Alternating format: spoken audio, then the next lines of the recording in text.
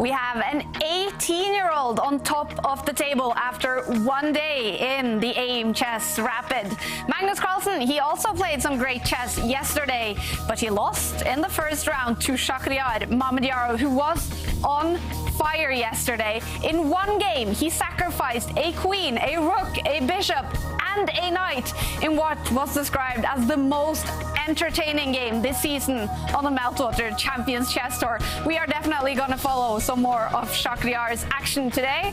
Welcome to day 2 of the Aimchess Rapid. This move I have never seen before. It's now or never for Giri. We've got to call that Prague style. They're playing like stockfish. But he's gone for it. White hanging on, and he's dropped a bishop. Dropped his bishop. Handsome mistake. This is so difficult. Whoa! Oh. No way! Magnus has logged off. What has happened? Magnus has resigned.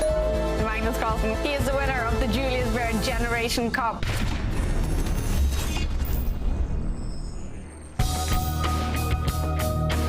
It's all about qualifying for the knockout stage in the Aimchess Rapid. 16 players are fighting for 8 spots in the knockout stage. And to guide you through day 2, as always, we have Grandmaster David Howell, International Master Jovanka Houska, and International Master Trent, who has warmed up today, playing a blitz chess tournament. How did it go? I wouldn't quite say I warmed up. It was a pitiful showing, actually. I was the top seed, and I managed to give away all of my pieces in the key games.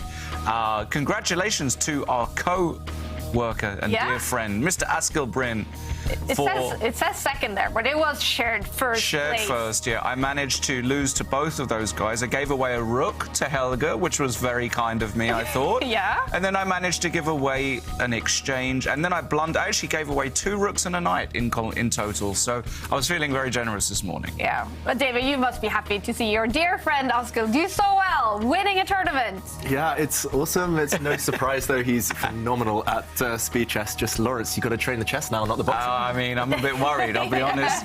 If I play like that, the boxing won't matter at all. But it is nice for Abdul and Lawrence to play some chess, and we are now looking forward to the chess on day 2 in the Aimchess Rapid. On day 1, we had a lot of action.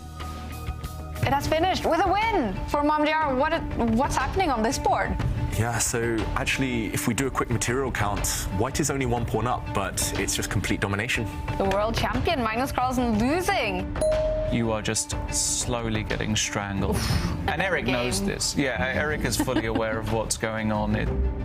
Okay, is Eric going to resign? Because if you block this check, it's pretty much the same as resigning, right? If the king goes to the edge of the board, the white knight is going to jump into the center and start going for the black king. Eric is about to resign any moment. There we go. The black rook was attacked, the black pawn was attacked. Nothing to be done. Yeah. He resigns. It's a win for Magnus Carlson. Oh, wow. Oh, my gosh. Oh, The evaluation. Oh, he can take and go queen d5 check. Yeah, you're right, Lawrence. Massive blunder, is it? Huge Yeah. blunder. And Vincent has paused. Magnus maybe hasn't realized bishop takes pawn. This is why just knowing the evaluation at one point in any chess game can be decisive. This is a check and a fork. We hadn't spotted this. It's not immediately obvious. Wow, and Magnus not reacting. If he's seen it, is it important that he doesn't? Wow. Oh, missed it. Vincent trusts him. What a miss. Neutral blindness, we call it. There's only one move to save the game, and that's to Really? play queen takes pawn. Allow the Wow. rook to take the pawn with check. Here, he has to take this pawn on e4. He doesn't find it. Is Magnus now losing this game? He is losing. Okay, now it's been turned around. Now black is going to win. What? Look at that. I think Vincent has lost control. You know, I think his position has totally collapsed. Vincent resigns. He knew this was coming. Magnus eventually takes the win. Magnus Carlsen, it was a little bit up and down, and especially in that game against Vincent Keimer, but winning 2 games. Magnus Carlsen is on 7 points in shared second place with Shakhriyar Mamdiar, Jan-Krzysztof Duda, Vincent Keimer, and Richard Report. Outside top 8 currently is Anish Giri, who struggled yesterday. He's going to have to win some games today. But on top of the table, Nodirbek Abdul Sotorov, playing only his 2nd event this season on the tour. The 18-year-old has 10 out of 12 possible points so far. But Magnus Carlsen, he lost 1 game, David. Do you think he is happy, unhappy with how the day went? Well, that's an art form in a way, learning how to score the points, how to grind out results, even when you're not at your best. That's what all the top players in the world are capable of doing. And Magnus, he'll know that he still has a few more gears to hit. He's only in 1st gear right now, still warming up. So I don't think he'll be too disappointed with the result, but the play needs to be improved. Yesterday was very, very shaky, as we saw. And we have to talk about Shakhriyar Mamdiarov. He played some crazy games yesterday. He beat Magnus Carlsen in the very first game. He lost to Duda, but he also won a crazy game against Anish Giri. What can you say about the way he's the oldest player in the tournament. What can you say about the way he's playing? He's just a cool guy. Yeah. He's just, his chess. This is why he has so many fans out there, always has since he was a youngster. He just burns the board. He burns his bridges, takes all the risks, sacrifices everything like we saw yesterday, and he's capable of beating the best players in the world. He has no fear, and he always wants to entertain. Yeah, it was a big blunder by the studio yesterday. We didn't follow that game between Shakhriyar and Anish Giri, but our colleague Tanya reacted like this when he sacrificed 4 pieces in a game. Won the game against Hari Krishna. Tanya. Oh my God! I cannot believe it, Sridhar. What on earth just happened? Wow, Shaq is having full fun here. What a game! Oh my God, this is not the game of the tournament. This is the game of the Champions Chess Tour. Shakhriyar Mamdiarov sacrificing a knight, a bishop, a rook, and a queen in 1 game. Unbelievable. Legendary. Oh my God. Legendary. I can't believe it. I just cannot believe this game. What is this? Chess is stunning. I love Tanya's reaction there, and I bet you guys would have reacted the same way, David. How is it possible to win a game when you sacrifice 4 major pieces? We should mention the sacrifices were temporary, some of them. He sacrificed a queen in order to make a new queen, but yeah, I mean, it's just pure calculation, but also a bit of instinct. It's just that mentality, always playing on the front foot, always attacking, and when you do that, you can get away with spectacular sacrifices. And yeah, I mean, he's played plenty of beautiful games in his lifetime, Mamadjarov, but this was one of the best. Yeah, and definitely a fan favorite because of his entertaining style. We still haven't seen him win a tournament on the Meltwater Champions Chess Tour. What will it take for him? What does he need to change a little bit to go all the way to win a tournament? Yeah, that's the only one downside of this type of style in chess, is that it does fluctuate. It's hard to be consistent when you're throwing everything at your opponent. If your opponent defends well, if the attack doesn't work, then you do fall to defeat quite often. So with Shaq, it's just getting a bit lucky, getting his type of position more regularly, and then maybe we'll see a tournament victory from him. Yeah, oh, that would be cool. But now it's round 5 coming up in the preliminaries. First of all, these are the games coming up. Anish Giri struggling a little bit. He starts off against Eric Hansen. It's going to be a cool game also between 2 of the highest rated players in the tournament. Richard Report against Magnus Carlson. We are going to follow, though. We will definitely follow Mamadjarov in the first game, and he plays another very entertaining guy, Vincent Keimer. He had a good day yesterday. Who do you hold as a favorite in that game, David? Oh, this one's close. Normally, I would say Vincent, just because he's on a hot streak. He's banging form, and he has white, which is quite a big difference. But Mamadjarov, after yesterday's showing, I can't go against him, so I'll say Mamadjarov. Yeah, he's on fire. And earlier this year, we asked Shakhriyar Mamadjarov to describe his very entertaining chess style. Okay, my chess style, just to play interesting chess, fighting chess. I never... I every time think about results, yeah, before the game. I think every time it's better not to lose and better to play safe chess. But when I go to chessboard, I sit, I think, okay, I need to play beautiful, very nice chess, and I try to show my good chess. I mean, for me, it's first of all, enjoy from my game, not boring chess, to try to find very interesting ideas, a very good sacrifice. I mean, just to play very interesting, very good chess. Middle game, yeah. I mean, middle game because is opening is every time okay. I try to play interesting, but it's not my good. How to say good part of my chess is middle game. I love too much, but. It's 95% no end game in my chess because I lose very fast or I win very fast. End game is, I think in one tournament is maybe maximum 1 game. It will be 1 game or not. Normally I finish in middle game, but I lose or win. Fantastic. Now, biggest weakness then? I lose some very important end games in my life because how I say every time I play chess in middle games, or also maybe some opening ideas because I every time change my openings every time because I never work very serious in one opening. I try to play interesting some another openings. Maybe it's 2, yeah, end game and opening. The son of a weightlifter, Shakhriyar Mamadjarov, born and raised in Azerbaijan, and he is a powerful guy on the chessboard. He explains here that he's not too comfortable in the endgame, but I want to show you guys his Aimchess stats. These are the head-to-head stats against Vincent Keimer, who he plays in the first round today, and his endgame stats are super good. Wow, 75% win rate in an endgame. That's very impressive. Maybe only second to Magnus Carlson.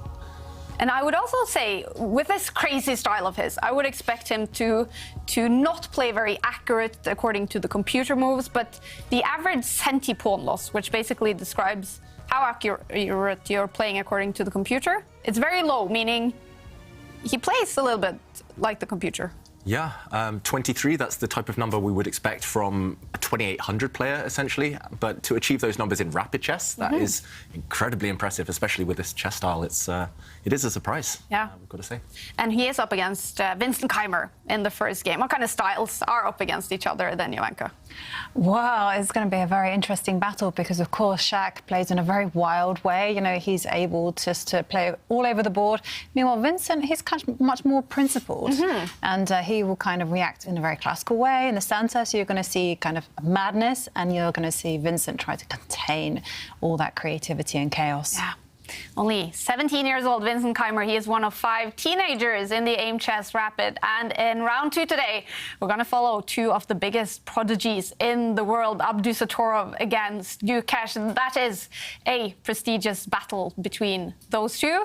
In round 7, round 3 today, Eric Icey against Carlsen, the 2 finalists from the previous tournament. And after that game, we will give you another Aimchess analysis by David. So you can get your online performance analyzed by David. All you have to do is share your username on either chess24, chess.com, or LeeChess on Twitter using the hashtag ChessChamps and explain why you need David's expert help, and we will choose one of you to get your games analyzed. So that's coming up after game 3. And someone who has gotten their performance analyzed on Aimchess by David is Lawrence. Advantage capitalization. This means when you get a winning position, this is how often you convert, and it's a lot of up and down here. Maybe I had a bad day that day, on the 14th of April. More positive notes now. Tactics. Tactically, beast. Not the word I would have used. Another kind of mixed field, resourcefulness. You clearly went through a good phase in the summer. You can take heart from the fact that you can fight back, even if it's going wrong. Yeah, I'm on. Note that. Even if you clip me, I will come back with weapons. Will our 16 players come out ready to fight with weapons for round 5 in the Aimchess Rapid? 16 players sitting all around the world. We have 4 players in India. It's late at night for them. But we will follow Vincent Keimer in Germany playing at 6 o'clock against Shakhriyar Mamedyarov in Azerbaijan playing at 8 o'clock in the evening.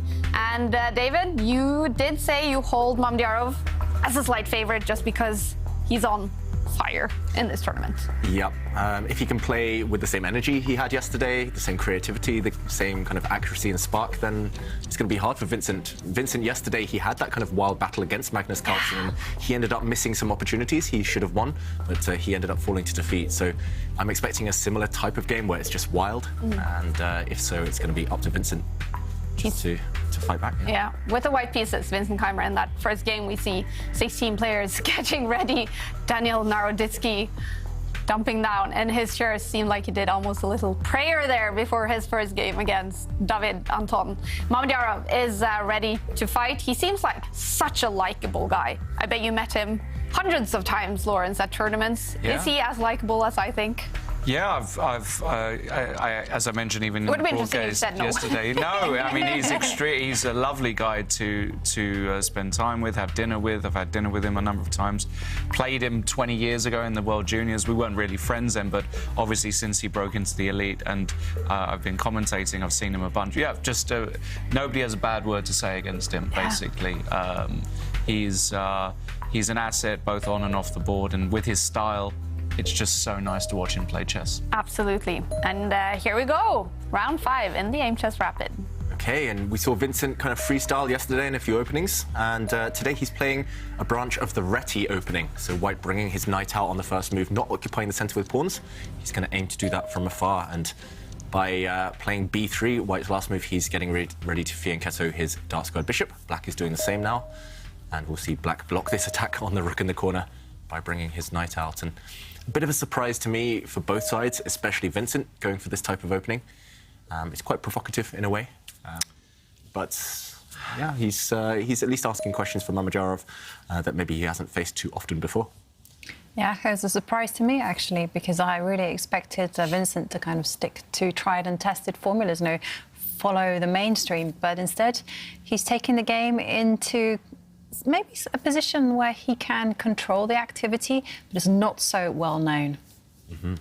And now with this pawn capture, Vincent has a question to answer. If he recaptures with the white pawn towards the centre, the game will be maybe a bit more static for a while. We'll just see the pieces come out. If he takes with the bishop, maybe we'll see the centre explode open a bit more directly later. OK, he does take with the bishop, getting ready to castle. Just a very standard, very solid start to the game for both players. It doesn't look like the type of position where Mamadjarov can whip up an attack, though. That's maybe one disappointment for us, for him as well. Vincent, though, great air quality over there in Germany. Just so professional, even at such a young age. What is the optimal humidity? Ooh, good question. Do we know that? As long as it's ringed by green in the air. Yeah, actually, Is it around 50%? Yes, I think so. I think here we've got a green 59.43%, so this is good. I think anything under 60%, because I know we had our air things moved from my office to the basement flat, and it was for a long time. It was like, this is not happy. 67%. Get your humidity down, and I was like, okay, put some heating there. So around 50. Yeah, around 50. 60, anything where it's green, as David said. Good rule of thumb. Yeah. We have seen players kind of stumble, blunder, even when they've got CO2 levels over 1,000, when, you know, the day drags on and it seems to affect them. But, yeah, Vincent clearly paying attention to the Airthings device. Absolutely. Yeah. And it's surprising to me that Vincent takes a pause here, because the most natural move is just simply to castle the king, get it to safety. And here we go. Now a pawn breaks open the centre.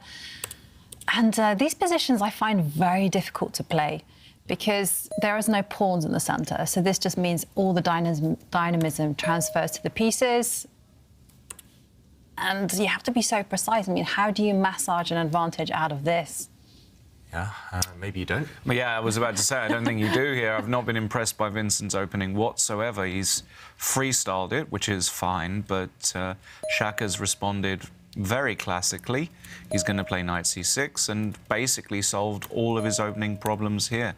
I see absolutely nothing here for white to chew on. So I think Shak will be very happy. And he's clearly studied this before, or something similar, Shak, just from the speed with which he's been playing. This queen move, for example, isn't 100% obvious if you're new to the position, and he's just played it instantly. So it does feel to me like Vincent, despite trying to freestyle, he's stumbled into some homework and symmetrical pawn structures, as you say, Jovanka, it's just so hard to kind of find any potential in your position. That type of move as well shows, I think you're right, Lawrence, he's not really playing for the advantage anymore. Yeah, it's just an admission that the opening has not gone particularly well. Shak will now probably bring his rooks into the centre. He's probably just double-checking that the f7 square isn't too loose. So, for example, bringing that f rook to d8.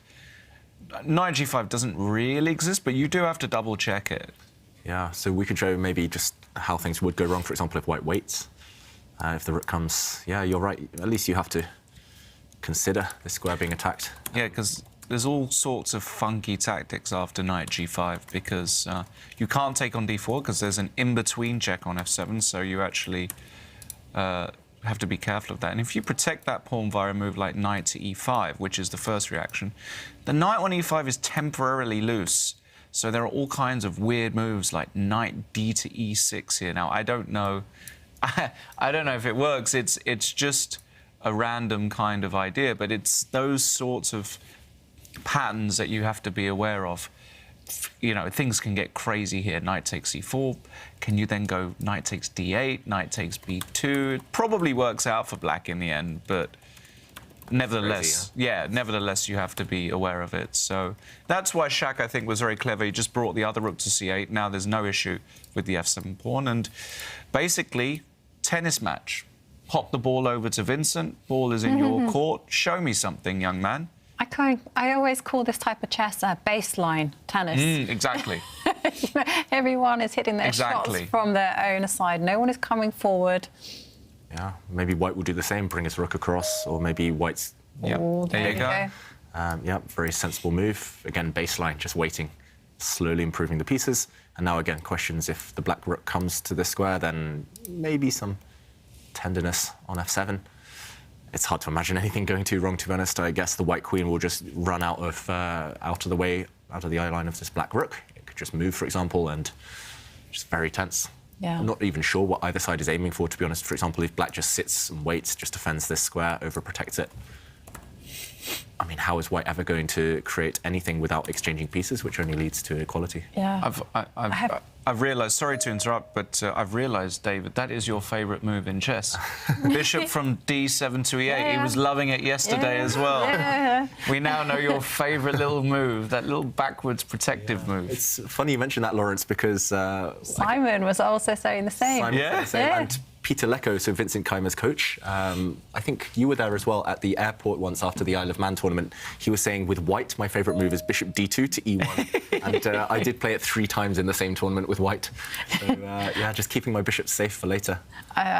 I do remember Peter Lecco in that conversation saying that he loved following David's games because David almost always kind of got the opening slightly wrong or maybe slightly uncomfortable, and then he has to contort in a very special way, and he manages to then get an advantage. So great stuff.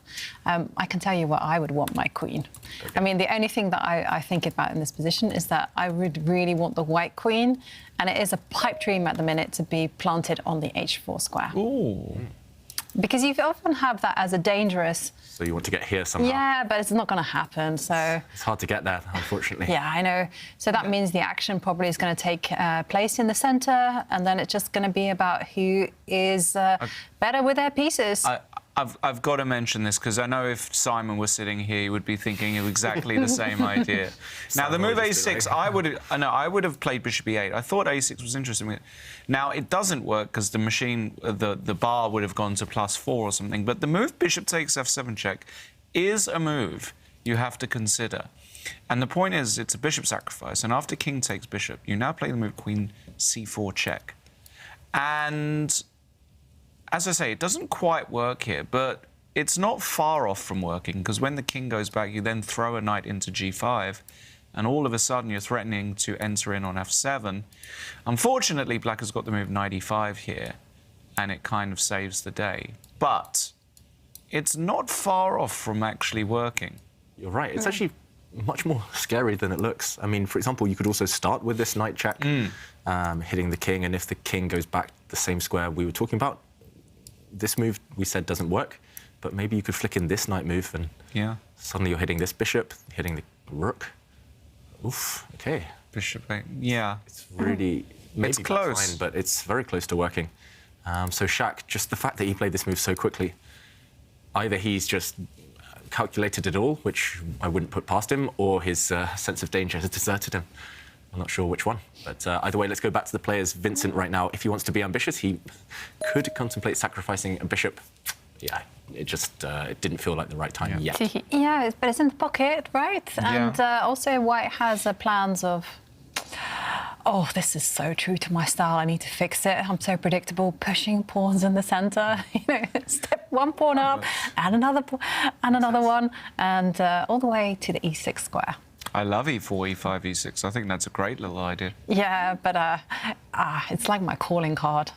And, no, but I mean, in this position, it's what you do, isn't it? I mean, if it was white's move here, you would probably go e4, wouldn't you?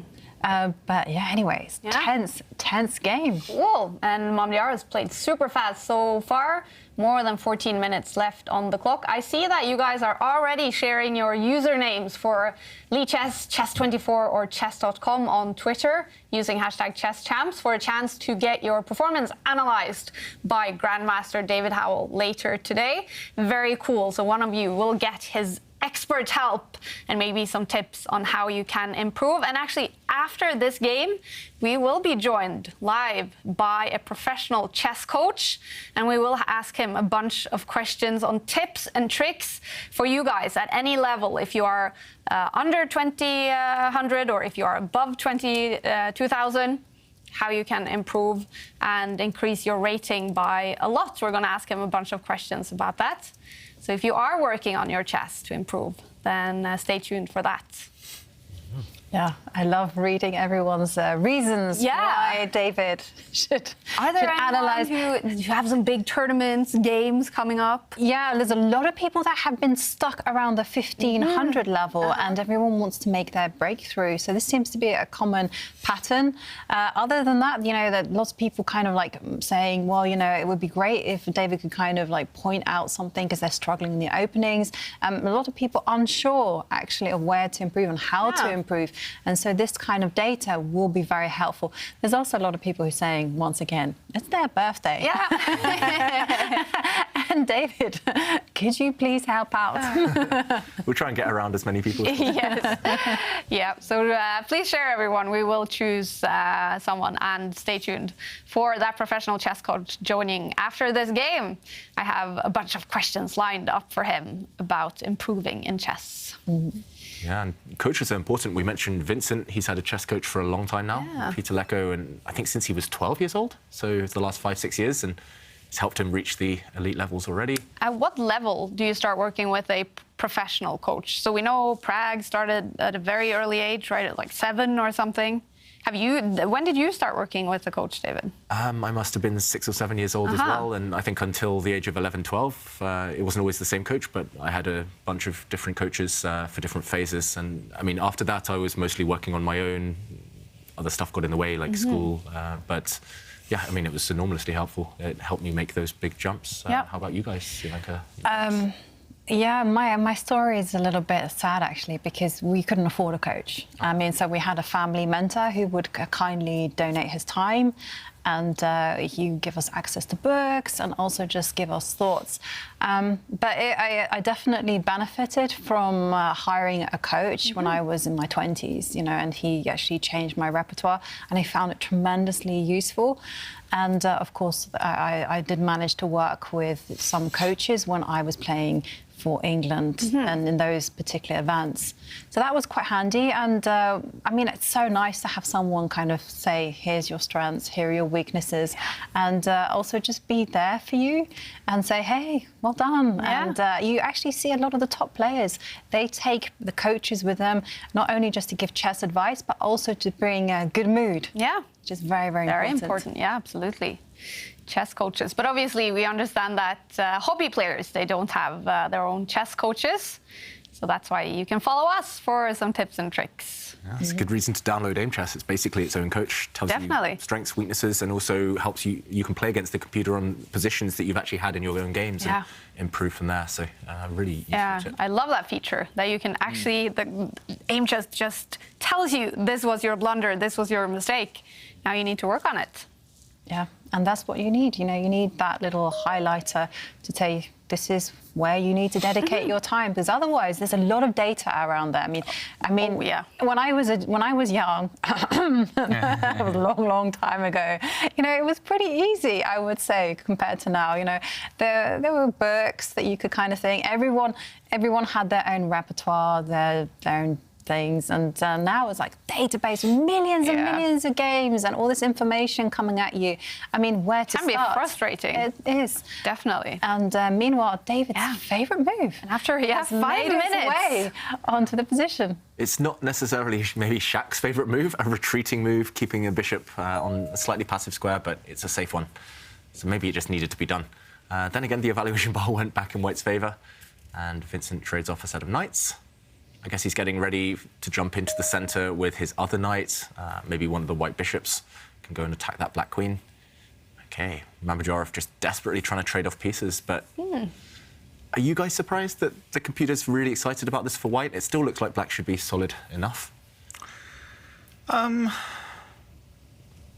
Yeah, again, but I think somehow this has worked out quite well for Vincent, because once again, it's one of those positions where Shaq is going to have to do nothing very well. I don't think that's one of his greatest strengths, just kind of fiddling around and not doing things that are too active. He's going to have to find things that are a little bit, what's the word? Dry, if I can use that. Yeah. You know, rook takes d1, queen takes c7, queen c7. Go on. Sorry, I got really excited because I think black has to tread very carefully. Like, say, for instance, you were to capture that with the queen. Right. And say you capture that knight with the bishop. I think that's a bit careless, because all of a sudden the knight can come to the g5 square, attack the pawn, and the point is, it's not very easy to defend that pawn, because if you step forward with the e6 pawn, then you just take it off with your knight, and look at that rook. It's on the I was going to say same diagonal, but that's so not right. Well, it's loose. It's loose, yeah. It's hit by the white bishop. And what would you kind of say that pattern is when it's on like the same?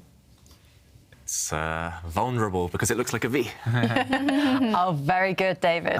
OK, he takes with the rook instead. There was another trap. If the queen had taken the white knight, then the bishop jumps out the way with a check. Next moves, the white rook takes the black queen. So, OK, Shakira decided his only option was to take with the rook. But this isn't ideal either, because the white knight can jump into the centre with gain of time. I'm not sure whether you start with this one. You could also... It's slightly tempting to start with the bishop, move into the centre to hit the queen. OK, he does jump in with his knight. Now the rook. Just as you pointed out, Jovanka has to be careful where it goes to. There are some loose squares. If you'd gone back to an undefended post, then bishop takes pawn again is a discovered attack. The rook would drop, so he shuffled the rook to the side. And, OK, Vincent, he's basically got the maximum out of this opening. He's just still got most pieces on the board. He's got very active pieces now. I'm loving these two. I think his position is really good now. I'm actually tempted to push some more pawns. Yeah, I can see what you want to do. Want to kick away this knight. Yes, I do. Oh, God. It's funny how our brains think, I was looking the other way. I want to move my bishop into the centre, and when the queen moves, then I want to go and take a pawn. I'm just greedy. And, that also crossed my radar, but yeah. But this one, it is on the cards, right? Because it's all about the f7 square, which... I mean, it's traditionally weak in all openings, but especially here. Yeah, suddenly white's queen, knight, bishop. Yeah, and Shak definitely isn't... This isn't his strong suit, defending these positions. He's very good on the front foot, as we saw yesterday. Some of these attacking games, as we saw in the introduction today, it's only getting very exciting. When he gets into gear and he's just blasting away at you, you're dead. But in these positions where he has to be very, very precise, he's definitely... of course, he's a grandmaster and he's a super grandmaster, but he wouldn't be your first choice in defending this position with black, let's put it like that. Would you agree with that, David? I 100% agree. When I've played Shak in the past, I always try to make it as dull as possible. So something like this, but Vincent's actually got my dream. Like, Vincent is active, but also very solid at the same time. But I have been able to frustrate Shak a few times just by kind of boring him to death, or just by not giving him the type of position that he wants, as Lawrence points out. Maybe we could get the Aimchess stats up again, just because resourcefulness is going to be a big part of this game for Shak now. Lawrence, you mentioned it's maybe not one of his strong points, and we have seen Mamedyarov in the past resign quite early in a lot of games, so resourcefulness... For me, that would maybe be his biggest weakness, but actually, OK, very resourceful, 64%. Wow. Turning it around. So all of these stats really, not confusing, but surprising at least. But then again, Vincent, super strong in advantage capitalization. That's true. 91% wins. Wow. I think he has a +2 advantage or more. So, yeah, he's getting there. He's almost at that point, at that threshold. Wow, he's just... in form, Vincent, what can we say? But is it possible still in this game for Shak to be resourceful, to turn it around and win it? Yeah. Still, there's no direct threats for white. There's still no, well, maybe some small threats over the next 2 or 3 moves. There's no immediate breakthrough.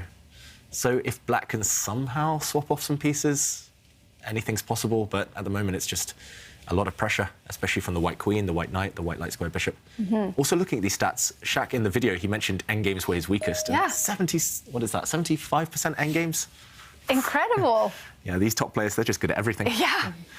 And, OK, meanwhile, he moves his queen, so interesting move, but a bit of a loose square. Mysterious move. Feels completely wrong. I think he was worried about the bishop attacking the rook. Can you play...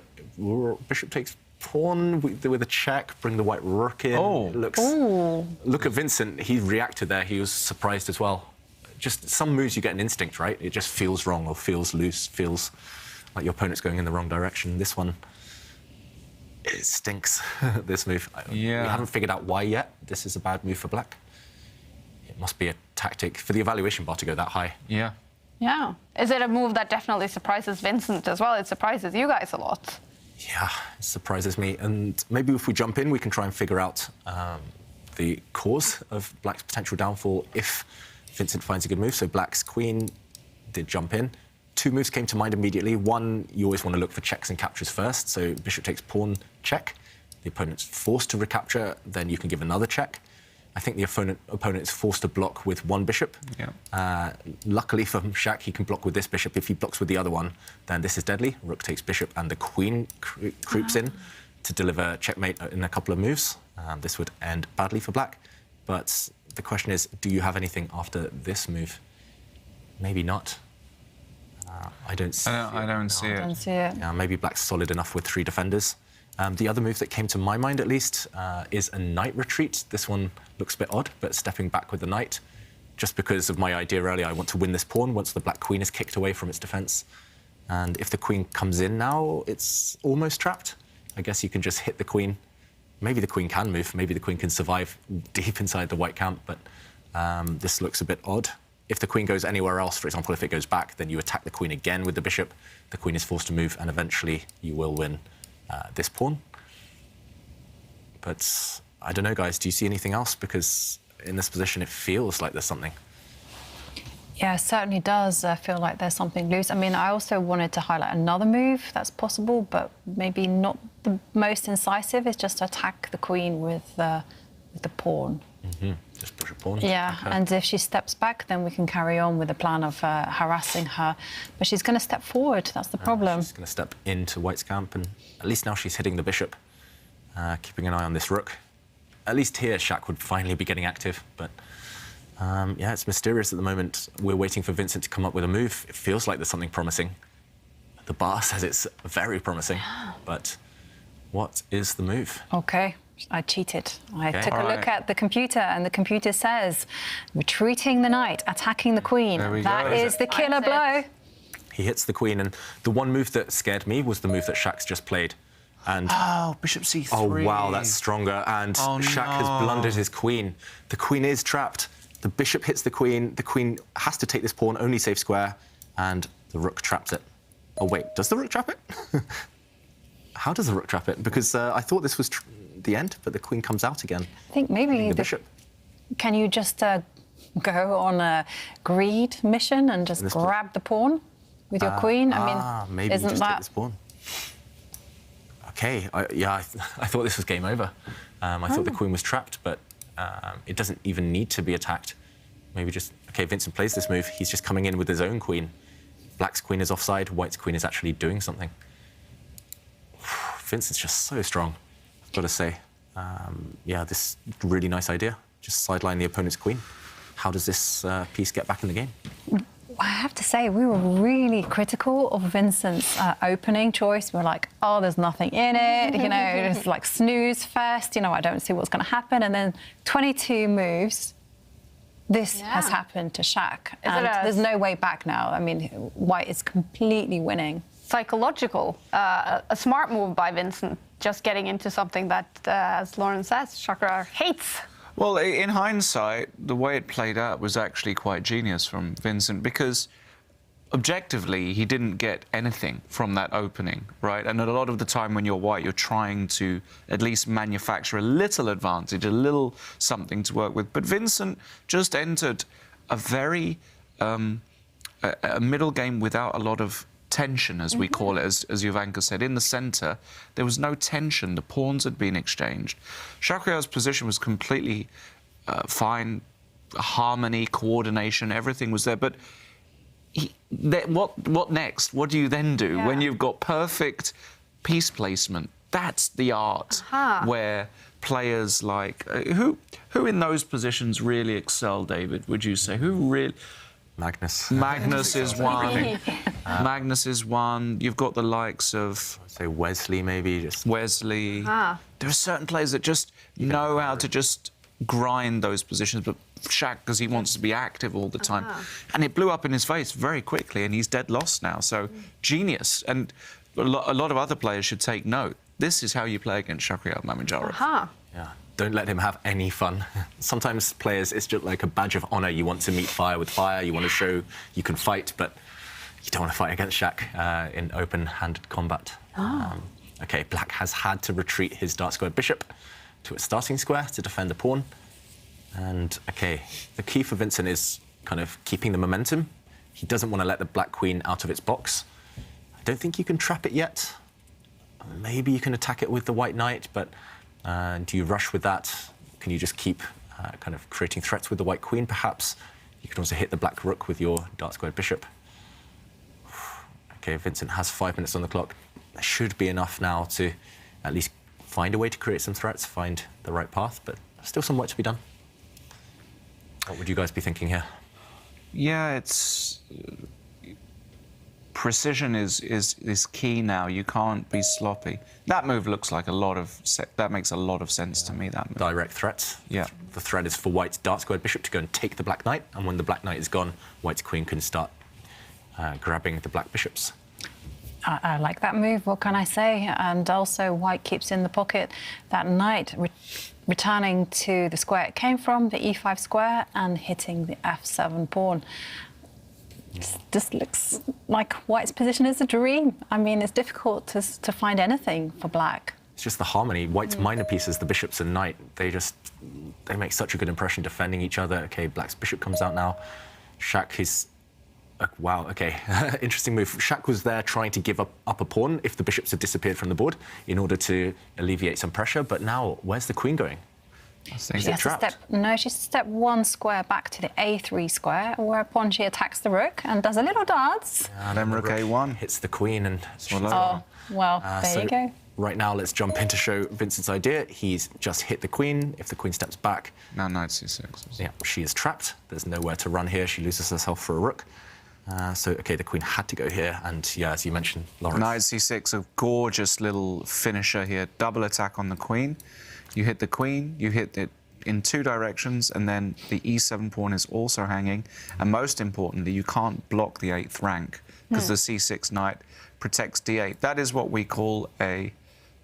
No, sorry, I'm talking about in the position with the queen on a5, David. Yeah. So I was thinking after knight c6, the queen has to move her. I'm sorry, yeah. For example, if she moves here, I mean, you can continue attacking her first of all, but you can also flick in your move, I guess, that you want knight takes pawn. The king has to move. Actually, this position is on the board. Is he going to take this pawn now, or is he going to move the rook to attack the queen? Is he definitely losing his queen, Shakhriyar? I mean, she's running. She's managed to escape finally, but the problem is you're losing the rest of your house. You can just take this pawn now, for example, with a check for free. Is there anything better? I mean, I would be looking at taking this.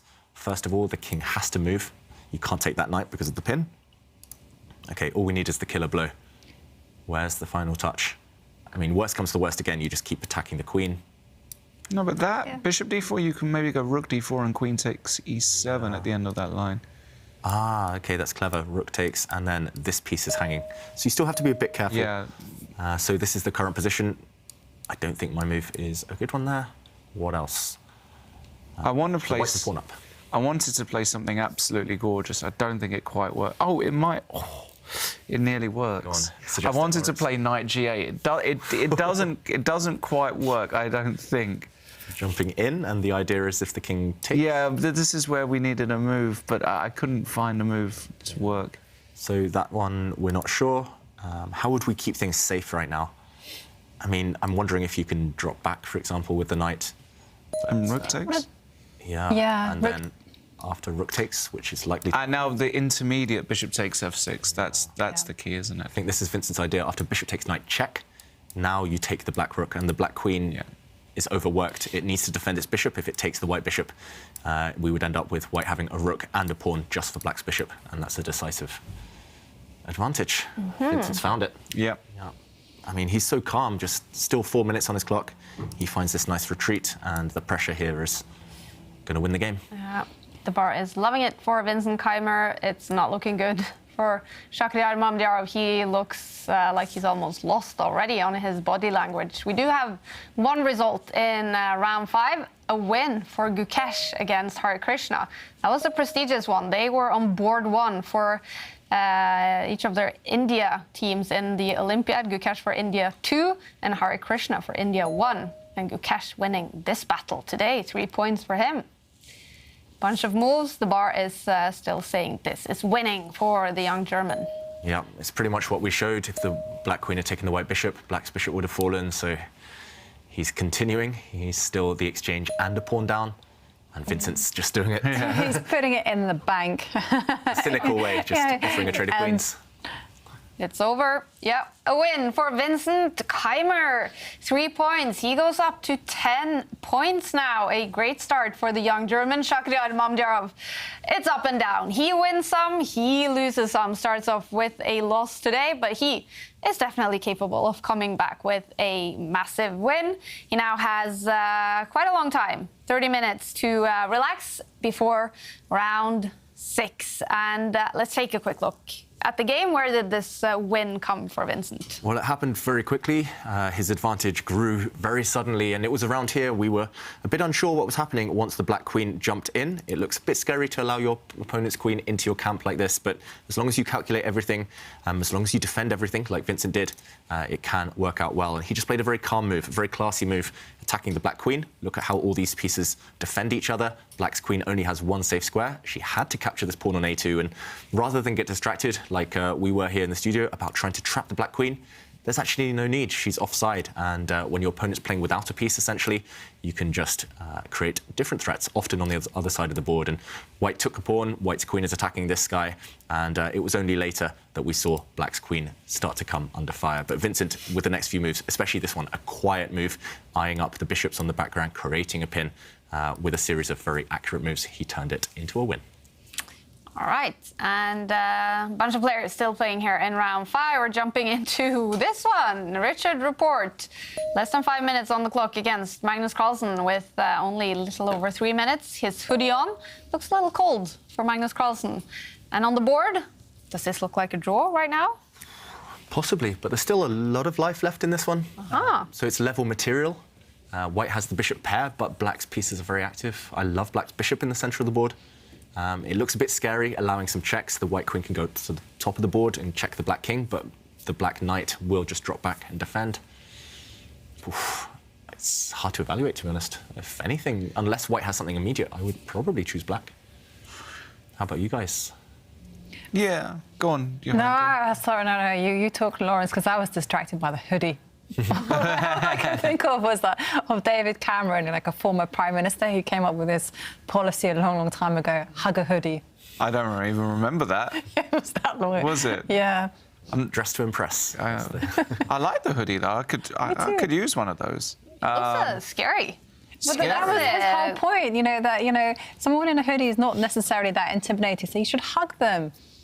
So, anyway, I'm so sorry for derailing this very serious conversation about chess. Maybe it's just cold. I mean, he's in Sweden, right? He's in the middle of nowhere in Sweden, in the woods. Maybe we should get the Air Things numbers up. Is it really cold for Magnus Carlsen in the cabin in Sweden? He usually has it very warm when playing from his apartment in Oslo. 23 degrees should be nice. For most people, that's warm, but we know his apartment's on average 26, right? True. Something crazy. So maybe cold. What's your apartment at, Kaja, on average? What's your comfortable? Probably around 23, I would say. Yeah, I don't actually know. What about you? I prefer 21. Yeah, a bit colder. You as well, right? Well, actually, No? Before this whole thing with electricity it's so prices, I was like, the warmer the better. But now I'm like, no. I can put a hoodie on. Yeah. 17 degrees is fine. 10 degrees, we need to save that electricity. Oh, all right, we have a reaction on the bar. I'm extremely surprised by this move. OK, Magnus was threatening the knight, but surely you flick in the check to make the black knight go passive first and then play knight h4, because now what can happen is this knight can spring out to g5 in a bunch of lines, and this f3 square, David, if you want to highlight it, can be very, very tender. And this is totally weird what Rapport is doing, and it doesn't surprise me at all that the bar has gone completely insane for Magnus. This bishop is just a terrible piece. This bishop is a potential monster. So surely we don't let them both disappear from the board. For example, if you take, the white knight will come back and capture, and white should be fine here, maybe. But actually, even in this type of position, you have to worry about the black queen coming in, attacking this pawn, and this pawn. This one is a bit complicated, but Lawrence, you were talking about the potential of the light squares, and he actually uses that square you highlighted in this position. He drops back with his bishop. If this bishop is captured, of course, the black queen just creates all sorts of chaos. And if the bishop isn't captured, white's bishop has to move. Again, you could flick in this check, forcing the black knight back. But once you move your bishop, wherever you go, very least black can just come and capture a pawn, right? Just a free pawn. And black still has that kind of potential on these light squares around the white king later. The white king very, very weak. Yeah, it's just weird to do this for Richard. He had other alternatives, safer alternatives. And in the current position, do you take this knight? Do you move your bishop? Either way, it looks like you're losing at least a pawn for Rapport. And OK, look at his face now. He's realizing he's messed it up slightly. He is kind of a Mamadjaro kind of player, isn't he, in terms of style? It's just crazy moves all the time. Do you think he is, even if it doesn't look good on the bar, he is, you know, having fun in this situation? Doesn't look like his type of position again, because for black there's minimal risk. Rapport likes it when he can either attack or where he can kind of push or bully his opponent into a strategically inferior position, because actually technically Rapport, he's very good at endgames, very good at strategy. He just hides that behind weird, wonderful moves. So here white is the one struggling strategically and I think dynamically in this exact position. Okay. It's the white king that's actually more vulnerable than the black king, and Rapport struggles there. So OK, he drops his bishop back and black does indeed go and grab a pawn. Black's a pawn up and the black queen is ready to swoop into some light squares later on. A lot of pieces on that H line right now. That's true. There's a whole bunch. Yeah. You just need to put the white queen here, put a black queen here. Have you ever seen that? Have you seen that in a chess game that you can recall? One line just filled up. Yeah. Once. Okay. Once, and there was the center line that had like two knights, and then the queen. Yeah, it was quite impressive. Yeah. But not all the pieces, because unfortunately that's not possible. No, can only have 8. Yeah. How many pawns have you seen? Like, we've all seen triple pawns. Have you ever seen quadruple pawns? I've seen one where white, for example, has pawns on e2, e3, e4, and then black has e7, e6, but never like the whole... That would be amazing to get the whole column blocked with pawns. That would be great, but how can you do it? That? I don't know. Creative. Be creative. Yeah. Rapport's going to have to be creative if he's going to somehow miracle a half point here. But what an odd... for somebody as strong... And that's, you know, that's Richard's problem. You know, he's a genius. He's actually changed his style, Kaja. So his craziness isn't... He was crazy, and he will admittedly say, like, I remember less than 10 years ago, something like 5, 6, 7 years ago, he was still playing open tournaments. Talking of crazy. Whoa. Look at that move that's just appeared on the board. What? Looks like a mouse slip. Looks like my move from the Blitz tournament earlier today. This is clever, right? This is if really it works. clever. I mean, we don't know if it works, but the evaluation bar says no. But in this position, with his knight attacked, he just ignored it. And it looked like a mouse slip. You push a pawn to a square, it can be taken twice. Doesn't work. GH4 and H3, how about that? Oof, that might be the killer blow, Lawrence. I think you're right. If you take the knight, white's idea is that after pawn takes pawn, if the black pawn recaptures, then suddenly white's bishop breaks free onto this line, and this knight is actually doomed. So white just needs to use his bishop to attack the black knight. But there's bishop H6. I've blundered, have I? Oh, wait. Oh, wait, this is actually... No, but this is his idea, and now the queen does take the knight anyway. OK, so what could the idea be? Because suddenly, I mean, black's king is getting checkmated, if anything. Could you be really clinical about things and just try and trade off queens? OK, so, he's grabbed this pawn first. So, Jovanka, you were thinking about maybe just using the black queen and offering a trade. Makes sense. Black captured this pawn instead, and again, this idea, giving up a second pawn now to distract. And suddenly this would be a deadly attack. But Magnus, he's not afraid of ghosts. He just pushes forward and he's trying to make a new queen. I think this is good enough. It looks like he's quick enough here to push his pawn because, for example, if white tries the same idea, going for this checkmate, I think he can just promote anyway. It's just one check, the knight drops off, and black's queen defends everything. Black's actually going to be checkmating white in the corner, using both of his queens right now. I think Magnus has found the way. He's just going to push his pawn. And, OK, in the current position, still crazy, still fighting. Rapport offering this trade of queens. But now maybe you can just, can you trade off the queens, make a new queen of your own, for example? Queen, queen.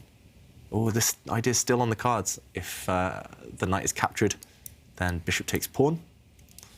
Still some ideas. It's so complicated, this current position. Both sides about to make, I mean, you could see a trade of queens and then new queens appear on the board, but oh, what a classy move. Yeah. Really sophisticated, just defending the black queen. You're ready to make a new one anytime you want, no rush. Aha. Looking good for Magnus, 28 on the bar. And if he wins this game, he will be on 10 points, Magnus Carlson. That will be the same as Abdul Sotorov because he just lost his first game today, the tournament leader before the start of today, losing in game 1 against Vidit. So we will have several players on 10 points after this round. This is looking to be a very bloody round, actually, Kai. If you take a quick look at the results so far, we've got Gukesh winning, Vidit winning, Magnus about to win, just one. Yeah. Kama winning, Giri winning, Duda's going to win. An absolutely savage round. Wow, players coming ready to fight on day 2 of the Aimchess Rapid. And what a start for Magnus Carlson. Yesterday he lost in the first round to a very entertaining player. Today he won in the first round against a very entertaining player. 3 points for Magnus against Richard Report in what must have been a very successful game for him. Yeah, it was very nice technique from Magnus there at the end, just to finish off the victory, just to secure the points. But we can talk about maybe the downfall for Richard Report, and this is where the really creative, ambitious players who want to play on the front foot, this is sometimes where they do lack against the likes of Magnus, who's so flexible. This is where we join the position. Black is indeed attacking this white knight with 2 pieces, with the black bishop and queen. And here, Report, if he was maybe in a calmer mood or if he was a different player, he would have simply retreated the white queen, guarded this knight, and it's still roughly equal.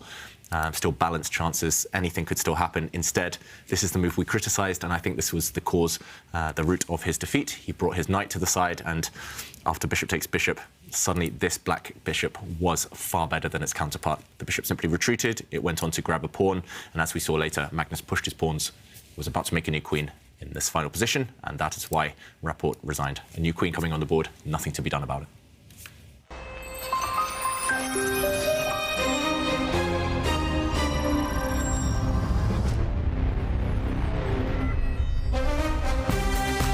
We have blood on day 2 of the Aimchess Rapid, and in round 2 today we're going to follow Abdul Sotorov. He was in the lead after the first day, but losing in game 1.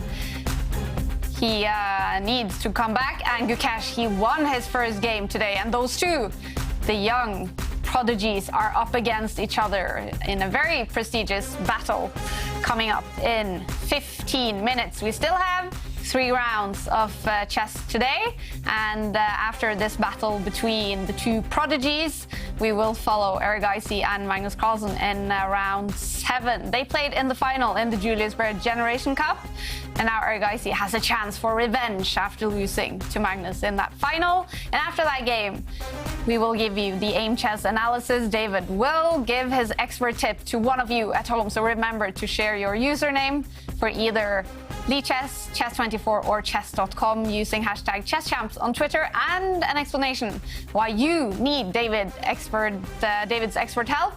And we will do that after round 7. But now, well, we're going to give you some expert tip on how to improve your chess, because we're joined by Grandmaster Ankit Rajpara. Nice to see you. Welcome to the show. Hi, Kaja. Thank you for inviting me on the show. We're very happy to have you here, and I bet our viewers are also very happy because there's a bunch of people out there, no matter if they are 1,500 on the ratings or maybe don't even have a rating or above 2,000 on the ratings, they need some expert tips, and that's why you are here, to give them that, because you are actually a professional chess coach.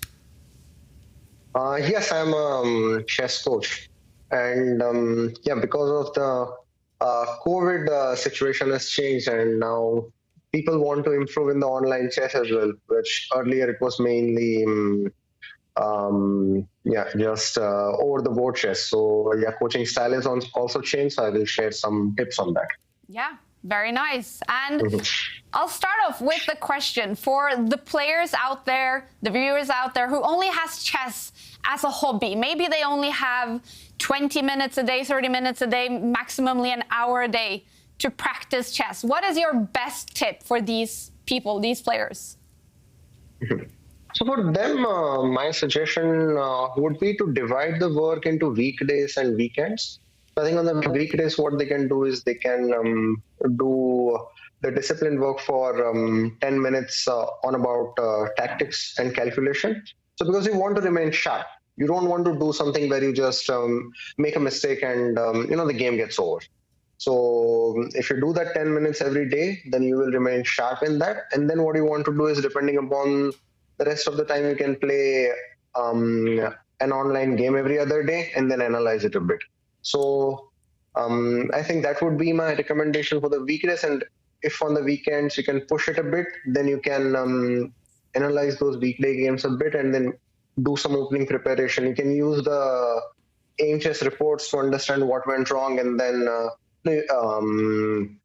use the courses, for example, on Chessable to learn about opening, middle game, end game, and then improve. So that's something which I suggest to the hobby players who don't have a lot of time to prepare. Okay, right. I'm taking notes. This is the tip. Definitely for me. And we often hear it's very important to analyze all the games that you play. Do you agree with that? Do people need to analyze all the games they're played, or how is this practice practiced the most efficiently? I remember when while becoming a grandmaster, I used to analyze some of my games for 2 hours, 3 hours. Wow. But in online chess, it's not possible, of course. So we have to adjust. So what I recommend is, of course, most of the viewers here play online games. So my recommendations to them would be, of course, in an ideal scenario, you want to analyze your games without the computer analysis and then later check. But we know we don't have that much time. So what I recommend is that on all the popular websites, when you play, after the game, you have the computer analysis available where they show your mistakes and blunders. But one of the problems what happens is that not all the blunders can be understood quite easily on your own. So what you should try to do is those mistakes and blunders which you see, if you can make sense of some of them. For example, if you made 5 mistakes and 5 blunders in total, let's say, in the game, you don't need to justify all of them. If you can even understand 2 of them, and then you can understand the reasoning behind it. You can understand that, all right, this was something. If you can find a certain pattern behind that, then maybe just doing that would be enough. Because sometimes what I see is that we focus so much on that one mistake or one blunder, but in the computer analysis, the problem is sometimes a mistake or blunder can be there because of a 5-move calculation. Yeah. So not something which you might, you don't want to make a wrong conclusion based on that. I think if you practically try to analyze those mistakes and blunders which you can understand on your own, or maybe you can take help of some strong friends, or maybe if you have some coach. And of course, there is Aimchess as well. So if you take help of that, or retry your mistakes, advantage, capitalization, such features, then it can help you in improving those skills. Yeah, what features on Aimchess? Because I know you use that a lot in your coaching. What features do you like the most on Aimchess? So I like the feature of retry your mistakes, which is basically Aimchess gets your games of chess.com, chess24, and eChess. And then using the analytics, the mistakes are shown there, and then you can retry them. And honestly, I have tried that feature myself, and a few times I have repeated the same mistake which I have done in the game. And I'm like, oh no, my thought process hasn't improved. So that shows me, okay, I fell for the same thing which I had in the game, So then it shows me, okay, I need to make a change there. So that's something which I like. There is also something called Opening Explorer, where again, using the analytics, the most common mistakes which you make in the opening, it is shown there. And then it is also shown what should you have done there. And there is also another feature which we have introduced, that is the video search. So let's say in the analysis board of Aimchess, if you are seeing some opening or seeing some position, and if there is a YouTube video where that position has been analyzed, then it will show on the right side of the bar. And if you click on that video, then it will bring you to that exact timestamp where that position was discussed by in the video. So you can learn some openings, some endgame position, something which has some popular gamers there. So there are lots of interesting features which can be used for chess improvement on Aimchess. Absolutely. And now a question maybe for the higher rated players, maybe for our experts in the studio. So I know Capablanca said that you need to study endgame before anything else to improve your game. How should players divide their time between studying openings and endgame?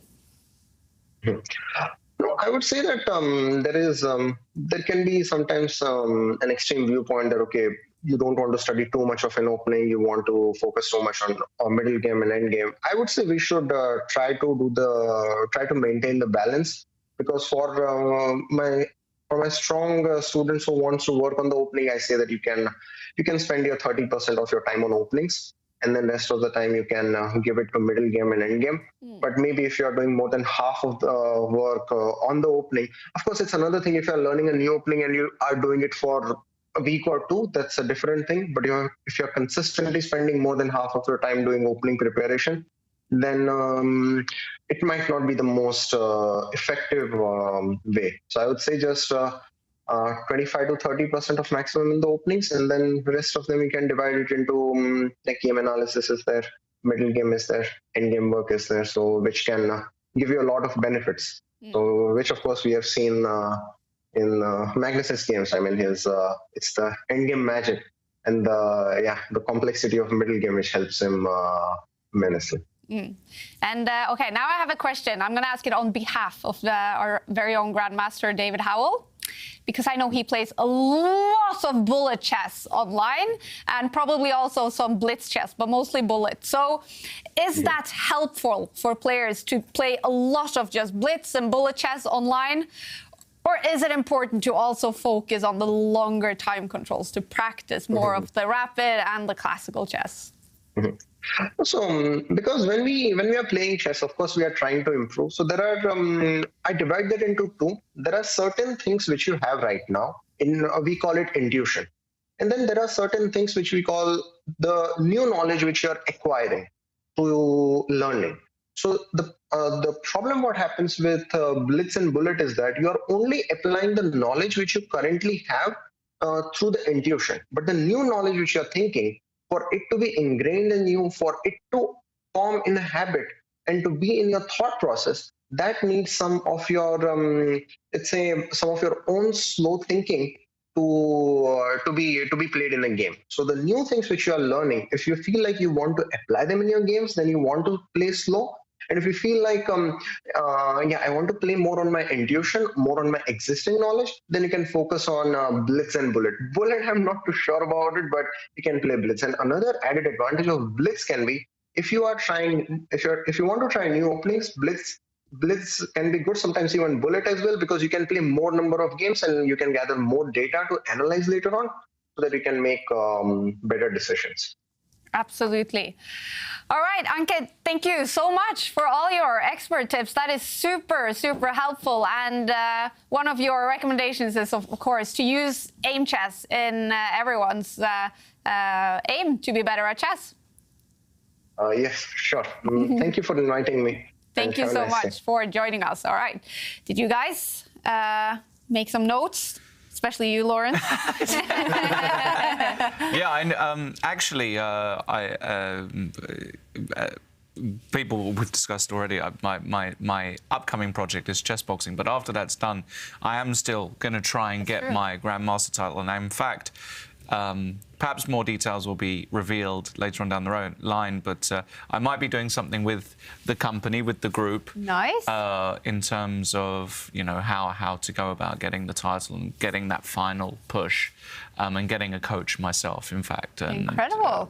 Actually doing some proper work on chess, which I haven't done in a very, very long time. So much exciting stuff coming up. There is. We better do it, quickly, Yeah. because the world's a tricky place, and it would be nice to do it. So I think you need to hire Ankit. Yeah. he's a lovely guy. I've never met him, actually. He sounded like a lovely guy. I'm sure he could give me a good few tips. Yeah, sounded very might hire you. pragmatic. Yeah. Not sure you could afford me now. Gonna be expensive. And we have hired David for the rest of his life to help us commentate on the Meltwater Champions Chess Tour. Let's take a look at the results from the first round today. It was a bloody round, is what Lawrence Trent said. And look at that. Anish Giri, such an important win for him. 3 points against Eric Hansen. Duda winning against the youngest and lowest rated player in the tournament, Aditya Mittal. Magnus Carlson, a great win for him against Richard Report, and Arjun Erigaisi starting out with the win against Nils Brandelius. Vidit, big win for him against the tournament leader Abdul Sotorov. Gukesh, 3 points against his fellow Indian Hare Krishna, and then Vincent Keimer, as we saw, 3 very nice points against Shakhriyar Mamadiyaro. So the standings, we're gonna have quite a few players on 10 points right now. Magnus Carlsen, Abdul Sotorov, Vincent Keimer, and Jan-Krzysztof Duda. Right behind them is Gukesh on 9 points. Still outside top 10 is Anish Giri, but with that win, he is getting closer to the crucial top 8. And let's take a look at the games coming up in round 6 out of 15 in the preliminaries. Anish Giri coming from a win now against Pentala Hare Krishna, who is struggling in the tournament. Magnus Carlsen, he faces David Anton in round 6. We will follow the game between Abdul Sotorov and Gukesh, 2 players very much towards the top of the Prodigy watch list. These are undoubtedly 2 of the biggest talents in chess. Gukesh in 2nd place on the Prodigy watch list, the biggest talents in chess, the ones to watch out for. Abdul Sotorov is also very well placed on this table, and it's not long ago that these 2 faced each other in a very crucial game in the Olympiad. They both played on board 1, and Abdul Sotorov, he led Uzbekistan to the gold in the Olympiad at only 18 years old. And it was a very nice win for him to actually secure the gold medal against Gukesh in the final round. Gukesh played board 1 for India 2. And what happened in that final game, David? So that was in the penultimate round. India 2 were leading against Uzbekistan, and Gukesh had a winning position. He had 2 extra pawns, complete domination, but he let it slip. And not only did he fail to settle for a draw, Gukesh, which actually would have brought India 2 gold medals eventually, Gukesh overpressed, ended up losing. Abdul Sotorov took the win, and Uzbekistan, after winning in the last round, got gold. So Gukesh, he didn't get gold for India, but he did get gold on board 1. He played an insane tournament to get the gold in front of Abdul Sotorov and Magnus Carlsen, who took the bronze. But this is a picture from that final game. Look at Gukesh. He must be ready for revenge. Absolutely. After losing that game. I mean, it was quite heartbreaking because, you know, up until this point, he was playing very well. He was putting the pressure on Abdul Sotorov, and he just blundered a piece, and he was actually so distraught that he just let his clock run out of time. But we have to say, you know, it was an insane tournament that he had. He started with 8 victories. Yeah, I mean, on board 1, you know, he defeated Alexei Shirov and Fabiano Caruana. I mean, this is an incredible talent. Yeah, yeah. Absolutely, and now he has a chance for revenge. Abdul Sotorov with the white pieces in this game. Gukesh did say yesterday he is very much looking forward to this game, a chance for revenge. He has also previously won some games against Nudirbek. Abdul Sotorov at 18 years old. Gukesh only 16. And here we go. Here we go. It's a Queen's Pawn opening from Abdul Sotorov. Yeah, it was heartbreaking, that match at the Olympiad. Gukesh left the tournament hall in tears. It was just, it was hard to watch. And, such high stakes, but he'll want revenge. All the top players, they're so competitive. What opening, meanwhile, is Gukesh going to choose? Is he going to choose to go for maybe a Queen's Gambit declined, a Nimzo Indian? Here we go, he does push that central pawn, trying to bring the black bishop out. And yeah, I mean, both of these guys, they can play any opening under the sun as well. It's so hard to prepare for them nowadays, the youngsters. Okay, this is what we call the main position, where black has at least 6 or 7 very viable moves. And, Yeah. I wonder whether the dark square bishop will develop, whether we'll see a challenge in the centre with a pawn. Yeah. Well, I mean, anything can happen, really. You can maybe even see Magnus's favourite move, which is to pick up the A pawn and move it 1 square. But no, he develops the bishop to its most active point and pinning the knight on c3. Yeah, so no Tarash, no Vienna. He chooses the Rogozin variation, the Rogozin defence. You see an exchange of pawns, white's dark squared bishop. Okay, he comes out to this square. This is very trendy recently. It does allow black to get active in the centre immediately. Gukesh doesn't hesitate. But it does have a tricky reputation. Okay, black's knight coming out. It leads to very unorthodox players. As far as I remember, this variation, Magnus experimented with it a year or so ago with mixed results. Black's knight coming out. Black is actually ready to start pushing pawns on the king side. This is why black's delaying castling his king. Black is ready to push pawns to kick white's dark squared bishop away. It's not on the most secure square. And, okay, white's knight retreating, and there we go. White's bishop under fire immediately. This one is already kind of getting spicy. Nice. An exchange of pieces. White's knight takes the black knight, but which one is Gukesh going to take? Is he going to take the white bishop, or is he going to take the white knight in the centre? You can choose either. And just a really complicated position already. This last move from Abdul Sotorov, I think, is not the most popular. Yeah, you're right about that, David. No games in the database. Oh, wow. Suddenly there were loads. There were loads of games after black pushed this pawn. But yeah, Magnus Carlson against Ali Reza Firouzja. But no one, absolutely no one, has captured that knight in the middle. Wow, it's a relatively natural move. Yeah.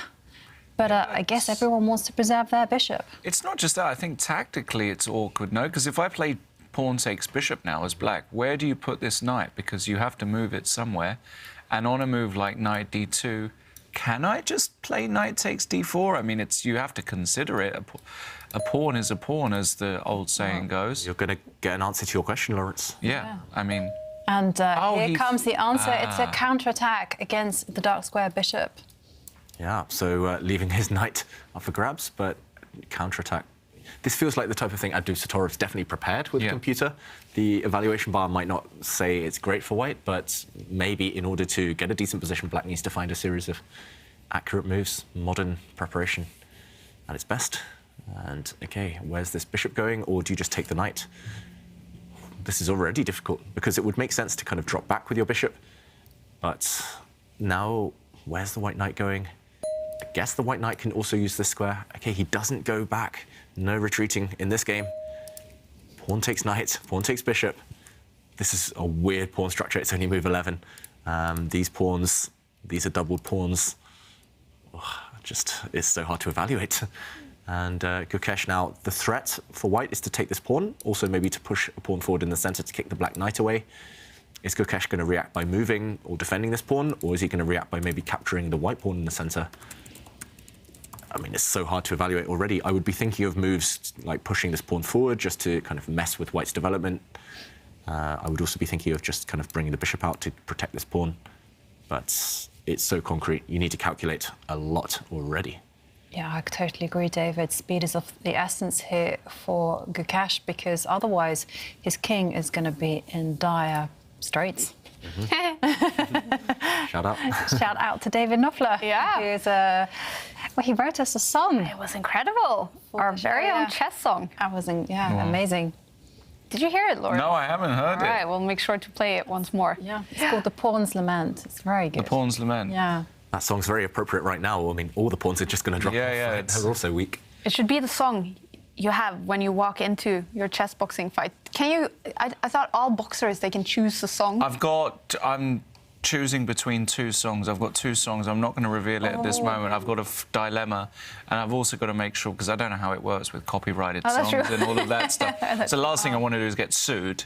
But this is probably up to the organizer, and they probably have some deal where they can use. I hope so. Yeah, I think that's going to be fine. But this is a great question to ask to our Twitter, to our audience. Yeah, true. Tweet us, what song should you have, Lawrence? Feel free to shoot some tweets. I am open. Should it have like a chess connection? No. I want it to. It has to bring the energy. It has to be an energy song.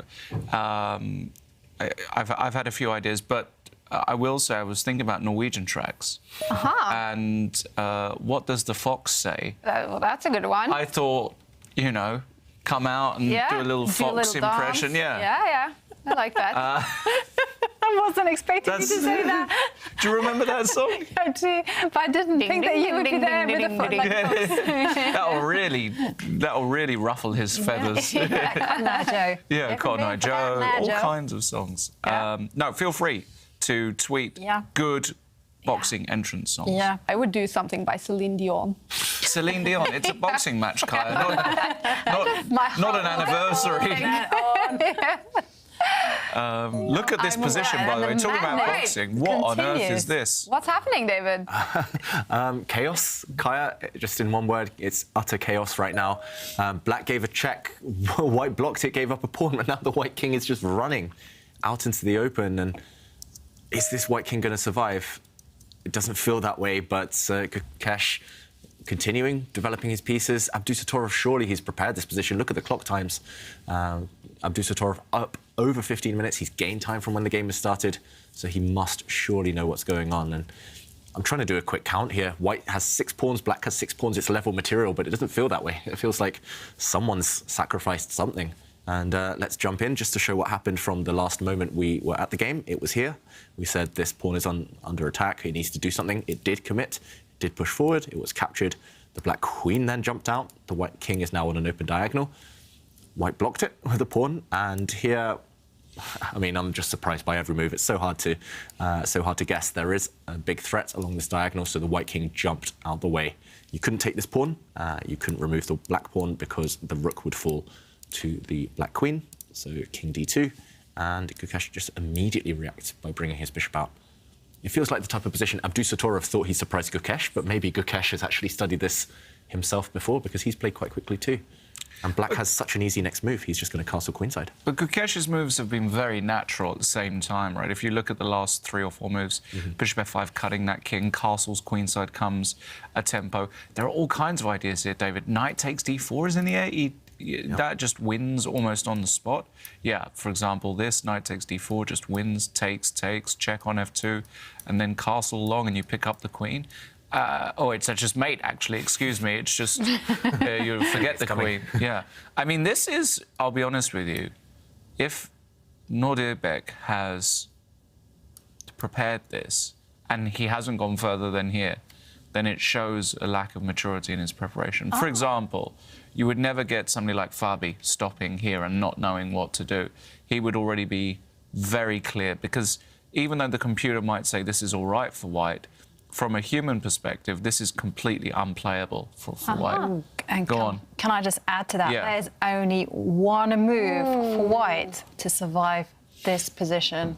One move only. He has to develop the light squared bishop to g2. And what That's it. And what happens if I castle? No, sorry, you want to take on c6 there. Take this piece. That's the only move that remains in the game. Everything else, you're looking at like something like a -3, which is like a full piece advantage for Black. So he's on the ropes. He has to tread accurately now. I mean, it still looks so scary. For example, this bishop move, Lawrence's idea is on the cards. I guess after knight takes pawn, the idea for White is that now your rook in the corner is defended. Maybe now you can play pawn takes pawn, hitting the Black Queen, and Black is not able to completely coordinate. It still looks scary. I mean, the Black Queen could just drop back. Actually, over there's only one move as well. Wow. So, again, you know, you cannot take the pawn, as you highlighted. Wow. You can only go on the counter-attack. So after knight takes, so after the bishop develops, knight takes the pawn, definitely the most critical try. White has to go on the counter-attack here. And the only move, once again, to remain in the game is to put the knight onto d5. And that is not obvious. White going on the attack against this pawn, but it looks like you've got a leaking ship and you're just trying to plug the holes desperately. But I mean, look at the white king, look at the white queen. If I were a human and seeing this position for the first time, I would just think black's winning. Obviously, the computer says no, but what a wild position. Yeah. Breaking all the rules as well. Don't try this at home, kids, ever, because you'll get checkmated, especially if you're white. But okay, in the current position, this is the move we're looking for. And I think you might be right, Lawrence. If he hasn't played a move already, it's been 4 minutes now, then he hasn't seen this position before, or at least he hasn't gone deeply enough. And yeah, you can't bluff your way at the top level, unfortunately. I've failed many times to bluff my way through complicated openings like this one. So bishop g2, the only move, and then potentially knight d5, only move. Yeah, I mean, it even gets even wackier from there. So, I mean, crazy, crazy position. And, well, Nordebek is walking that tightrope, and he's gone into thought, and he's thinking, it's very surprising, as David and Lawrence have pointed out. But it does mean that it's very exciting for us, especially for everyone watching at home. You know, what a start to day 2. Yeah. And someone, I do love it when our viewers share with us their selfies, their pictures, and I do have to give a special shout out to Martin McEwen and his dog, Magnus, who is 1 year old today. Happy birthday. He's very happy that his namesake won the first day. Yeah. So definitely happy birthday. And we also have a question from Lofi. Now, this is a cool question. He asks us, what would be your chess-inspired rap name? Over to you guys. I'm very bad with this. Chess-inspired. MC Howler, I don't know. MC Howler. Yeah, wait, very chess-inspired. Yeah, well, MC, Magnus Carlson. Yeah, exactly. Yeah. And I make lots of howlers on the chessboard. Meanwhile, he hasn't played Talking of howlers. Yeah, talking of howlers. Whoa! Knight b5. Doesn't Thinking work. for 5 minutes almost. And And then playing what could be a losing blunder. It makes some sense in a way. It stops that idea we mentioned that Lawrence was suggesting, sacrificing the black knight in the centre for white's pawns, opening things up. White's knight is going on the attack, something similar to what we saw earlier, but what's the refutation? What is black's reply? Okay. First move that comes to mind is just castling queenside for black. That was also my instinct as well, and the position was so crazy that I just had the engine running as well. And it says that one, not so accurate. Okay. Black also has to play some precise moves, and the most energetic move is actually to put the bishop on e4 and attack the rook. Wow, that would show ice in the veins. So there's a threat of knight takes pawn, and you just ignore it. Just plant your bishop in. Yeah, Jovanka, this one looks incredibly strong. You hit the rook in the corner. If the rook moves, then of course the pawn just captures, and black is going to make a new queen over the next couple of moves. So you kind of have to just let this rook leave it to its fate. So knight takes pawn. This is just one check. I guess the king will move. Not even sure where, but wherever the king moves, if the knight takes the rook again, I guess you just capture. And have you ever seen a position like this before, Lawrence, with the kings forgetting to castle? I mean, I've seen probably something kind of similar. Down the local coffee house? Looks like, I was going to say the under 12s junior championship. Exactly. They're both juniors, these two players. Oh, yeah, they are as well, yeah. No, but I mean, it's so rare to get such a random position, you know, where both kings are out in the open. You have a weird pawn construction, and look at black's pawn on g3, getting ready to queen as well. I mean, yeah, g2 is a very cute optical move, because it's very rare that you have your bishop in the corner, blocked in by your own pawn, but it kind of actually just almost wins. It looks like we've set up the board the wrong way around. With it's like Fischer random chess, but you put your bishop in white's court. And yeah, I mean it's so weird right now. If we go back to the current position, so this is the strongest move. We did see Stockfish suggest a few moves on our screen a moment ago. The second best move for black also gives a big advantage. Maybe this is a more kind of natural human move. It's to drop the black queen back, just defending this pawn, no more checks, but also threatening to capture this guy. do you expect Gukesh to find one of those two moves? Yeah. Yeah. One thing I've noticed about Pragnananda, Kukesh, Nihal Sarin is they are the master of counterattacks. You know, you attack their piece and you think they're going to move it. Nope. They're so good at just initiating a counter and also calculating their way out of chaos. Yeah, and they're very disciplined, these young Indians, because they have had chess coaches from a young age. They're very disciplined with their calculation. So, for example, in a position like this one where Abdul Sotorov has just brought his knight forward, even if they're not thinking it directly, they will be looking at the checks, captures, threats, the forcing moves. So, for example, we mentioned, OK, castling queenside reacts to the threats. That's decent too, so this will be on his radar. But apart from that, the two best moves, this one is a threat, hitting the rook in the corner. This one is a threat, hitting this pawn, but it's also kind of just a defensive move, so it's kind of dual purpose. And for sure, those moves are on the radar. They'll just go one by one. They'll look at, OK, first this one. If it's not so convincing, they'll look for options. Then they might stumble across putting the bishop in the centre, hitting this rook. OK, he doesn't find them, though. He doesn't find any of those two moves. He brings his rook to the centre. I also thought that this was my second move that I was, because castling on the long side, you feel as though you put the king in a bit of danger. So this move also makes tons of sense, because after knight takes c7, you can slide across to f8, say, yeah, you've won a pawn, so what? Now I'm prepared to go knight takes d4 on the next move and obliterate you. So I didn't come up with a reason why this is such a bad move. Mm-hmm. Clearly, there is an issue, though, David or Jovanka. What is the issue with this move? Could it be that there is no actual threat? So you can actually maybe develop the bishop to the g2 square now? So we can't... Could we see a weird draw now, for example? Yeah, that's... Yeah. After knight takes pawn, trying to blow open the centre. Maybe black has no more than a draw. It looks very scary for white still. This is check, only one safe square. Another check, only one safe square. I mean, even just taking this bishop looks very good for black, to be honest, because the white king is so naked out in the centre. But the problem is black's king is also without shelter. Yeah, black's king still has castling rights. He can still run away when it's least expected. But, yeah, I mean, we can't blame Kukesh for going for this move. If it were a classical game, he would have probably spent 20, 30 minutes on that one moment because it was so critical. And maybe he would have come up with one of the computer suggestions, but this one looks very testing too. So from a human point of view, very logical. And Abdul Sotorov still with some issues to face. The more I look at it, the more I hate it for white, I've got to say. It just looks like he's balancing on that tightrope again. And one slip, you'll fall off, you'll lose immediately for white. If black slips, OK, the game is likely to go on. So the stakes are higher for Abdul Sotorov due to his king. Yeah, and I'd like that tweet from Jasper van der Oor, who says these blind spots are so big that even glasses can't fix them. So I also quite like his handle, Jasperov. Aha. Jasperov. What's the best handle you've come across on the online platforms? Goodness me. There was a quiz team at the pub quiz the other day called the Knights Who Say Nieman. That was pretty good. Yeah, that's a good one. But, yeah, Jasperov, that's pretty good. Jasperov is good. I quite liked Magnus Carlson.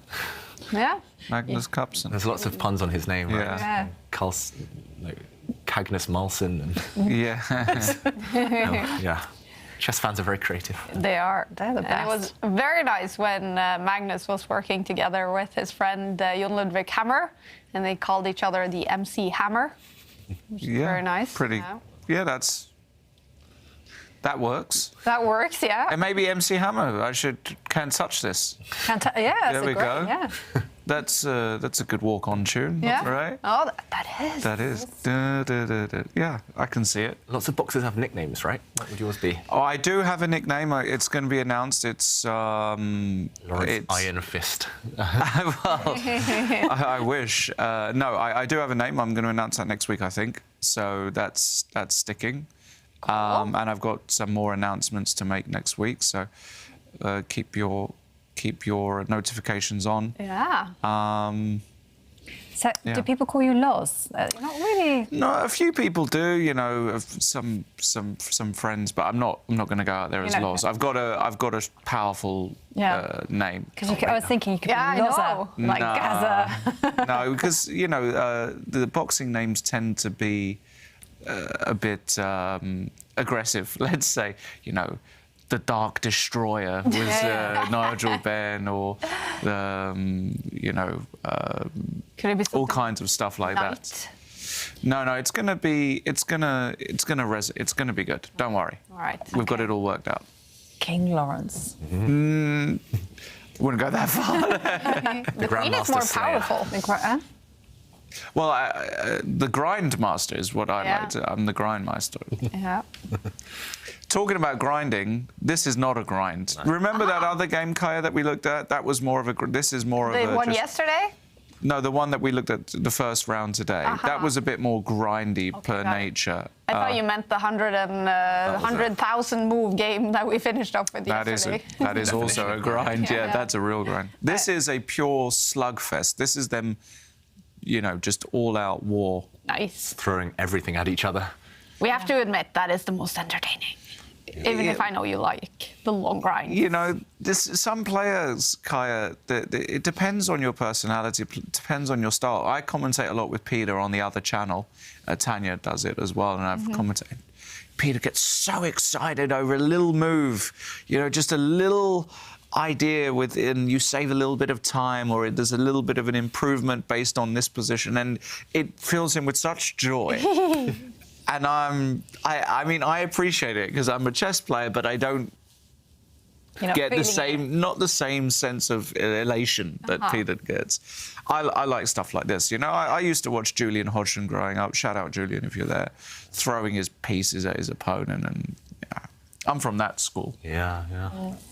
No nuance, no subtlety. Yeah. You're caveman. Simon and I, we went to the same coffee house as a kid. No, but there's beauty, a lot of beauty in this stuff. Of course there is, yeah. And will there be time trouble? Because we're only at move 16, and Gukesh now spending 2 minutes. He's down on 7 minutes on the clock.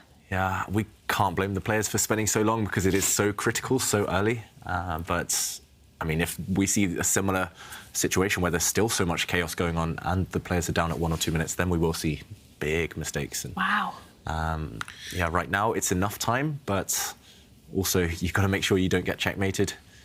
So they will be burning that time on the clock in the next few moves. To me, I'm struggling to even come up with alternatives, to be honest, to this idea we just showed with Black going all in and sacrificing. Black would have a draw. Actually, Gukesh does have a draw in his pocket with the variation we just showed. Maybe we can jump back in and illustrate this one more time. So right now, Black has the move. White's bishop has just developed. So there's a couple of threats for White, potentially. One would be to remove this Black Knight, which is actually doing quite a good job right now. And the other would be to just play pawn takes pawn, now that White's rook in the corner is defended. So time is of the essence. And do you just go all in? I mean, this is the first move I would be calculating. Knight takes pawn. It's been on the radar for a long time. Again, this sacrifice, this check. The king drops back, another check. And here, there's so many candidate moves. One move would be to just castle, for example, for Black, trying to come and check the white king, maybe even checkmate the white king. Looks dangerous, no? Struggling to come up with ideas here for White to save it. Obviously, you could calculate taking this bishop off the board. You can calculate giving another check with the Black Queen. So much to consider here. You could also just go back where you came from with a check. He doesn't play this move well. It would have been too tempting for me. I would have wanted to keep the draw in my pocket, up my sleeve. Gukesh, he doesn't go for all these crazy sacrifices. Instead, he just drops his queen back. So this is a pin, and the threat is reinstated. But this does give White time. Yeah, you can now chop that knight off, can't you, on c6? Which way? Bishop, most likely. Rook is... Yeah. Which way do you take the knight? Interesting. You can sacrifice your rook. If you take with a bishop, pawn takes. The problem is here, your knight is attacked, and if you take with a rook, for example, there's going to be this idea we showed earlier. Here it's even stronger, the rook in the corner and both the other rook. They're both under fire. They're forked. If you take, for example, this pawn with a check, as you said earlier as well, Lawrence, the king just moves, and a threat of rook takes pawn because due to this pin, that pawn is actually undefended. still so chaotic, and the computer says 0.0 as if it's nothing. It's not easy, and I personally wouldn't even think about capturing that knight. I mean, I think that the white's light square bishop is so powerful and very much needed as a defender. So I would be tempted to defend the pawn sitting on d4 and maybe do some weird things like move the rook up the board. Yeah. And then you can kind of go, my king's getting ready to run away if needed. Yeah, you're not running far because the bishop cuts you off. That's true. But, I mean, you could run this way, maybe. You're right, Jovanka. Well, yeah, I have to look after the e3 pawn, but yeah. It's there. It's there, yeah. So this would be a very defensive move. It feels shaky somehow. Just this knight is loose, the rook is loose, the bishop also undefended, but... I know. Yeah, sometimes you need to play these types of moves. I mean, it's not easy for Abdul Sotorov at all. The more I look at it, the more I look at Gukesh's option just from a human point of view. He's creating a threat, knight takes pawn, as we showed. And he's forcing Abdul Sotorov to burn time. Oh, I have a feeling it's going to be a massive time scramble later. And he seems nervous, Abdul Sotorov. He is just moving a lot around in his chair, making his move. He grabbed the pawn. OK, this is check. Black's king will most likely just shuffle to the side. And the bar not liking it, and my instinct is also that it is not a good move because the knight was a valuable defender of the d4 pawn, and now Black is threatening to just explode open the position by capturing on the d4. Yeah, still the white king. How do you coordinate your army? The white king is in the way of the white queen. It's like the bomb cloud opening, which is famously bad. But you put your white king in front of your whole army. It shouldn't be leading from the front, the king. It should be tucked away behind. And also your knight is far, far away from the rest of your pieces. No coordination there. How do you even stop this threat? I mean, do you have to advance your pawn forward in the center, for example? Just so that now it's protected by the knight? Would this make some sense? Still feels so loose. For example, the black knight can just go and grab a pawn. The black knight isn't yet actually threatened because the white pawn in the center is pinned. I mean, this is the only move I even see to stay alive for one more move, let alone for the rest of the game. It's still walking on that tightrope for white. It's Abdul Sotorov as well. His last move, taking this pawn check, you have to have a plan, right? You have to follow up. So he spent a long time on that, and he still hasn't moved. Ticking down 2-3 minutes on the clock. He lost the first round today, Abdul Sotorov, after that fantastic first day in the tournament. Do you think he will lose this game as well? It's looking very likely, at least according to the bar, and just the momentum of the game feels like it's in Black's favour. But we've seen turnarounds before in the clash between these two. Gukesh definitely won't take his eye off the ball this time, like he did at the Olympiad. OK, White did push in the centre. I think that's the only way to stop Black's threat. The thing is, though, Gukesh is in his element in this type of position. You know, it's different when it's a classical game where you have the time to think and just invest and consider all your resources. Now, here, he's got no time. 3 minutes to navigate this messy position. I want to say quagmire. It actually looks messy, you know, with pieces and horrible all over the place. I mean, it's double pawns. It's like people have just kind of like gotten the dice and just shaken the chess pieces all over the board. I mean, it's the plus side for Abdul Sotorov is that Gukesh will also be a bit baffled by this whole position as well. But he is the one attacking, so that benefits him.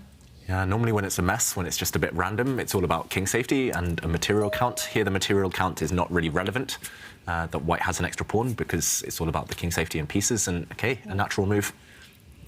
We showed this one earlier, actually, in a similar situation, the black queen going back, now attacking the white knight, but also attacking that white pawn on b4. So on the white, on that diagonal, at least the white king is vulnerable. So would it help for Abdul Sotorov to just move his king back? Because it must be about getting that king to some safety?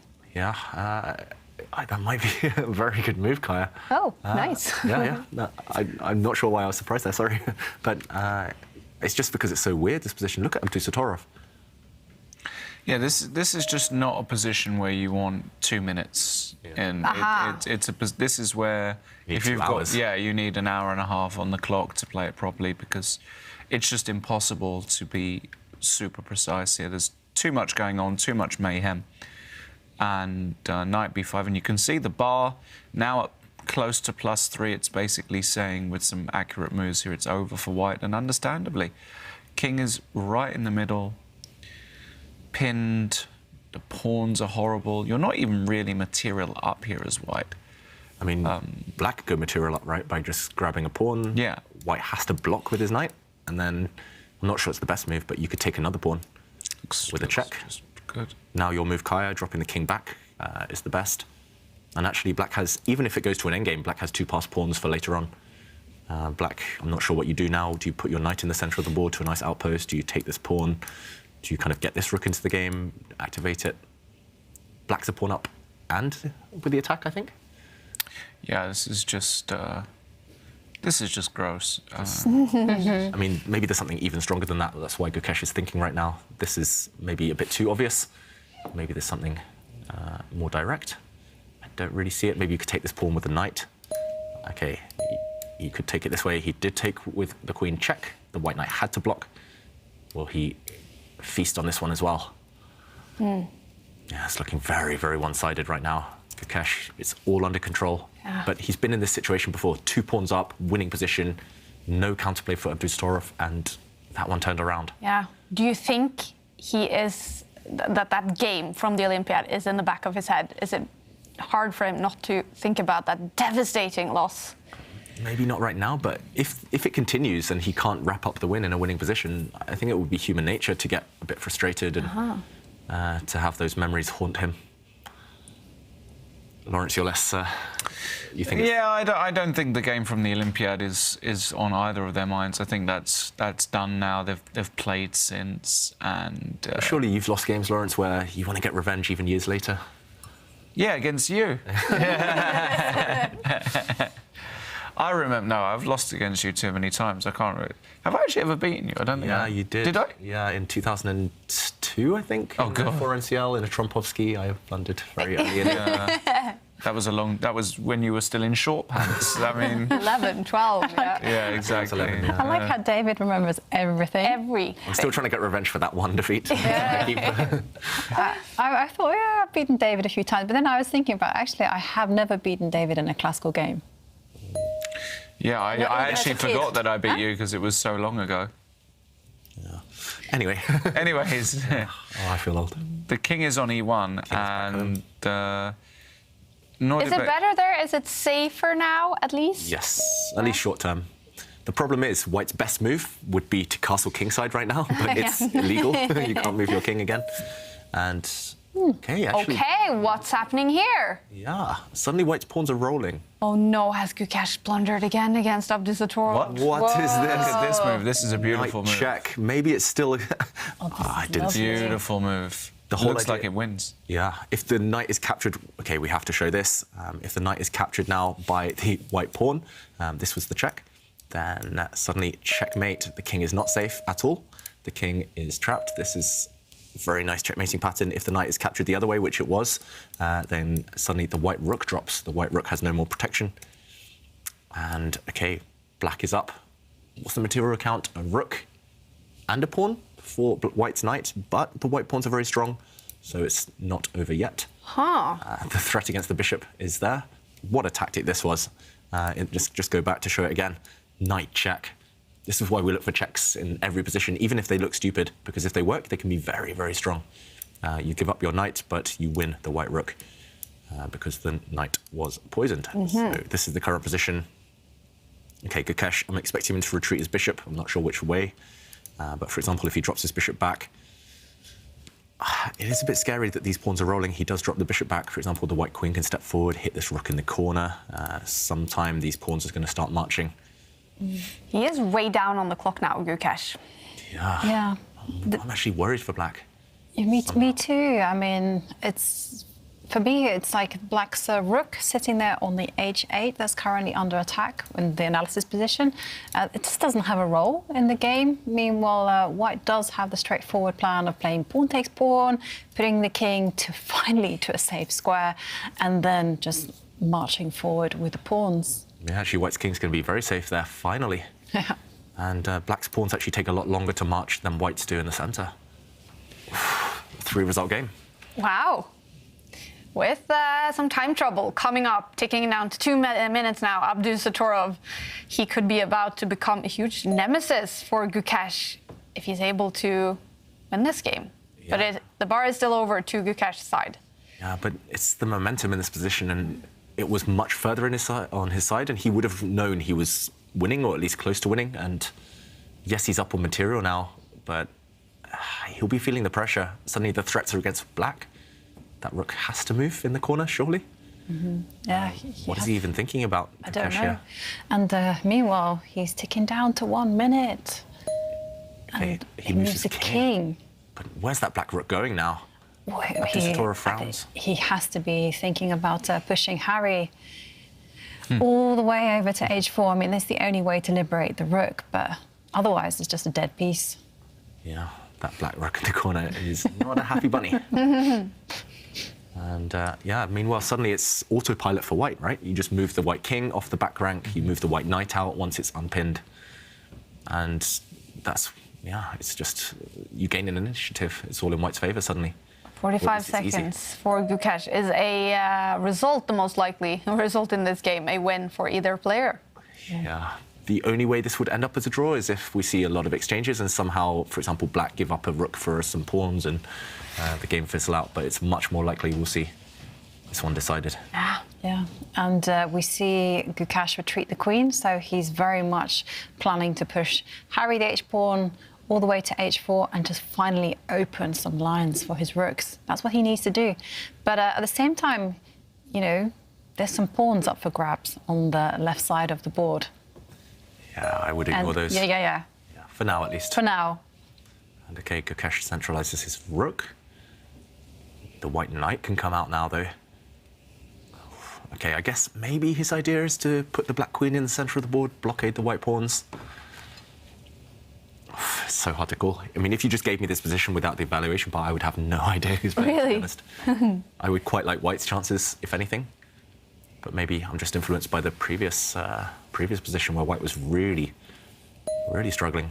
OK, he does develop his knight. The knight comes out. And I like your move of centralizing the black queen and offering herself up for a trade. Because you have to remember, black does have all the long-term trumps in the position. He has the better pieces. He also has these 2 amazing pass pawns over on the left. Swap of queens. Good strategy normally, and... But how about Abdul Sotorov? Will he even consider that? Normally he would run away immediately. He wouldn't even consider trading queens, but the problem is white's e4 pawn is also under attack. So the pawn just below the black queen, if the white queen moves, even if she goes and captures one of the black pawns over there on the left, suddenly things would fall. So in the current position, the queen trade, if white avoids it, this would potentially walk into just bishop takes pawn, keeping things simple, and suddenly things start to collapse a bit for white. Suddenly there's checks in the air as well, the white king no longer safe, and you definitely don't want to come under fire in this position unless the rook can move. Wow, OK, I'm changing my mind with every move because it's so complicated. Suddenly the white rook could attack the black queen, and the black queen looks perfectly placed, but actually the white queen defends its knight, and suddenly there's no checks. Suddenly as well, I was saying the white king was under fire, suddenly the black king is in danger. Lawrence, what do you think in this position? Would you trade or would you try and avoid?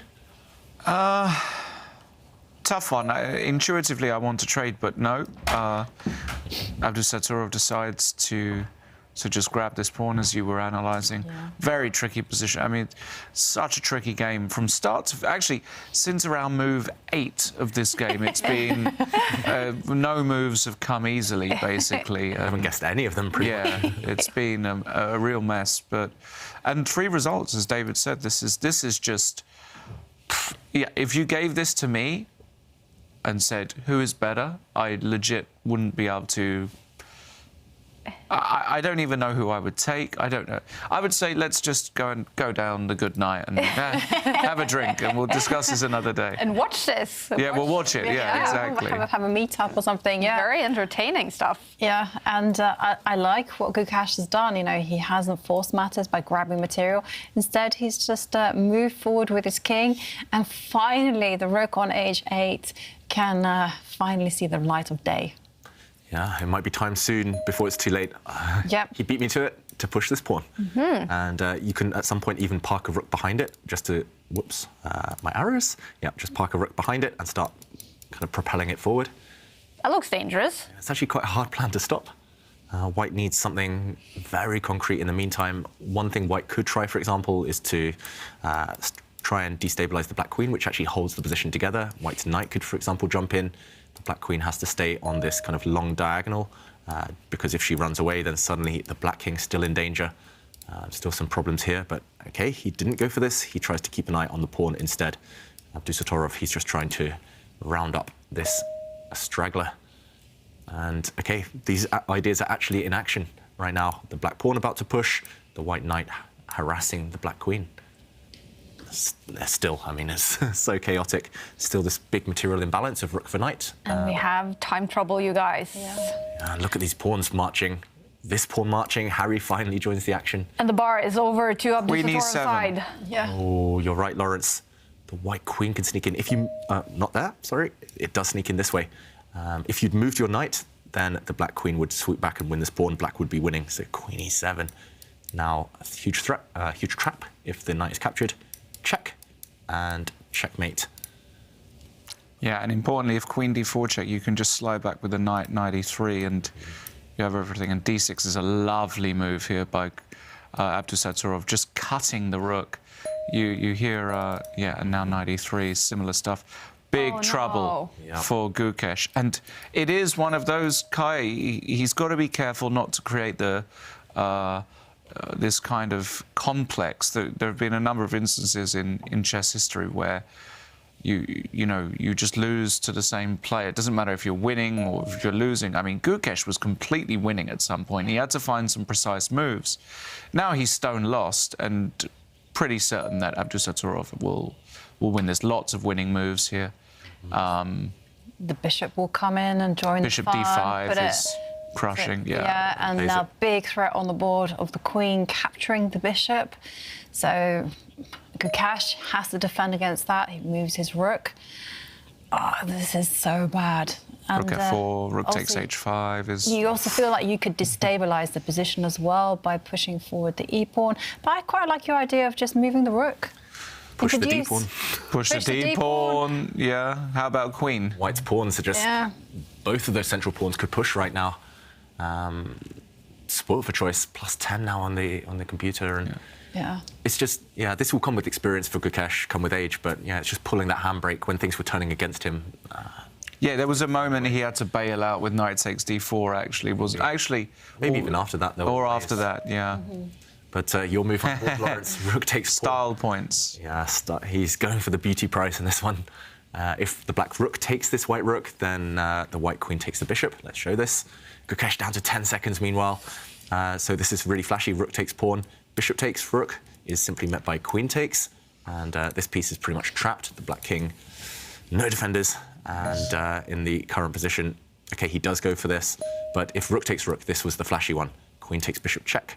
Due to this pin, the black king is doomed. So, okay, this is the current position on the board now. And how do you even defend? Look at these. They're cut off. Wrong side of the board. And it's over. There we go. We have a result. Gukash resigns. Oh, no, what a devastating result for him. He was winning this game against Abdul Sotorov only a couple months after losing a devastating game in the Olympiad. But it happens again. Abdul Sotorov turns it around, and a win for the 18-year-old. Devastating loss for Gukash. We have to look at this game. So many ups and downs, and a very hard game to analyze, I understood. Yeah, so many ups and downs. We analysed the earlier part of the game in quite a lot of detail, but let's just show where Gukesh lost control for the final time. Things had already been turning against Black.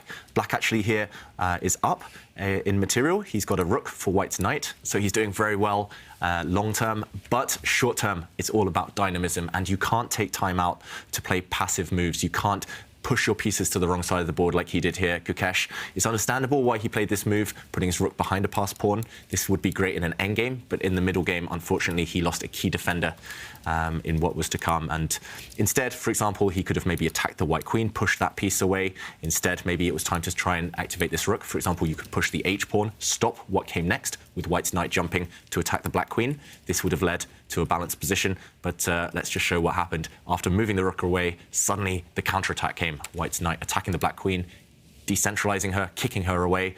She doesn't have a great choice of squares. She chose this one, and after this pawn push, it was one-way traffic. These white pawns marching forward. Also, the queen's connection from her king has now been severed, and this was the killer blow.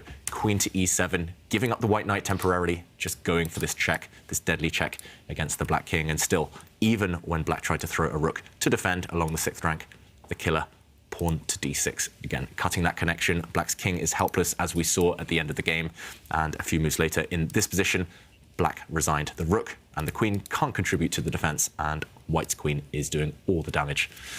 Really nice finish there by Abdul Sotorov, but Gukesh, another missed opportunity.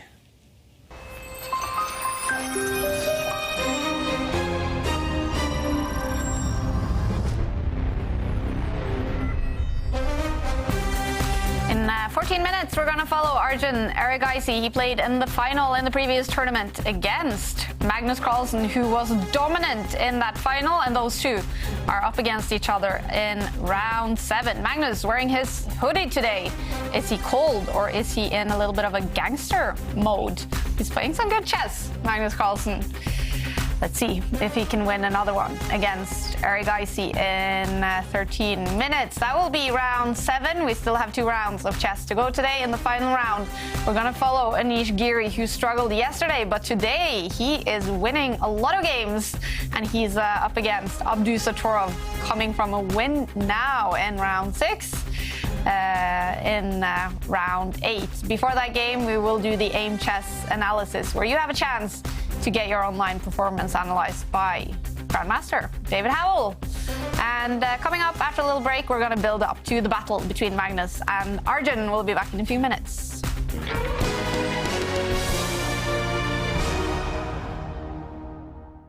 Hello everyone, I'm Grandmaster Pragyananda. Do you want to use my games to improve your chess? Now you can do. We have handpicked 50 puzzles from my games played in Champions Chess Tour this season. I went bishop c5, d4 and queen e4. Yeah, another crucial win for the qualifications to the topic. You can download it for free just by going to chess24.com/puzzlepack. Enjoy solving.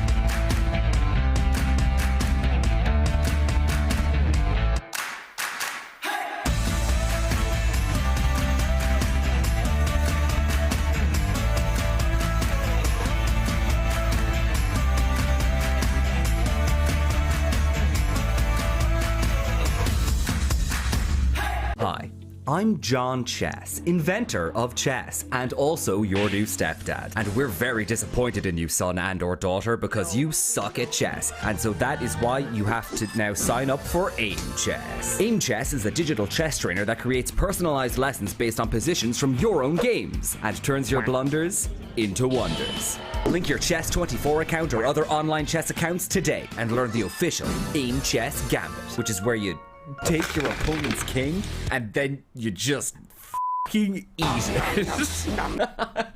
I didn't know I was gonna say that. In-depth analysis, tactics trainer, blunderer, preventerer, whatever the f*** this is, and a new personalized feed full of curated chess puzzles and memes. All of this and more available only at Aimchess. Hello? Courtney, did you know that the average Aimchess user... Oh my god, stop calling me about fucking Aimchess! You heard it here first. Join Aimchess today and become the world's greatest chess man in the world. Or chess woman. Hi, I'm Magnus Carlson. I'm Magnus Carlson, and I own Aimchess. But now you are a Magnus Carlson instead because you beat me at chess because of Aimchess. That's right, you dumb piece of Aimchess. They asked me to cut that last bit, but I won't. Get 6 months premium free by typing your credit card details, name, and full home address in the comments down below.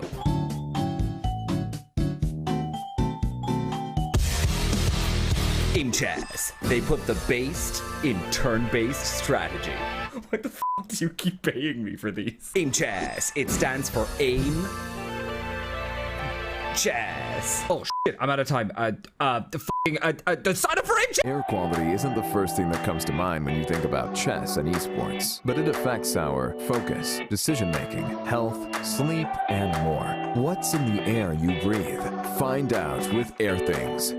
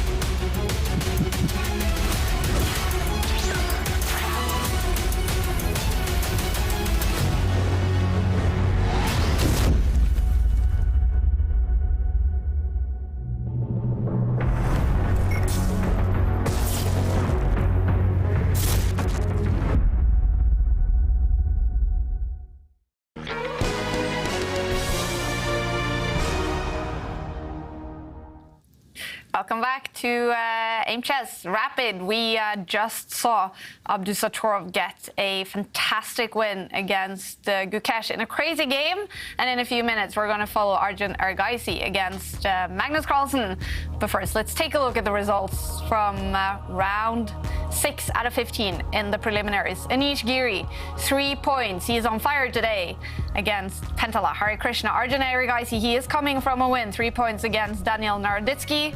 Magnus, another win for him against David Anton. Duda, great win against Richard Report. Mamadiarov back on winning track, 3 points against Aditya Mittal. And as we saw, Abdul Sotorov, 3 points against Gukesh. So now the standings, 3 players on top of the table: Abdul Sotorov, Duda, and Magnus Carlson on 13 points. Very impressive. 2 players on 11 points. That's Vincent Keimer and young Arjun Ergaisi. Mamedyarov and Anish Giri on 10 points. Anish now finally inside top 8, and Vidit just inside top 8 on the same score as his fellow Indian, Gukesh. So let's take a look at the games coming up in round 7 of the Aimchess Rapid. Remember, 15 rounds, so we only have 8 rounds to go in the preliminaries before the knockout stage starts. It's going to be Vincent Keimer against Anish Giri. A big battle between Richard Report and Shakhriyar Mamedyarov, 2 of the most entertaining players in the top of chess. But we are going to follow Arjun Ergaisi against Magnus Carlsen. These 2 faced each other in the final of the Julius Baer Generation Cup only 3 weeks ago, and that was one of the most dominant victories we have seen on the tour by Magnus Carlsen. Magnus's position, I mean, it looks overwhelming actually, because I'm looking at the Black Knight on b5 and it's completely misplaced. And his position is so crammed. It feels like Magnus is in suffocation mode. He's that python wrapping around the victim. Look at Magnus. He's not even trying to disguise his intentions. He's lined up his bishop, his queen, his 2 rooks, all against this 1 pawn. And a big threat on the board of actually playing rook takes knight. I think this is a killer, actually. Yeah, and there we go. I think Ergaisi has resigned, facing a deadly attack from the world number 1. Oh, do we have a blunder? Sorry. Yeah, we absolutely do. He's playing with fire, Ergaisi, whether it's good or not. The evaluation bar tells us black is winning, but how can you let the black queen so near the white king? He finds it. Wow. No. If he finds this move, he's doing the checkmating. If he played any other move, he would have been checkmated. Wow. Jovanka, you're right. This knight is coming in now. There's also the idea of some checks. There's also the black knight coming to take this pawn. Maybe white can't defend. Magnus, he's going to deliver checkmate. It's unstoppable now. Checkmate coming on this square, or checkmate coming via the knight on this square. 2 threats, and the white king is doomed. Wow, Magnus Carlsen is up by 2 points now in the final. Ergaisi with the white pieces. He loses in 30 moves. Yeah, Magnus, he's playing for the win. Yeah, he's going for it. Yeah, and now after this bishop move, he can go to the side of the board, right? Yeah. Magnus is winning. You win a pawn. Whoa. The white A pawn drops, but we will see. Okay, Magnus reacted. Oh, did he blunder? Yeah, he kind of blundered away the win. Magnus doesn't even want to hang around. We're going to see this game end with king versus king. And Magnus takes the first day of the final. Oh, wait, what just happened? Magnus played a slightly odd move, I've got to say. He's committing his pawns in the center. He's just encouraging Arjun to push forward even further and go on the attack. And evaluation bar thinks it's good for white. It does look odd to allow this. Jovanka, you mentioned there was only 1 move to survive. That was bringing the white knight in. Oh, yeah, there it goes up. Yeah. I mean, that makes no sense because, I mean, I don't understand that move at all. Okay, he takes with the queen, Magnus Carlsen. Very nice. And after a queen trade, which way is he going to take here? With his rook, with his pawn, or his knight? He takes with the knight. Wow. Lining up a discover check. If the black knight jumps out the way, this king is going to be in big trouble. He's bringing that knight in. It's coming. And I think it's time to, you know what? Yeah, there it is. Yeah. He resigns. Arjun Ergaisi, super tough start to the final day. Yeah, he's really asking for trouble with his last couple of moves. He traded off the dark squared bishops. I'm surprised he did it on white's terms. Look at that white queen. Yeah. So close to the black king. Feels like trouble. We shouldn't be too hard on Arjun because it's just been the Magnus show, hasn't it? He's played fantastic chess, not taking any risks, but just playing good moves, various different openings, which is nice to see as well. And he's not giving his opponent chances. This is backs to the wall, park the bus. This is park the bus defending, literally. And it won't work out well. Maybe another check with the black queen, but... You can even block with the queen here, yeah. Simple way to do it. Over. There we go. Magnus swapping the queens off, extra knight, extra pawn. He's going to win the tournament. Wow. And there it is. It's over. Arjun Ergaisi resigns, facing an impossible world number 1, Magnus Carlsen. How happy are you with this final day? I mean, there is a lot that I can say, but I'm very happy. I sort of played very much throughout this match like anti-young player chess. in the sense that sort of tried to play a little bit kind of older, less theoretical lines that have some serious strategic complexity, and it worked out really well. It only took 5 games in the final. Magnus won 4 of them in extremely dominant fashion against Arjun Erigaisi, playing anti-young chess. Very nice strategy from him there. So what does Arjun need to do completely different in this game today, David? So Arjun, he needs to either catch Magnus in something maybe more direct, more theoretical, and that's something he wasn't able to achieve last month in the final, or he needs to embrace the fact that Magnus is going to take it into maybe a strategic, longer battle and just try and fight on those grounds. He will have learnt a lot, Arjun. He lost 4 games in that final. He also lost in the prelim, so he's faced Magnus enough now to have kind of picked up on Magnus's style, but also the way that Magnus is playing against him. And I mean, he's had a month to prepare. Yeah. Opening-wise, it just wasn't a success last time. Normally, he's very well prepared, Arjun. So with White, I expect him to at least put up a better showing, maybe get off to a better start than those previous games. Yeah, and we did see in the previous round, Abdul Sotorov maybe getting in Gukesh's head, maybe becoming a little bit of a nemesis. So, Lawrence, for Erigaisi now, how important is it to just don't think about the past?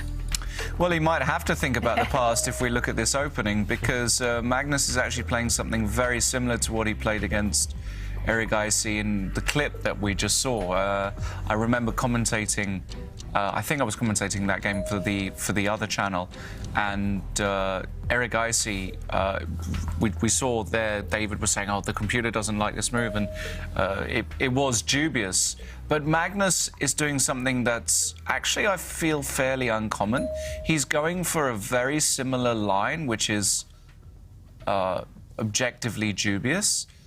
And he's going for a bit of a psychological play here, because I think Magnus, of course, Magnus understands that this is, not great for Black if White really knows his stuff. But I think he thinks that Arjun just simply wouldn't have looked at this. He would have thought that, there's no chance that Magnus plays this again. But as it turns out, Magnus has played it, and Arjun's playing very quickly now, which is a good sign. So I think Arjun actually has looked at this line, David. Do you think he's had a quick check? I'm sure he has. I mean, he's got very diligent coaches as well, Arjun, who would have talked him through that defeat. If I remember correctly, Magnus actually used this strategy twice against Arjun, both in the prelims last month and in the final, and he won both as Black. So Lightning might strike for a third time, but it has struck twice already. And, OK, Magnus, he's mixing up the move order, and the beauty of this for Black is, OK, it looks a bit shaky, but computers will always say White's doing better. White has the development advantage, White has the pawn centre, but actually in practical terms, in human terms, it's very hard to handle. And, OK, Erigaisi still with the speed, pushing that H-pawn up the board. Very typical strategy once Black is fianchettoed on that side of the board. And the White Knight in the middle looks like it's short of squares, but it does have one retreat square in case Magnus kicks it away with a pawn. I mean, I would never dream of playing like this against a young player. I'm impressed Magnus calls this young player chess because it just feels so provocative, and young players love to attack, which Arjun is trying to do right now. But if Magnus can stabilise, then we'll see a proper battle. And a big question for Magnus on the board. We've just seen Erigaisi advance the H-pawn 2 squares. I mean, it's going to advance over to the H5 square. And should Magnus stop it, or will he just allow it to continue? I personally would be terrified of it advancing up the board, so I'd prevent that H-pawn. But swings and roundabouts, there are consequences to every decision that Magnus has to make. Yeah, and the problem here for Black is that you have to work hard at the board from an early stage just to survive, right? If that pawn advances one square further, you're living on the edge. So, Jovanka, you mentioned you'd be tempted to maybe block its advance at this pawn. Yeah, so you could either just move your own H-pawn 2 squares forward, as David's highlighted, but the big problem there is that you concede the g5 square. And another alternative I was just going to mention is the move that Magnus has played. You know, you step your pawn forward 1 square, and the whole idea is that after h5, you can meet that with g5. Yeah, and this is still a bit shaky. If White had time to push this pawn forward, then he could still explode open the position, but g5 would also take away this knight's only escape square. So if White pushes forward, for example, with f4, then the knight can be trapped in the center. So I guess this is Magnus's idea, that at the moment it's difficult for White to kind of push pawns just without getting his own knight trapped. Strategically, really, really interesting. And okay, Erigaisi just pushes the pawn forward 1 square. Very quick move. I mean, maybe there were options. White's other knight could have developed, White's bishop could have developed. Often you want to just kind of tuck your king nearer the corner just in case.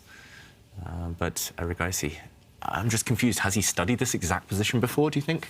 Or is he kind of half freestyling, just playing quick moves? I think he's freestyling, but I think my impression is that he's learned from the first encounter in the preliminaries where he pushed too hard and Magnus was very effective in the counterattack. And here's like, no, let me not determine anything. Let me just consolidate in the center and make Magnus sweat it out a bit in the opening stage. Yeah, so first Erigaisi needs to decide how to move these pieces. I'm surprised by Magnus's last move, I've got to say. I would have just kicked this knight back as soon as possible. I'm slightly worried about the bishop coming out to this square. Maybe I don't need to be worried about this, but either way. Okay, Erigaisi playing so quickly. He was in time trouble in some of the games in last month's final, so maybe that's his strategy now, just to play quick, confidently, and try to throw Magnus off balance there. Yeah, I guess these pawns, one of them could step forward at some point. Magnus has to keep an eye on those pawn pushes for the rest of the opening, rest of the game. All right. Obviously, Erigaisi, he's always very still when he's playing chess, but his picture is frozen. It was hard to tell. Yeah, but let's hope his internet connection is good. We do not want to see him lose by losing internet connection. And Magnus with his hoodie looks very cold. Yeah. And, well, he has some problems to solve in the opening, but he does have fans cheering for him. We have Davey from the Philippines, who says it's already 1 a.m. here in the Philippines, but who cares? Rooting for Magnus and Shaq. I love it, these pictures. They're so awesome. It just kind of makes it feel like we're connected to the viewers. And Fat and Sweaty sends us a throwback.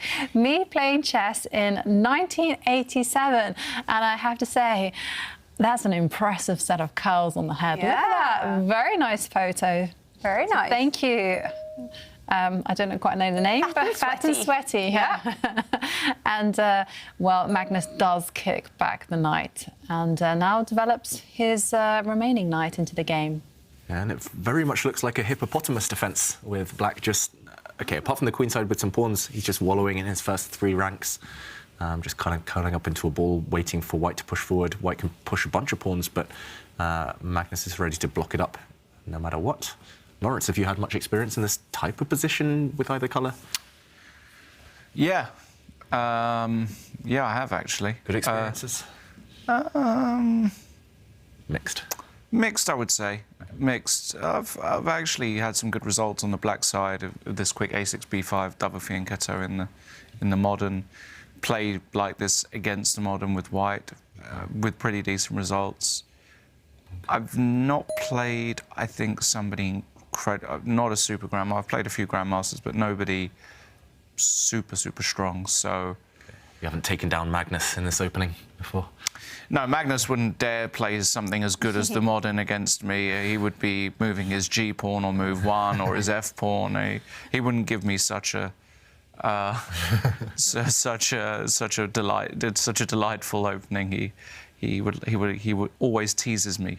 But what would your mindset be here if you're Erigaisi and Magnus was baiting you to come forward? Yeah, I like the fact he's playing quick. He's 3 minutes up, and his position is obviously more than acceptable. But his position is also a bit rudderless somehow. It looks as though he's got the setup, you know, but every time you push a pawn, Magnus will just push its opposite number. So, for example, if h5, you go g5. If g5, you go h5. The knight on f4 is actually a bit misplaced at the moment. It's a bit offside, I would say, on f4. you're not exactly sure where you want to put your bishop on f1 and your knight on g1. So even though White's position optically looks good, he's got more space in the centre, on the king's side, it's not intuitive at all to me where we're supposed to be putting our pieces. Meanwhile, for Magnus, much clearer ideas. You can still complete development. You can play ideas like, I don't know, rook b8, a4, or bishop b7 as he's played. Is there? Ooh, what if we have that move? Then we're very close to having pawns. Covering the entire fourth. And that's what you want to do, Kaja. I mean, when you have kings, do you remember we were speaking yesterday about kings on opposite sides of the board? Oh, that would be so cool. Right. In this position, they're almost on opposite sides of the board. If the black king castles. Lawrence, you're not getting it. All the pawns are on the fourth row. Yeah, were they? Yeah. We need we something could like this. We could get there. Yeah. Oh. Yeah. That's pretty. Please. Oh man, if that happens. Have you ever had, David, all of your pawns as white on the fourth rank before? No. Have you, Jovanka? No more than 4. Yeah, maybe when you're a kid, you know.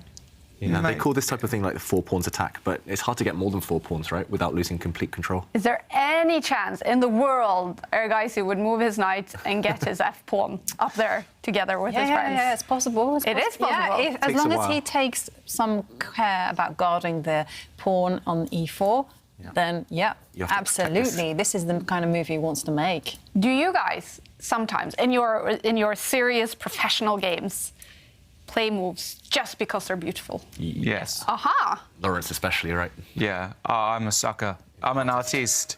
No, I mean, it draws you in when you see a beautiful move. And there was a move actually in the Julius Baer Cup.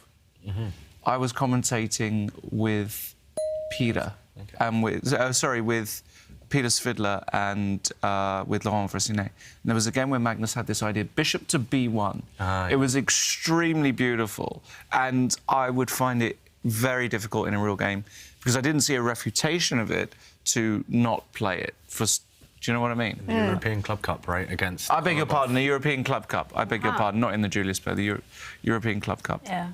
You're right. He wanted to play it right, probably, but sometimes you just got to be efficient and play ugly chess to secure the result. And meanwhile, our dream of having all pawns on the fourth row is going to be over. No! I know, that would have been such a rare beast. Yeah.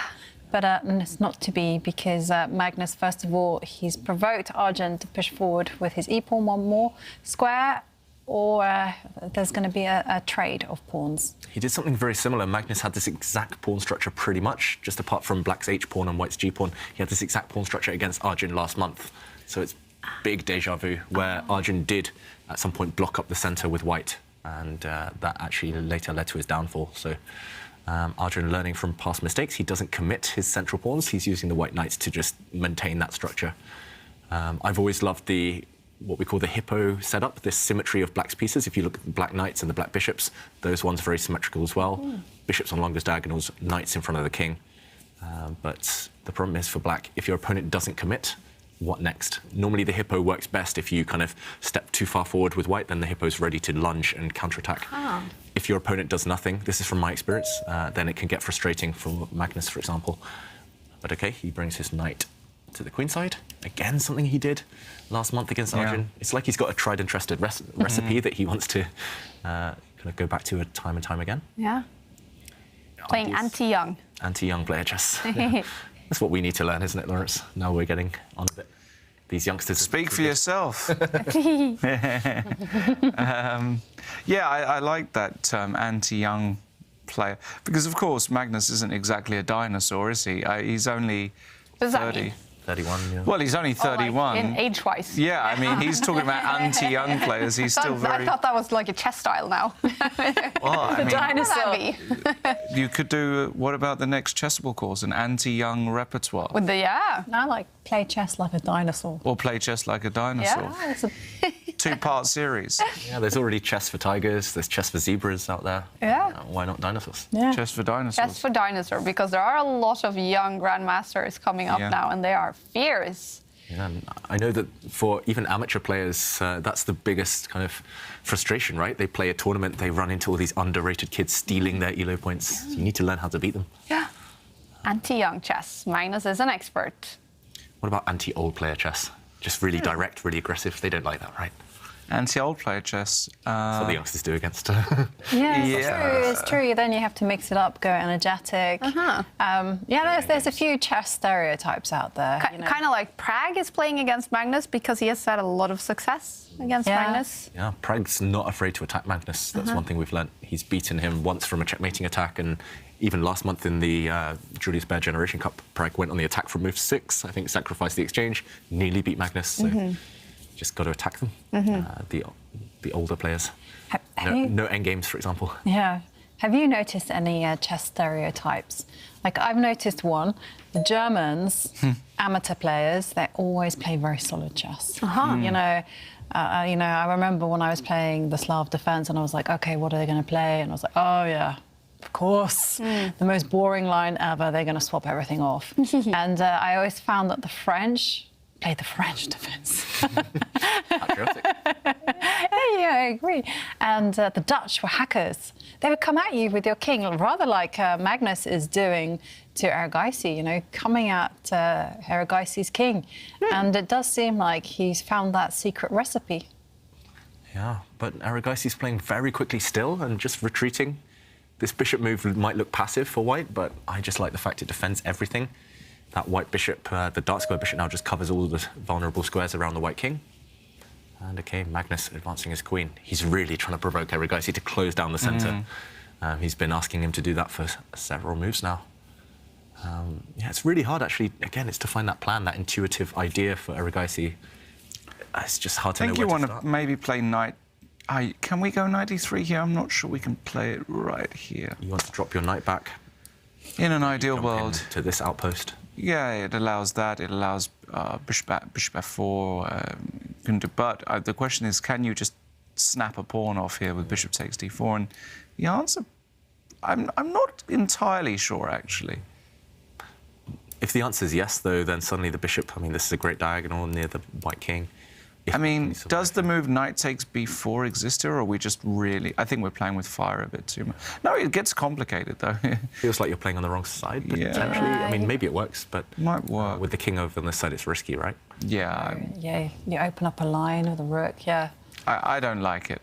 I don't like it. If we don't want to initiate any complications for Erigaisi, how do you improve your pieces, I was about to say, and... Do you remember that clip we showed a few minutes ago, just before this game, where he had backs to the wall, park the bus chess, and he's doing it again with white, but he's lifted one piece at least off the back rank. Rook h2, he's going to swing across maybe. I guess he couldn't develop the rook across the board so on the first rank, so he's doing it on the second rank instead. Again, it feels a bit clumsy on this diagonal somehow. A lot of pieces there for the black queen to look at, but they're all protected right now. Does Magnus commit this king ever? This is my question. Does he just keep playing the waiting game? Does he castle this way, this way? There's arguments to be made for both, maybe?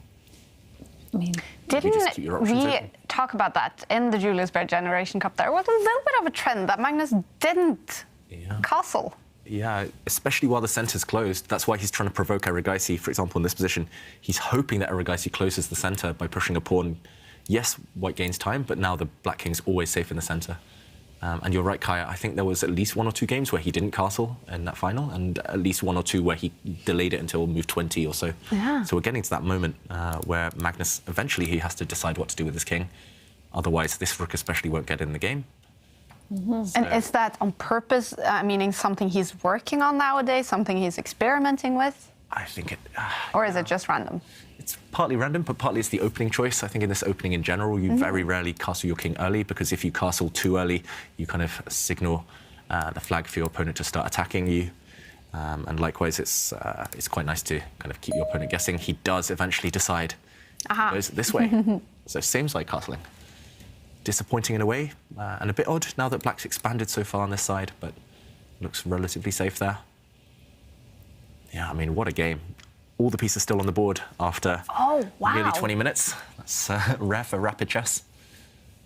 That must mean it's complicated. Yeah, and it's it's going to be very, very tense for a long, long time. Okay.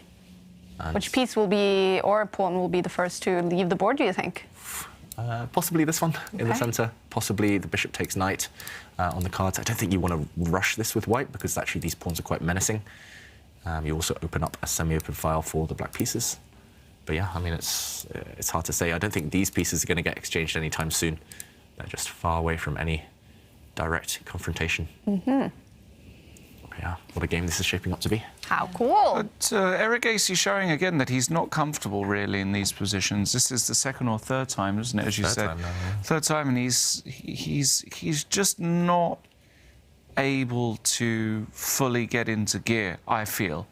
Just the way where he's spending time, the piece plays. Moves like rook h2, they're useful moves, but he's not showing to me really that he knows the correct way forward, and he's got some tough decisions here. What do you think? I don't know. I kind of think that he's played a very smart game, actually, because the rook on h2 had a very deep point to it, you know, and I think now is the time that you can close the centre, and Aragaisi's done that, because now you can move your knight to the d3 square, and it's going to jump forward to a beloved outpost. And yeah, I think, you know, he forced Magnus to start revealing some cards and taking some decisions. And the first question is, well, how to get that knight to the dreams post. I mean, if you can do it, it's going to be such a great position for Aragaisi. So you want to pick up one of the white knights yeah, and put it on this square? Yeah, I mean, unfortunately, knights can't, like, time travel or teleport themselves. That's the word I want. Although that should be a rule. Yeah, and unfortunately, if your knight jumps to the d3 square, then there is queen takes pawn. So Magnus has been also quite shrewd there. Yeah, so somehow Aragaisi would love to support that idea, and that's why he, after the queen moved, he pushed his pawn forward. He's creating this chain, and now the threat, or at least strategically, he wants to definitely bring his knight in. But the problem is, he's opening up the queen side.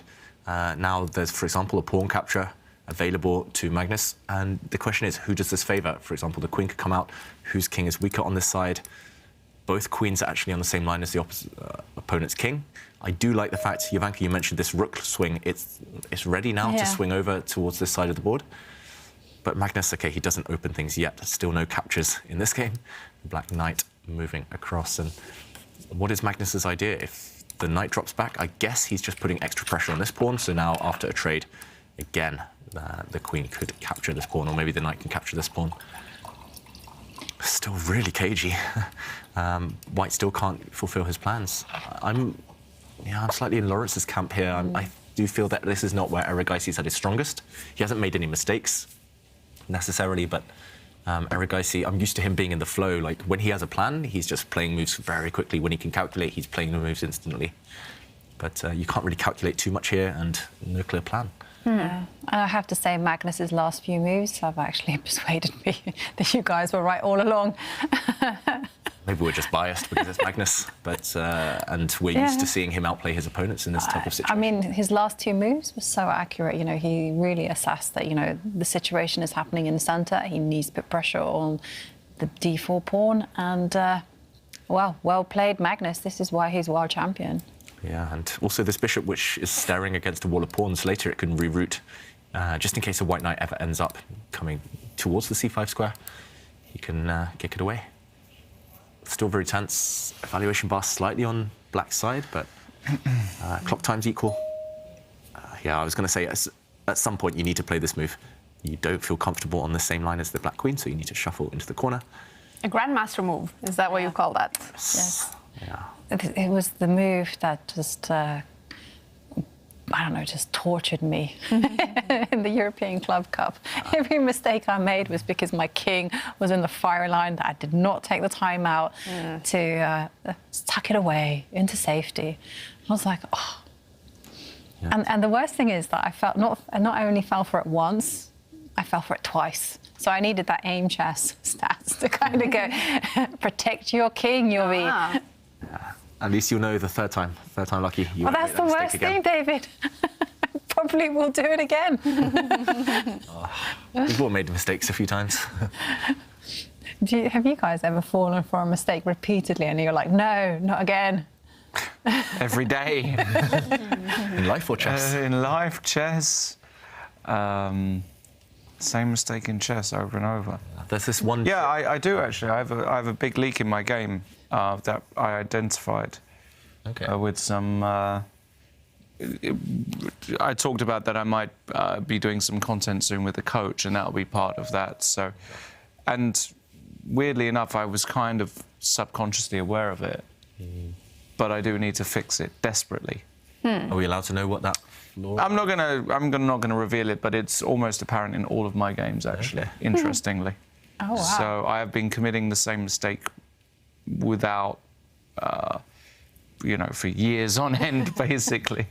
I think the viewers as well, they'll have similar situations, right? They, in the back of their mind, they'll be like, oh, my endgames need work, or oh, especially the rook endgames, or especially maybe certain openings. But it's hard to kind of sit down, take the time, force yourself to work on those issues. What do you think when Magnus looks at his games? What do you think he sees as his biggest flaw?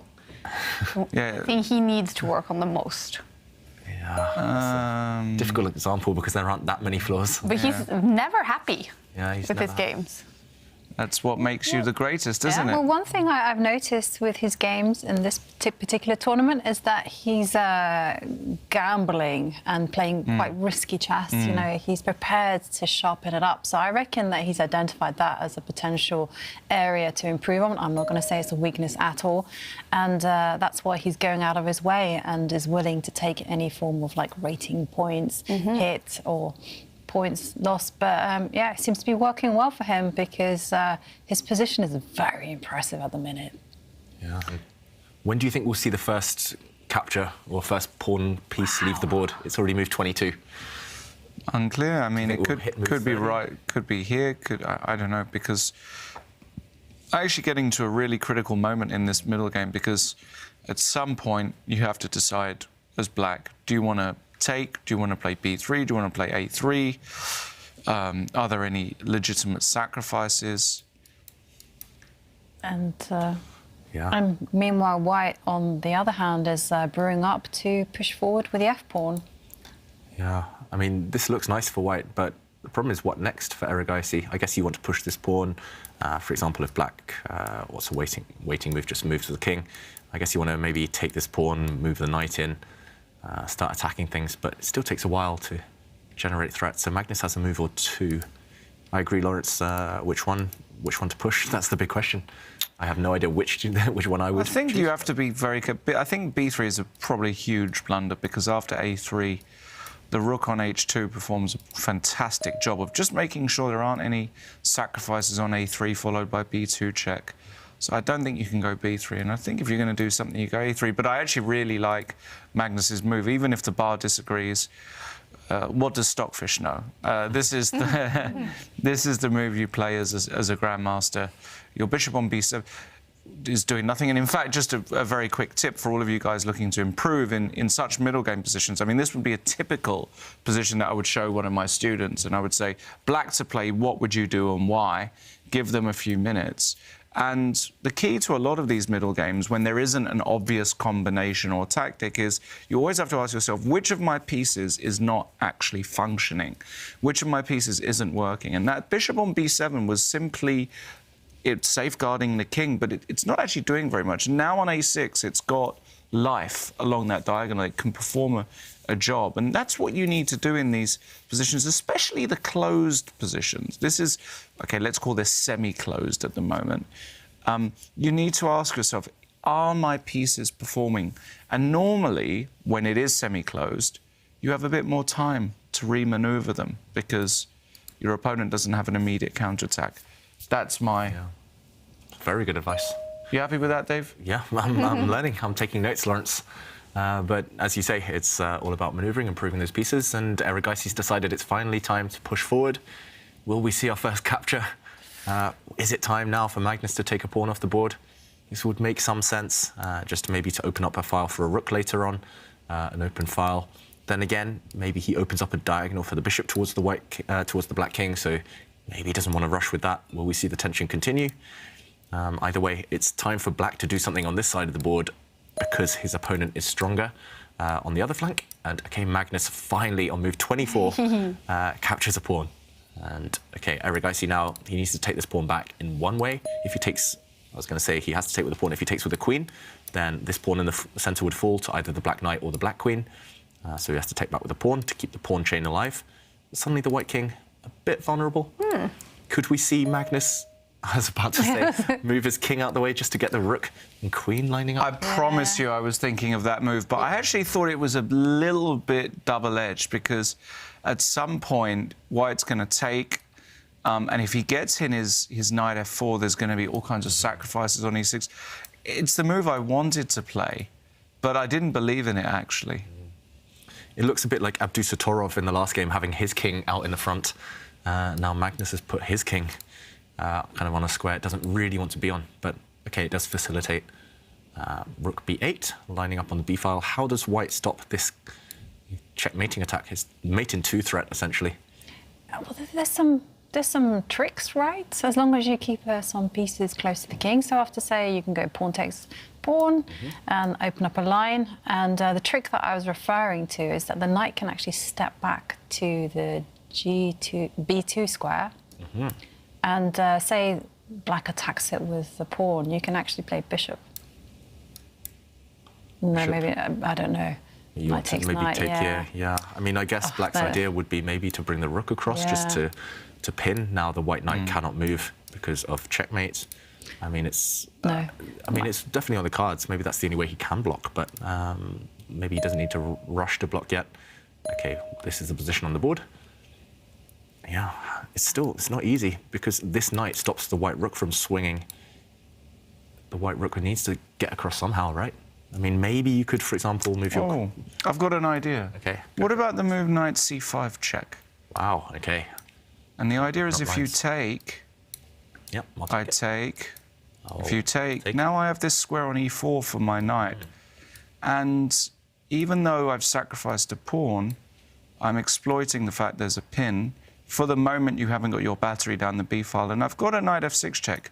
And also, for example, after queen b6, I can go knight f6 check, and if you go king e7, now, for example, I could even whip that knight off on c4, potentially, and play bishop a3 check, and now I cover the back rank, and rook f2, and it's interesting. I don't know if it's any good, but it's interesting. It's definitely interesting. So right now, I wouldn't be actually surprised to see Erigaisi do something like that. He might need to take drastic measures. It feels very superficial to kind of go on the defensive against black's oncoming attack. The only way I can actually see to defend is to maybe move the queen and then kind of put it on this square, but it feels really shaky. Sorry, and I'm going to say something else, just very quickly, just as another tip for our viewers. That line that I gave would be my first line, and then what I always try and do is say, can I improve it via a different move order? So if we can quickly go back, what about the move knight e4 immediately? Wow, Lawrence. Right? So I've just switched up the order of the moves, and now if d takes e4, knight c5 check. Now, I don't know if it's any good, but you have to look at these moves, because then I can take on a6, and then the queen is pinned, and I might be able to just take on e4 and bishop d3, and... And the other line, which was a pin, is now suddenly a discovered check. That's the difference. Exactly. And you win the black queen. So, yeah, I mean, all those tactical ideas, you definitely got to switch the order. Tough when you've only got 3 minutes left on your clock, though, Kaja. Yeah. So no knight check in this position. He moved his queen up, and I have a feeling he's going to put his queen on this square. Just when I was trying to figure out how to defend against the black queen coming into b1, I guess this is the only way. But you've also got queen f7 check, bishop e7, knight c5 again. Yeah, maybe. Do you not? Maybe a check. I guess black can, for example, retreat. Or maybe there's a check here. Yeah. It's very complicated. Does he go defensive or does he go attacking? Big question for Erigaisi right now. He goes for your move, Lawrence. He's going to go for it. But it looks good. Yeah, I mean, it's either very good or it's probably it's possibly very bad because this is a checkmate threat. The evaluation bar likes it. I was just waiting to see where the bar ended up. So, OK, this check. Where does black run to? Like you said, if you block, then knight check looks scary, at least. Very scary. Yep. Actually, this is another way to defend. After the king moves, you can just I mean, you can move your bishop out the way. I'm not sure where. You can play bishop takes pawn, and you've guarded this square and this square with the 2 white rooks. No checkmate, no infiltration. Yeah, wow, right now. I was just too busy. This is difference of styles as well. I was too busy looking to defend the white king, but Erigaisi is going on the attack against the black king. And look at this. After king d8, David, can I play the magical bishop takes h6? Right?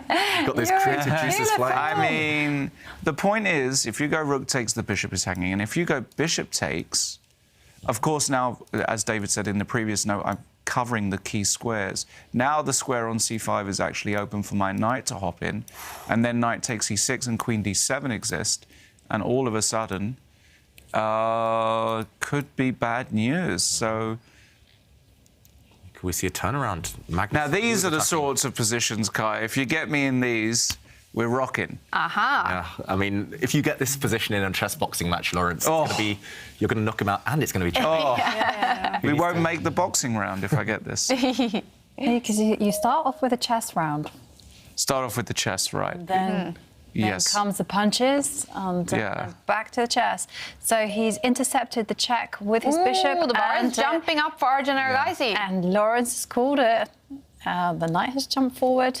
Do you know what's a cute move here as well? Bishop g5 is also... I don't think it's as good, but... You just want to sacrifice your pieces. You've been watching too many Mamadjarov games, Lawrence. I like your bishop takes h6, though, David, I have to say. Love your move. Isn't this just over? Bishop takes h6? What do you do? Yeah, let's just show this. Erigaisi has maybe 2 moves on his radar. Either he can take this pawn with the knight check first. There's still this threat of checkmate just to take care of, but bishop takes now defends the square. Yeah, what do you do? Because if rook takes bishop, this will end very badly. This will end in checkmate for black. No escape squares. And checkmate. Yeah, what do you actually do here? I think it's toast. Yeah. Maybe, can you remove this knight from the board at least? Yeah, you take. Yeah. You just take back. Ugh. Yeah, and the black king is just too open. Yeah, you also had the bishop coming to give a check, and suddenly the king is in big trouble. It's not going to find any safe refuge. It looks winning for Erigaisi. Is he getting his revenge? It looks that way. I want to put, I would never play this move in a million years. You're going to say, Lawrence? I've got a great idea here. Just this defense, but for black, if you play the move a3, I'm just going to put it on the board, and let's say white were to now play a move like, I don't know, h5, a silly move. Black's got a fantastic idea. You can go queen b2 check, and on bishop takes b2, a takes b2, king b1, knight a3 is mate. So you're really in the mood to just these sort of things can happen. Yeah, but the bishop is on f1, isn't it, at the moment? I was just blocking the second. You were blocking so there's no rook takes b2. But in the current position, Erigaisi, he's defended against any checkmates. He's a pawn up. Second pawn might be dropping. It's looking good for him, for the young Indian. And let's go back to the players. Magnus. Not to be outdone, you know. He's also sacrificing a pawn and grabbing material. And Erigaisi just calmly captures that pawn. And unfortunately, the black king has to run to c8. Maybe he can move forward, attack that white knight. I mean, it's really difficult for black, because if you move away, you run away to the safer square. White can just take the black knight in the centre. Yeah. Looks like a free piece. This looks hopeless, doesn't it, for Magnus, really? Do you think he knows? Just that's his expression, leaning forward. He knows it's all out of control, at least. I mean, he's just trying to make things messy at the moment. Magnus. Wow. Magnus has got 6 gears, so a car has normally got 5 gears. I know there are some cars with 6 gears, but Magnus got 6 or 7 gears, and one of his key gears is swindle mode, which is time to find a way to trick this young guy, because he knows, of course, that this position is toast. And what Erigaisi is doing here. Now, this is where it feels like there's a move, but I don't quite feel the noise. Maybe you can just trade queens. Do you need to trade queens? You know, after all, as black's king, that is in danger. Yeah, I'm trying to find some tactics here. Queen f5 is a cute move, actually. Just dropping the white queen back. And the footy is off, you guys. He means business. Oh. What a move this is. Queen e4 is also double threat. Also good. I think this is far stronger. Actually, that's just the end, right? Yeah, far stronger than the moves we were suggesting. Don't go into an endgame against Magnus. I think that's a good piece of advice. Erigaisi's learned from his lessons. He drops the queen back. The queen cannot be taken. This pawn is pinned. So there are two threats to take this pawn, but also to take this knight due to that pin again. And, okay, Magnus moves his king out the way, and only now does Erigaisi offer the queen trade on his own terms. If queen takes queen, I guess the white knight is coming in. Gaining time against the bishop, that's the difference from earlier. What's the pawn count? White's a pawn up.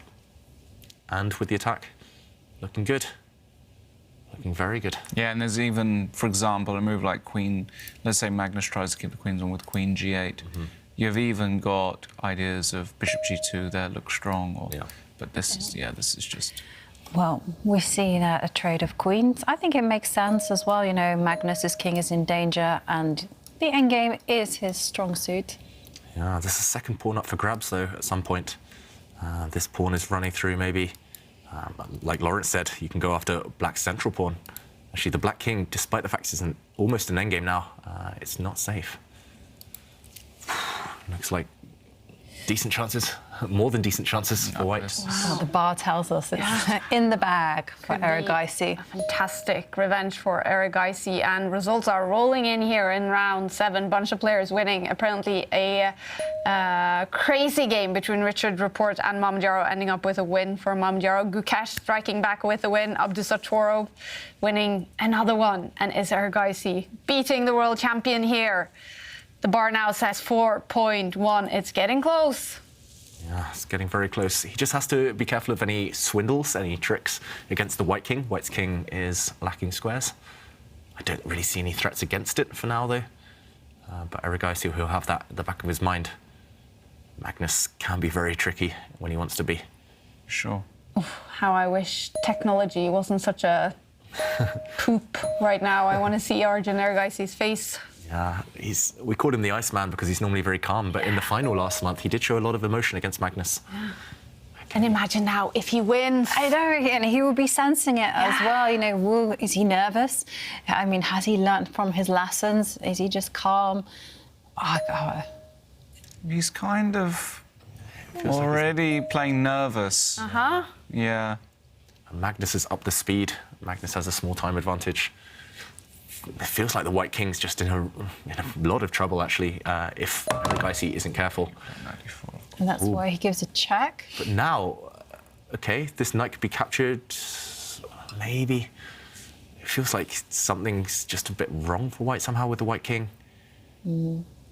Yeah, maybe it's okay. It's hanging together for Erigaisi. Still has those G and H pawns for later. Yeah, you're right. The king is in a net. And that's something to always have to think about and stress about as well. And not very easy when you just have 1 minute on the clock. Yeah. What would you do? Capture the knight? I'd probably panic and take it off. Well, it's off. And pawn. And here it comes. There's a big threat, an idea on the board. You know, black simply wants to line up the rooks on the B line and threaten checkmate. This is where I think you have to go active with white, right? You go rook c1 check here. Perhaps.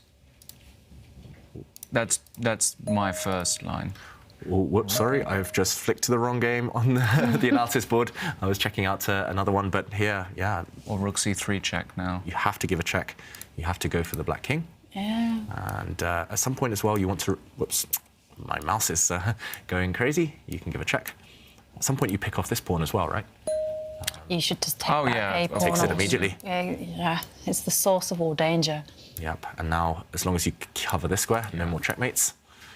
And I guess the white bishop's just going to drop back, and these two should decide the game. Magnus, he hasn't worked his endgame magic in this one. I don't see it happening.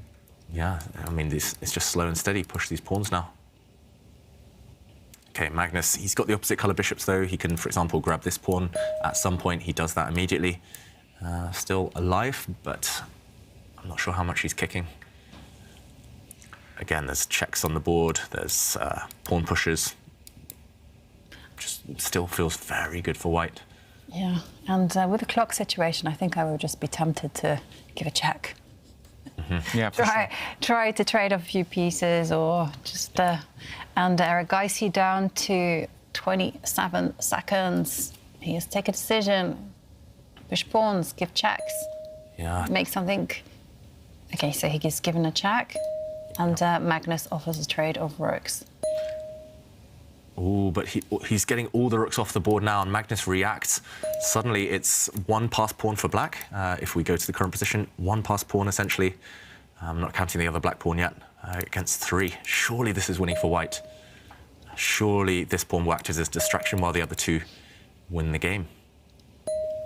Unless there's a miracle blockade where black, for example, can give up his bishop, for the 2 white pawns and then put the black king in the corner. Well, I was just thinking if he can park his bishop on the... On the g6 square. Yeah. Let's go to the game position. You can go g6 here, though, no, it's over. Not now, not once the pawn gets to g7. It's you can't hold all 3 pawns so separated from each other. Yeah, must be winning for white. The evaluation bar confirms it. And he also doesn't need to rush, necessarily. You're right, Lawrence, he does push this pawn. Magnus is running back. g7, bishop e5 is... Yeah, just keep this pawn tying down the black king, and the other pawn will win the black bishop. Game over. Wow. Magnus just going through the paces now. Yeah. It's getting close to that revenge for Arjun Erigaisi.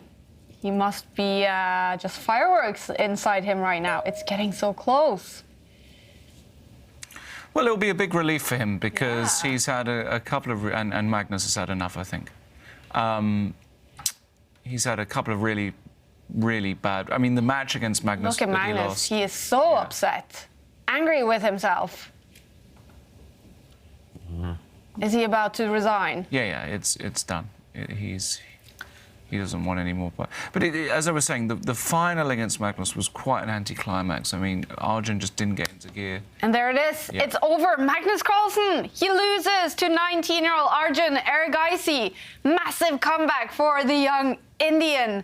He lost 4 games to Magnus Carlson in the final of the Julius Baer Generation Cup and winning against the world champion. Do you think this is a highlight in his career so far, David? Definitely, it's a big breakthrough. Like Lawrence said, last month, heartbreaking, crushing defeat, very one-sided, but he's clearly learned his lessons, Arjun, and today was very impressive from him. Very impressive. What a game from Arjun Erigaisi. Here is today's Lisoveta learning point.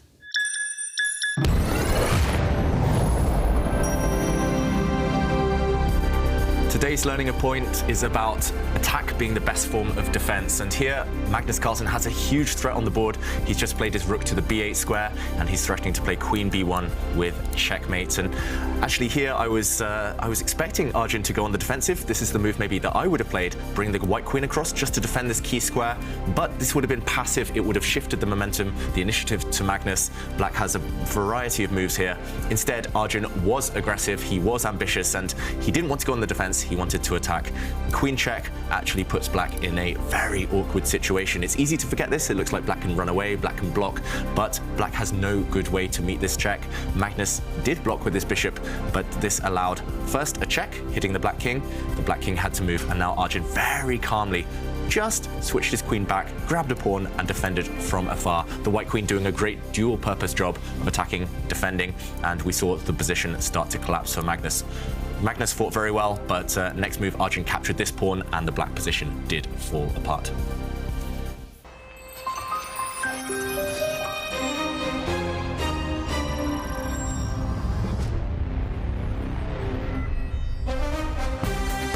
We are seeing some great chess today, and Anish Giri, he is looking like himself. He's won 2 games so far today, and in the final round of today, well, he's going to face another player who is on fire, Abdul Sotorov.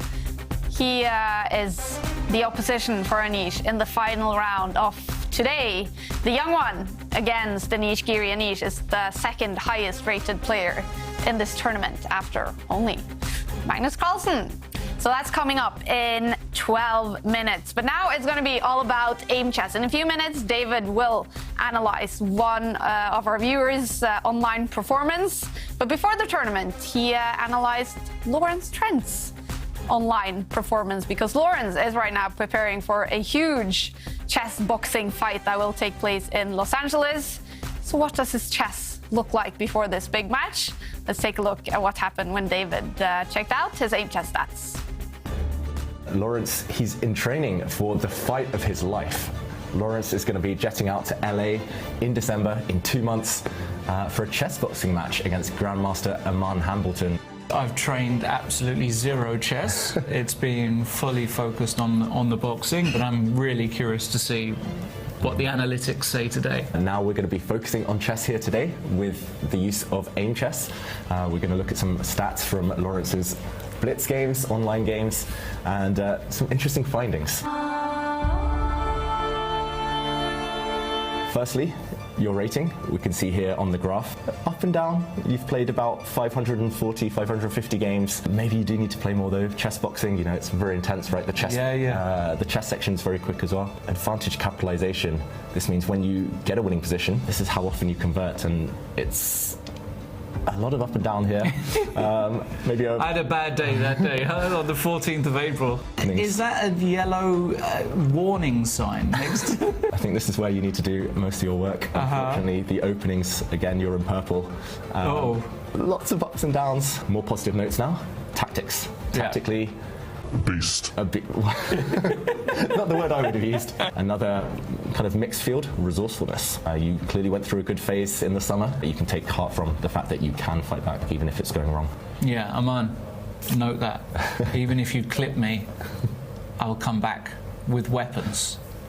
This general outline, as we see here, you're very good with white, 62%. Very good. That is monstrously strong. Here I notice your most popular opening, and this is something you're very familiar with. One knight c3.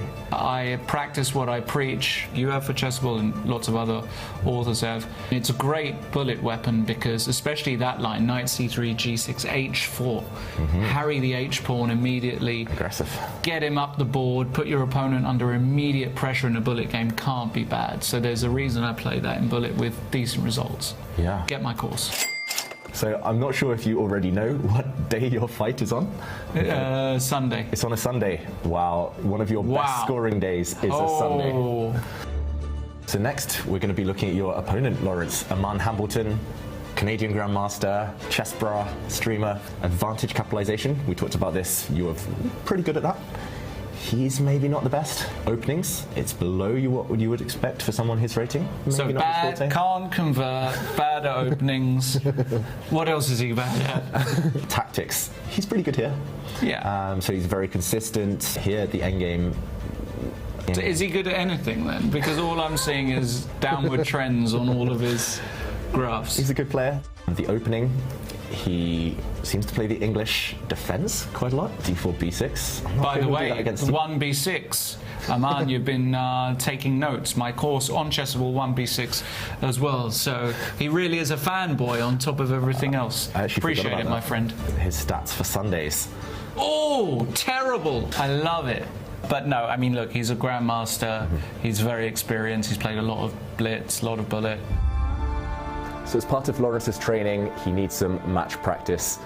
Unfortunately, we couldn't fly in Aman Hambleton from Canada, but we've searched high and low and we found a random sparring partner off the street here in Oslo.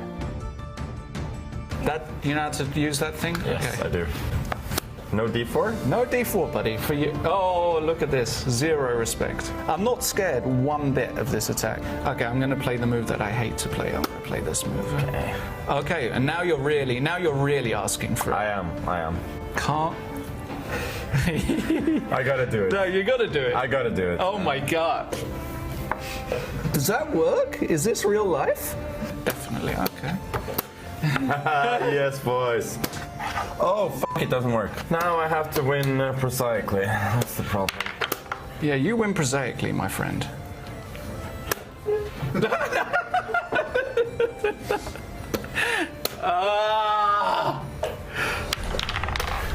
Never taking anybody off the street ever again. Look at that. You played a game against some random guy off the street. Yeah, I won't do that again. What did you learn from your hour with David looking at the stats? What do you need to work on before the match? Just everything.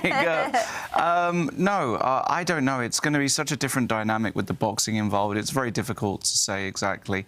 It would be nice to have a solid opening. It would be nice. Actually, I think the most important thing is not to spend too much time. I don't want to tank during the match. I want to be able to reply and not be under the time pressure on the board. I've never actually really played Oman, so I've got absolutely no idea how the chess is going to go. We'll see.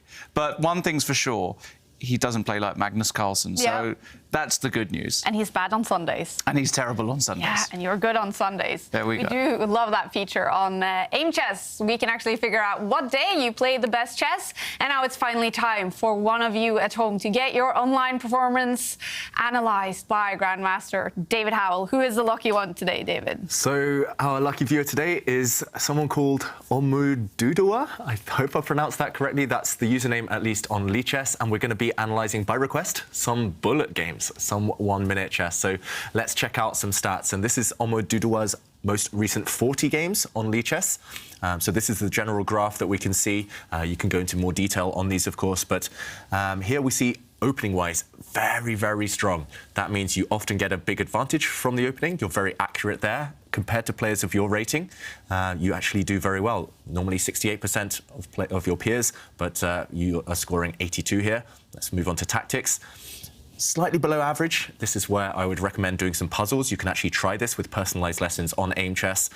Here you score 43% with tactics. That means missing quite a big percentage of opportunities there. Your peers score 50%, so maybe not the strongest point of the game. Endgames also require a bit of work, 39% compared to 45% expectancy here on average. Advantage capitalization, it shows with those openings, for example, those very strong openings of yours, you get great positions, but you need to be able to finish them off. So maybe practice some of these puzzles. Bullet chess probably isn't the best way to practice those. Resourcefulness also needing a bit of work, but time management, decent, very quick in general. Let's check out more of those stats in detail. So here we see win rate. We talked about Omodudua being very strong with openings, but with white, with black scoring roughly the same percentage score. So 43% win rate with white, 42% with black. You can go into more detail here. The opening phase is also very interesting. We talk about popular openings.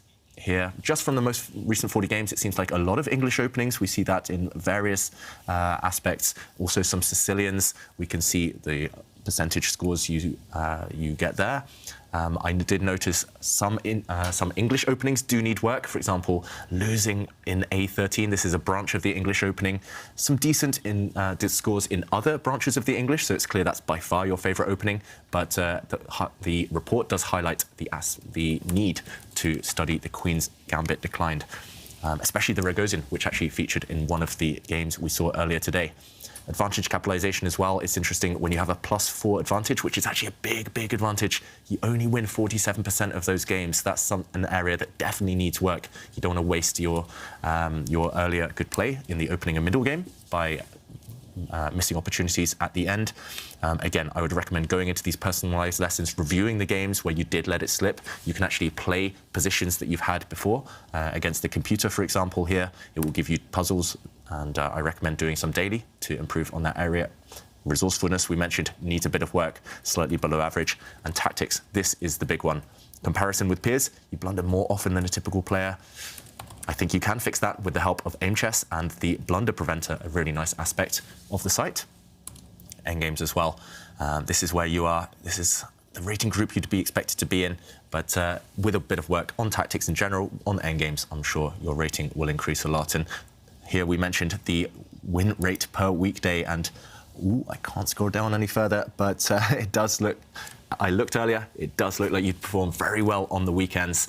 Maybe on weekdays. With a full-time job, it can be harder to keep on top of your chess. Yes. And something else that is super important, you cannot only train chess to become a great chess player, you also need to train physically. Magnus Carlson is an expert in that, and tomorrow we will bring you along to a training session with Magnus and his personal trainer. Go, go, go, go, go, go, go! And stretch out. Come on, come on, come on, come on, come on, come on!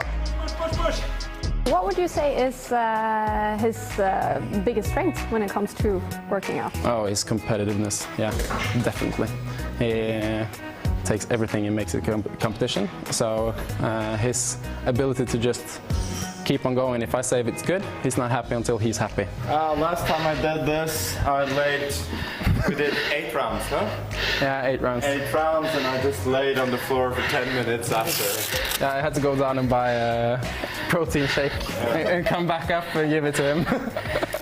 That whole video is coming up tomorrow. We will reveal Magnus Carlsen's physical training program for everyone to get inspired from. Let's take a look at the results from round 7. We had some great games. Gukesh won against Grandelius. Abdul Sotorov, another win, this time against Hare Krishna. And then, as we saw, Arjun Ergaisi, huge win against Magnus Carlsen. And also, Shakhriyar Mamadjarov, 3 points against Richard Report in what I hear was a crazy game, David. Yeah, 16-move win with black. You nearly never see that at this level. And just to show the final move of this game, only 16 moves, as we mentioned. It's a crazy position. The black king out in the open. It looks like the black king is the weaker of the two. But after the white bishop, very naturally, just attacked the black queen. Mamadjarov lightning on the board now. He gave up his queen, not for the first time this tournament. He simply played rook takes pawn. Out of the blue, a bolt from the blue, and Report resigned. The whole reason is that if the white bishop now captures the black queen, black takes the bishop very calmly, giving up a queen, then a rook, and after a recapture, after a couple of checks, black just brings his rook across. A silent threat of checkmate, and it can't be stopped. White can give a few checks, but it won't save the day. What a concept. Just a long-term checkmate, giving up the queen and giving up the rook. Genius stuff by Shakhriyar Mamadjarov. Wow, what a player he is. And these are the games coming up in the final round of today. Magnus Carlsen, he finishes off against Vidit. Shakhriyar Mamadjarov, the next player who has to suffer against him, is David Anton, but we are going to follow Anish Giri against Nodirbek. Abdul Sotorov. The game is about to start. Anish now on 11 points and Abdul Sotorov 16 points. For him, he's playing fantastic and he is in sole lead currently. Abdul Sotorov, 2 points behind him is Jan-Krzysztof Duda and Arjun Ergaisi. Mamadjarov and Magnus Carlsen, 2 players on 13 points. Here are the standings after 7 out of 15 rounds in the preliminaries. Anish Giri, he is in 8th place, just inside top 8. Yep, he wants to make sure that he gets some wins, though, because we've seen it come down to the wire before for Anish, and often on the last day he's been a bit unlucky and failed to qualify for the knockouts on several occasions this season. Meanwhile, it's what we call the Queen's Indian defense. This last move, black, it looks like he was about to fianchetto his queenside bishop, but he's attacking white's c4 pawn instead. And okay, this pawn simply defended. Very quiet start to this one. Yeah. Often this leads to positional battles. And we see a check that's just designed to displace the dark squared bishop, and now it retreats. And it definitely is a very calm battle, but it depends on whether black is going to strike in the center, challenge the c-pawn immediately, or whether he plans to perhaps control that advance. Mm-hmm. So black has some ways to fight in the center. Anish, actually, there are ways to make this one spicy. For example, the white queenside knight can jump out. If you want to play positionally, you'll just move the white bishop, you'll castle the white king, you'll just decide what to do a bit later. He does choose that latter option, but there were ways to actually delay castling for white. And the d-pawn moves 2 square forward. And I think the most trendy move is just simply to capture the pawn and play it out like that. I mean, black still hasn't equalized. White still has some niggling pressure.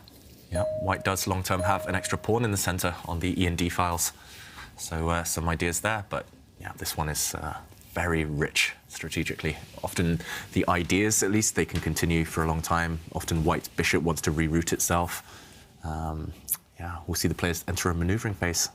Is that good, Lawrence, for Anish Giri? I think so. Anish is an expert in these sorts of positions. He is certainly one of those players he appreciates the details of such positions, the subtleties, the small moves. So yeah, I think there's no reason why he should be unhappy here. Of course, we're in a theoretical position in any case. Yeah. So. And Abdul Sotorov, equally happy, or? Yeah. I mean, when you play this as black, you have to expect this, right? So. He's actually, talking stylistically. We saw the game he played against Gukesh, which was completely wild. He can play a bit of everything, actually, Abdul Sotorov. Very universal. Yeah, strategically he's very good as well. He can't. I mean, he's not just a one-trick pony with the attacking and the kind of craziness. Yeah. That's how he became World Rapid Champion, just kind of slowly outplaying people like Magnus, like Caruana. Very impressive. And I saw an interview where the coach of the Uzbek team, Ivan Sokolov, actually said that Abdul Sotorov reminds him of Magnus. Very similar style. Oh, what a compliment. I know. Yeah. Can't get much better compliments than that one in chess. And yeah, he's also got just great nerves. Abdul Sotorov, he could have collapsed against Gukesh. I think I would have collapsed for sure. The attack coming so strongly, but he turned it around, and not for the first time. And that mental toughness is a sign of champions. It's actually a really underestimated part of what separates the super elite from the elite. Mental toughness or nervous system. Been lots of cases of chess players quitting just because their nerves have failed them. Many grandmasters in history, for example. I think when I think of nervous, I think of Ian Rogers from Australia. He had to quit. When I think of unfortunate, I think of Ulf Andersson, the great Swedish grandmaster, top player in the 80s. 70s and 80s, but his nerves just got the better of him, and it's so tense in there when you're playing. It's really difficult to understand if you've not played a tournament. It's silent, and everybody's watching, and you're trying to focus, and there's the competitive element. I've had bad nerves playing chess. One of my big things. I've always felt the nerves. Yeah. I even had sessions trying to work on that, working on breathing, meditation during a game. I've tried it all. And it's such a brutal sport, right? Because it's only you and your brain, and it's very out there. If you do make blunders or play a bad game, I can understand maybe the feeling of just not succeeding, maybe feeling stupid is a stupid word, but just how mentally hard it must be to be a chess player. It's the aftermath that's horrible, actually. When you either ruin a really good position, or if you played really badly in your opponent. I always got over that kind of loss quite easily. But when you've ruined a good position that you were just slowly grinding out 4 hours, 5, you got your winning position, then you blow it and you lose. And then you criticise yourself all night, and you're muttering under your breath the whole night, you're going to dinner. Nowadays, I get over it a bit quicker, but there were times where I couldn't sleep after a bad game. It's brutal stuff. It really is. For a lot of players, their success is tied into their self-worth, and that can be really hard. Yeah. That's something we heard Eric Hansen talking about a few months ago, that not only is the chess life hard, travelling, living out a suitcase, but if it's going badly and you're doing all of that stuff, I mean, it's... And if you compare it also to other individual sports that are more physical, then you can always sort of blame it on having a bad day. Maybe you're tired, maybe you're... It's your teammate's fault, for example. Yeah, I mean... Chess, you can't blame that. Yeah, it's just you and your head. It's very brutal. It is a brutal game, but I think it's very good to remind ourselves that, it is just a game. Yeah. I mean, yes, it has painful consequences, and you can have bad days in chess as well. You can have bad days. You can even have bad seasons of chess where things just don't work your way. But then again, that shouldn't really define who you are as a person or define your self-worth. And I think it's very, very important that when it comes to the contents of mental health, that you frame any conversations that you have like that. You've got to pick up that emotion that you're feeling after your loss, and you've got to cradle it, and you have to just confront it, address the story that you're telling yourself, because there always is a story that you're telling yourself. Like, I remember I lost and I kind of felt ashamed, and I was like, why am I feeling ashamed? When you look at it like that, you think, well, no, I tried my hardest, I did everything right, and it just didn't work out. So what are the lessons I can take from that? So But it's very difficult to do because, like Lawrence references, it's very good to tell yourself those things, but you're still going to wake up at 1 a.m. or 3 a.m. in the morning and just go, why did I play that move? The brain doesn't let us forget. And meanwhile, we see the knight trade itself. Yeah, and which piece would you capture now? Would you recapture that white knight, or would you take white's dark squared bishop? Okay, the answer was taken away from us. We do see a trade of pieces, and now it's black having the bishop pair, but black's bishops aren't so great right now. The center is pretty blocked. Black's light squared bishop, not a good piece. Can we just go back a couple of moves, because we're in a bit of a quiet phase. Nothing too drastic is going to happen. I was looking at after h6. Why didn't he play bishop takes f6 here?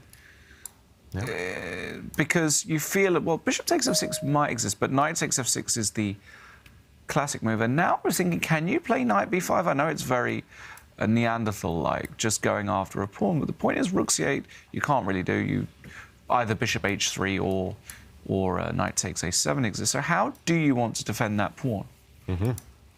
And if you go c5, if you go c5, then my idea was I think I can take on c5 and give you either an isolated queen's pawn or these famous hanging pawns. Feels like white might be a bit better here, but maybe this position is the knights are just a little too loose. Yeah, maybe you just have to lose a few tempi retreating your knights. But here, for example, is an interesting move, b4. Maybe that's... I mean... One with the tactics today, Lawrence. Yeah, but, I mean, a6 exists, and it doesn't really work. But, you know... Yeah, this is the idea. These are the sorts of ideas. I don't know. So Giri took a more strategic approach. Yeah. He just exchanged off the knights, then exchanged off black's other knight, and pushing this pawn forward is, I guess, aimed against this pawn break we just mentioned, with black pushing forward to c5 just to open things up for his bishops. So if Anish gets time, he would love to, for example, if black just kind of waits, he would love to push his pawn forward in the center, just lock down this central formation. Black's bishops are never getting active. He would love to kind of push these pawns forward as well, and kind of just sit on Abdul Sotorov. And, OK, Abdul Sotorov does push forward just to stop white gaining further space. He guards his center. But I think you're going to see your plan in operation, David, and there you go. You have some experience with this type of pawn structure, Jovanka. Normally we call it the Carlsbad structure. I guess black's pawn on b6 is normally kind of one square back, kind of so a more solid structure there. Whose position would you prefer with this kind of assortment of minor pieces? No hesitation, white. No, white. I mean, you might say that the black has the bishop pair, but take a look at the bishop sitting on b7. I mean, it's such a bad piece, and it has to be anchored to the defense of that c6 pawn as well. So, I mean, white just has the freedom now to, you know, first of all, maybe step forward with the queen, connect the rooks. b3 was the place I wanted, and also, you know, thinking, I like it, queenside expansion, and at the same time just maneuver the knight to a better square. So this is why Abdul Sotorov just, he moves his bishop to a better location. Yeah, I was going to mention this move. Is he planning on after rook e1 to actually plant this bishop on c4 and follow up with b5 a5? Yeah, probably. Is that in the air? Yeah, suddenly this bishop becomes a really strong piece, right? It's hard to get rid of. Yeah, you have to be a bit careful of some e4s, but opening the position might not favour white that much. Yeah. What happens in the current position? Anish is pausing. Is he going to give up a pawn? Push this guy forward just to try and destabilise the defender of the black I like it. Yeah. I mean, Abdul Sotorov could drop back, but for example, if he takes this with the bishop, you don't want to take with the pawn because now the white knight captures and the whole black centre's dropped. But if you take with the bishop, yes, white is down a pawn temporarily, but this guy is going to cause black a real headache. The isolated queen's pawn, it can only ever be defended by black's heavy pieces, and if black's heavy pieces are tied down, that's not great news. Maybe it's just still balanced. I mean, the evaluation bar is in white's favour, though, so to me, it seems like it has to be this. It just has to be giving up a pawn temporarily for Anish Giri, and okay, after a minute of thought, he plays it. Yeah, that's what we like to see, and this is the position we're going to get on the board, hitting this Isolani, as we call it. And I have to say, I really love white's position because when you compare the roles of the bishops, you see that white has a clear target of attack, and black's bishop, unfortunately, is just looking at a brick wall. Yeah. no target whatsoever for it. And when you also compare the rooks, you see that white's rook on c1 is just primed to control the c line. And once again, black's rooks, they probably have to keep an eye on the weak pawn on d5 and no control whatsoever of the c line. Yeah, he guards it with the other rook, and a few simple plans here for Anish. I mean, one, you just step a rook up, then you just double up on the open file, like you say, Jovanka just. I mean, it feels like one-way traffic. It feels like a strategic mistake from Abdul Sotorov to even dream of allowing this. Yeah, I mean, I just don't see how these three are going to create too much of a nuisance either for white. And they'll get blocked at some point as well on light squares. Great opening for Anish Giri. This is why he's known as an opening expert. Chessable author. He's just so good at this phase of the game. Yeah, and you talked about mistakes and you talked about aggressive chess, so I just have to share with you a few tweets that we have. One from BD Chess, who sends us a meme. I love this meme, and we'll bring it up. And it's actually sometimes how my brain works. All the possible good moves, don't see them. The blunder, yeah, that is the move. I can't help it, it's too beautiful. And nice one, love that one. And we see the rook step up, and black challenges the rook with his counterpart. And then Mark Kiner says, today we are playing aggressive chess. And I think this alien is called Marvin. Oh, is that one of the from the Warner Brothers? Yeah, and he's just I want to say Space Jam. Yeah, maybe, but I remember he's always depressed and he's always like, or maybe I have the wrong character. It could be, yeah, no, I think you're right. Yeah, and meanwhile on the board we see a trade of rooks, and well, Abdul Sotorov has just said, okay, fine, I give up. Take that pawn in the middle of the board. Which way would you take it? Would you take that black d pawn with the white queen, with the white bishop? Bishop. Lawrence? Yeah, bishop. Queen Keep the queens on. Yeah, I would definitely take with the bishop as well, but it's a bit worrying that Anish is pausing. We've seen him make a few decisions on the tour where he swaps off queens when he shouldn't, when he should be playing more dynamically. What's the reason for taking with the white bishop rather than the queen? Is it just you've, I don't know, got a safer king? Is it just more dynamic position you want the queens on? Or was it just instinct? Well, yeah, intuitively. I mean, this intermediate move is also very good, actually.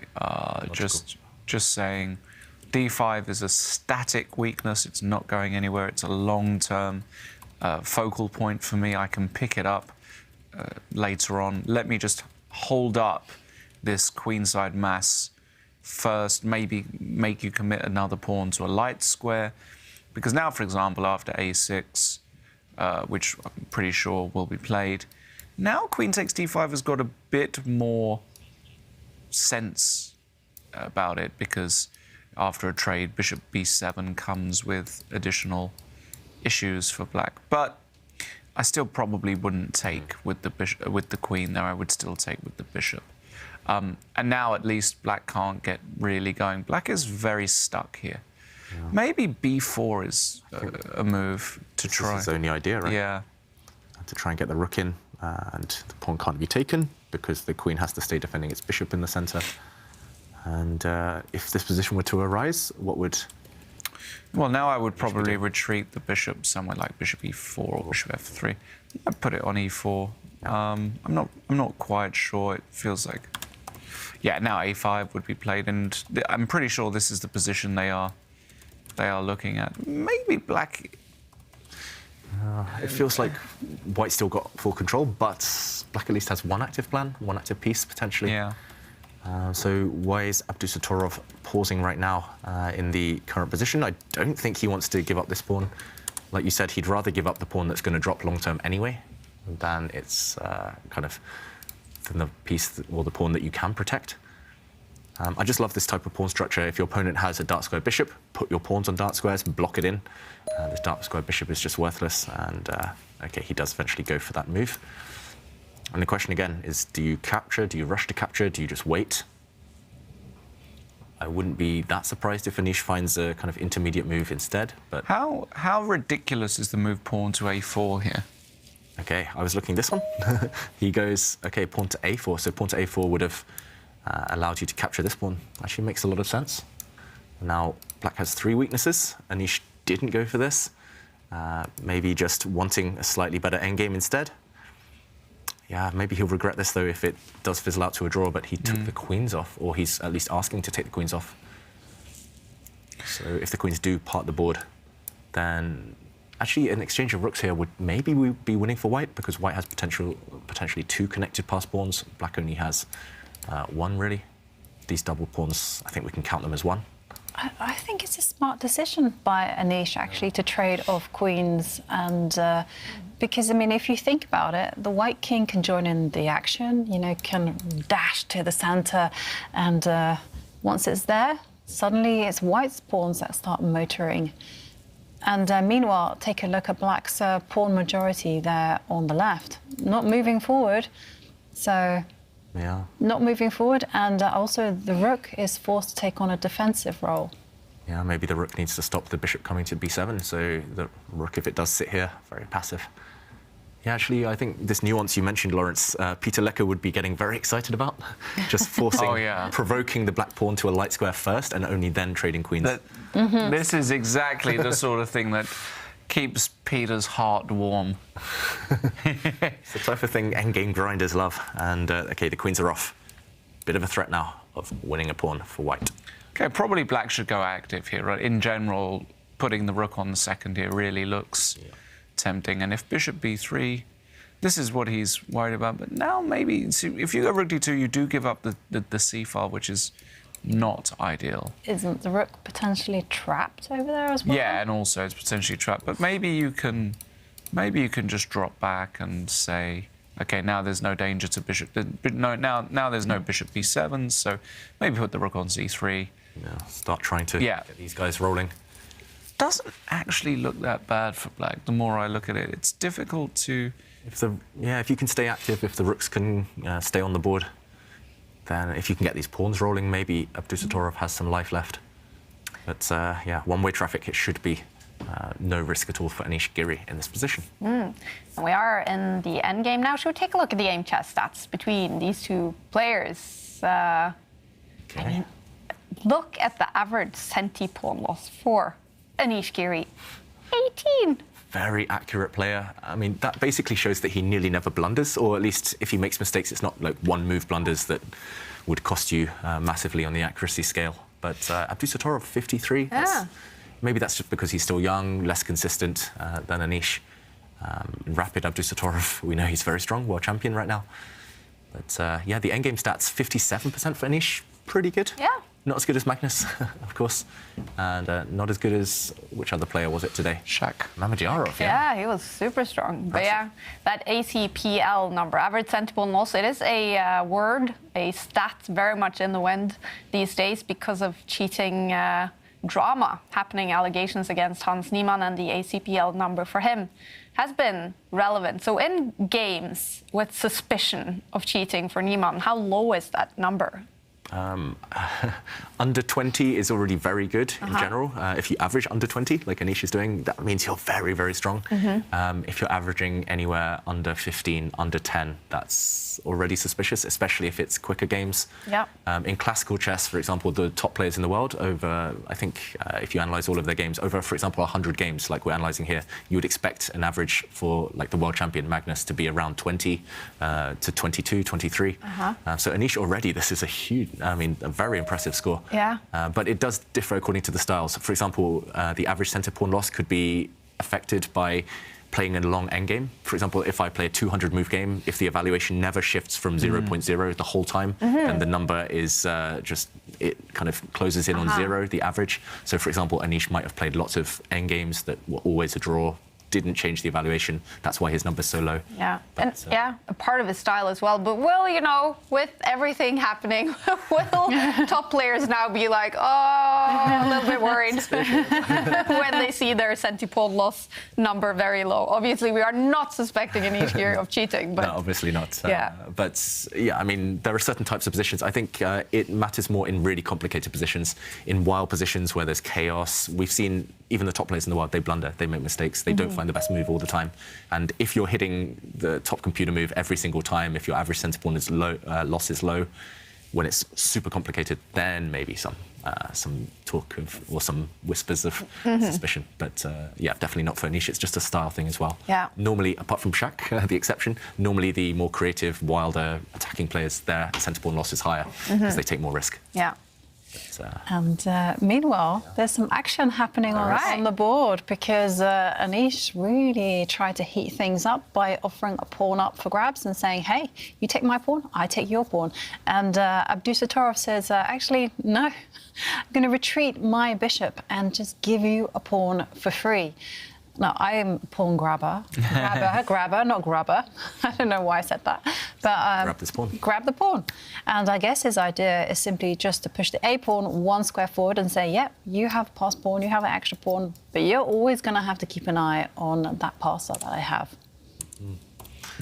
Feels like it should be winning for white somehow. I mean, your pawn up is also a very healthy pawn. For example, I'm not sure whether you do this immediately, but you could block the black rook. I guess Abdul Sotorov's idea is that he can push this pawn forward and activate the rook behind the pawn. If the white king was a bit closer, you'd feel very confident if it's within the range of this black pawn that you stop this pawn and then eventually you make use of pushing these pawns forward for white in some order. But yeah, it's interesting. I think it's a good practical try, at least from Abdul Sotorov, just trying to create a pass pawn of his own. Isn't it a kind of like position where you can sing Louis Armstrong and go, you got all the time in the world, and you know, take that thing, move the king. Yeah, move the king. And he's taken it. He's taken the pawn, and here we go. The A pawn is advancing, and I reckon he's gonna lock that rook out. What do you think? Yeah, it's the most natural move for sure. Yeah, lock the rook out of the game. I mean, you could make an argument if you're really scared of this pawn advancing further, where it would be guarded by black's bishop. I guess you could make an argument for dropping back, just to stop it advancing and controlling any entry squares the black rook wants to use. And then you bring your king. I mean, this looks very tempting as well. Also tempting.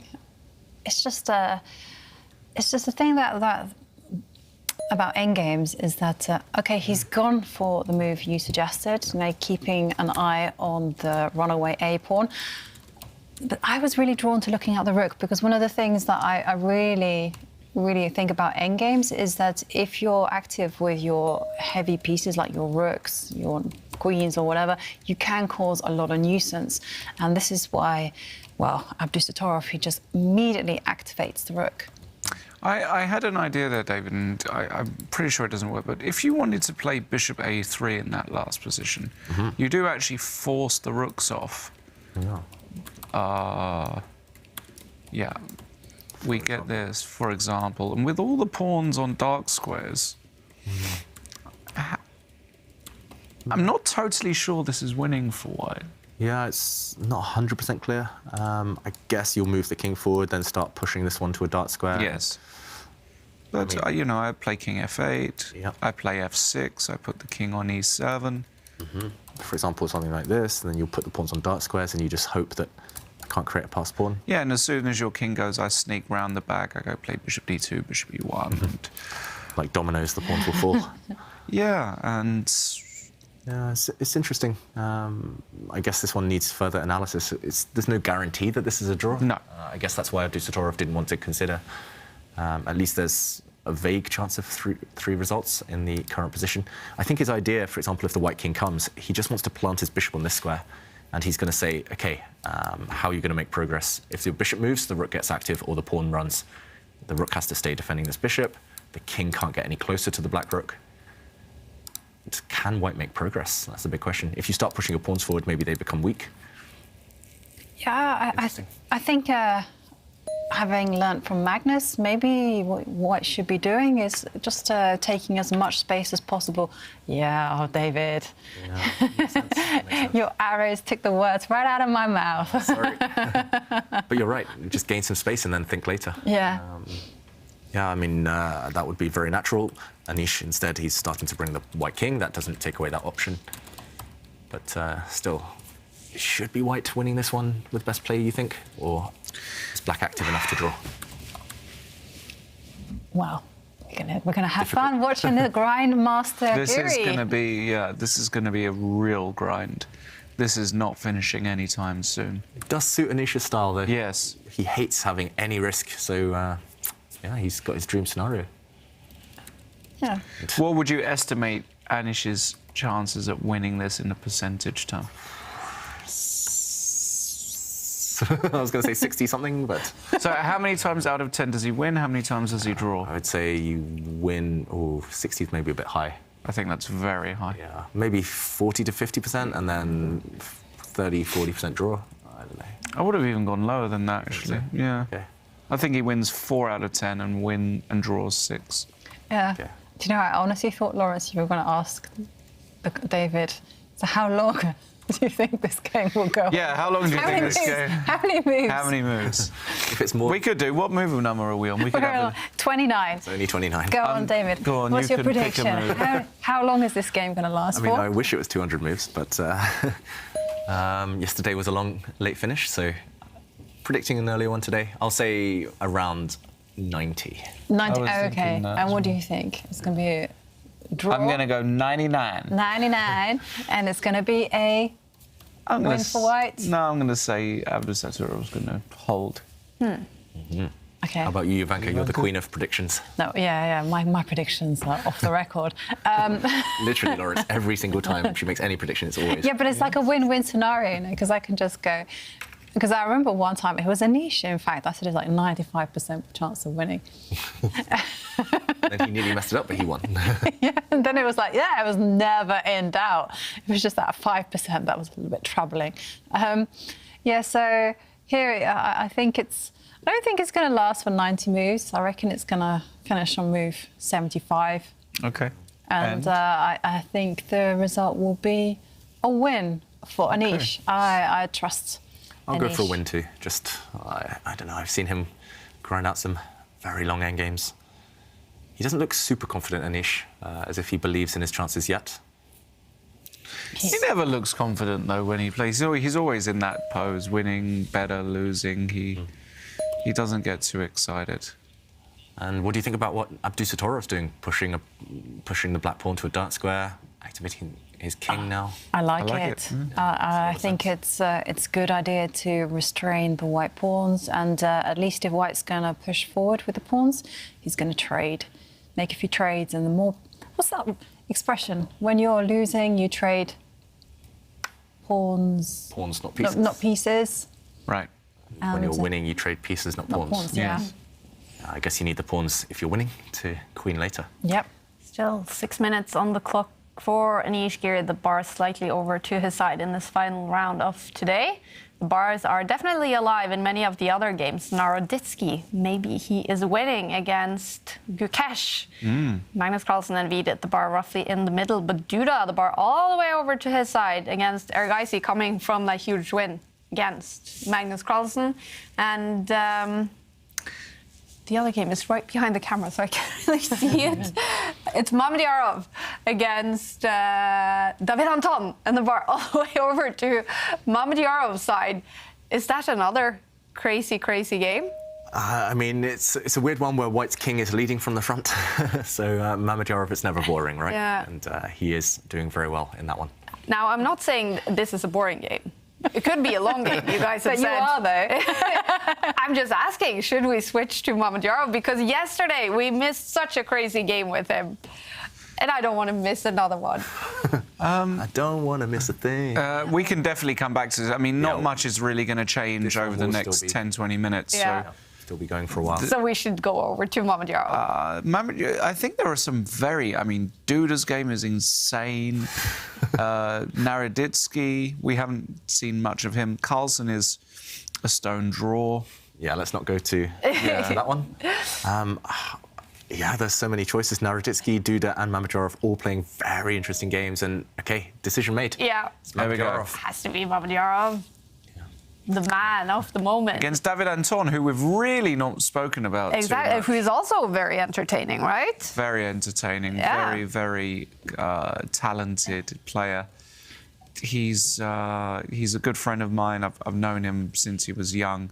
And And what's happening on this board? El Nino. Well, Mamedjarov's king is on f3, which is a bit rare, but actually it's reasonably safe at the moment. They're just protected by a couple of pawns.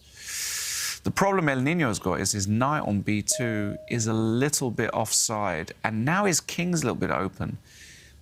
And the bar says Shaka's got some kind of good position. Hold on. We entered this at the right time. David, what do you think? I'm trying to figure out why the evaluation bars reacted. It's not a surprise, I could think, just in terms of looking at the position aesthetically, the black queen now is too far away from the defense of her king. Jovanka, you have an idea? Yeah, I have an idea. I mean, I think the queen and the rook, they need to align together to create a mating harmony on the g7 square. So I think, white can just simply get greedy and capture the pawn on a b7. And then the whole thing is that knight sat there on b2, as Lawrence highlighted. The queen takes knight here, Jovanka, no? Oh, God. Yeah, there was a threat of checkmate. Oh, no. I got so excited. OK, well, you inverse the move order. You've got to look after your knight first. Don't get overexcited like I did. Yeah, I mean, there's other ways to attack this pawn. You can attack it from the centre, maybe. You can attack it possibly from this square. You could also, you said, keep the knight safe. You can, I'm not sure where to advance it to, one of these two squares. So many tempting moves.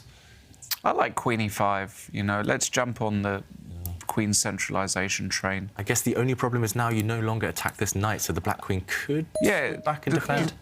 The knight could, but then I was thinking now knight d5, now knight d4.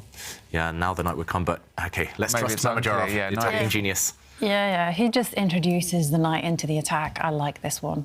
This is what I wanted to do once you guys kindly pointed out that I was blundering the rook. Multiple threats. I mean, first of all, Jovanka, just as you mentioned, keep it simple. Take a pawn, threaten checkmate. The black king is in real trouble, no defences around it. Secondly, you're actually threatening maybe rook takes pawn, check, for example, in a situation like this, and then swooping across with your queen, double attack. You win, and black's king still out in the open. I mean, there are other threats, for example, bringing your queen to the centre. Now this knight is still offside, and your queen is stuck defending it. Yeah, it's no surprise. If you told us this position is winning, sometimes when we look at games, we're like, oh, we're not sure why the bar thinks this, but here it's just two bad pieces, not defending their king, and this is where the action is. So how do you stop all those three threats, or two or three threats? Also some ideas of a knight check on this square because the black pawn is pinned. Maybe you just don't stop the threats. No, I just don't think it's possible to And hold this position. I just also want to point out there's another kind of idea that if you manage to displace the rook, and your idea is now going to come into play, and it's going to be massive. Yeah, I mean, rook takes pawn, we mentioned, is one idea. Also, this one is up for grabs. I'm wondering if there's more, if there's better. For example, giving a knight check, hitting the black king. If the king tucks away in the corner, maybe you could swing across somewhere. I'm not sure where. I mean, maybe you could just take this pawn anyway. Maybe now you swing across to this square. It's just the black king. There must be something, essentially. Mamedjarov has 3 minutes to calculate. Yeah, he could be about to win his 4th game with the white pieces, 1 draw with the white pieces. Is it something with his openings as well that is just super strong in this tournament? Yeah, especially with white. I mean, you can't stop him getting his type of position. That's why having white is so important. You get to choose a position that suits your style.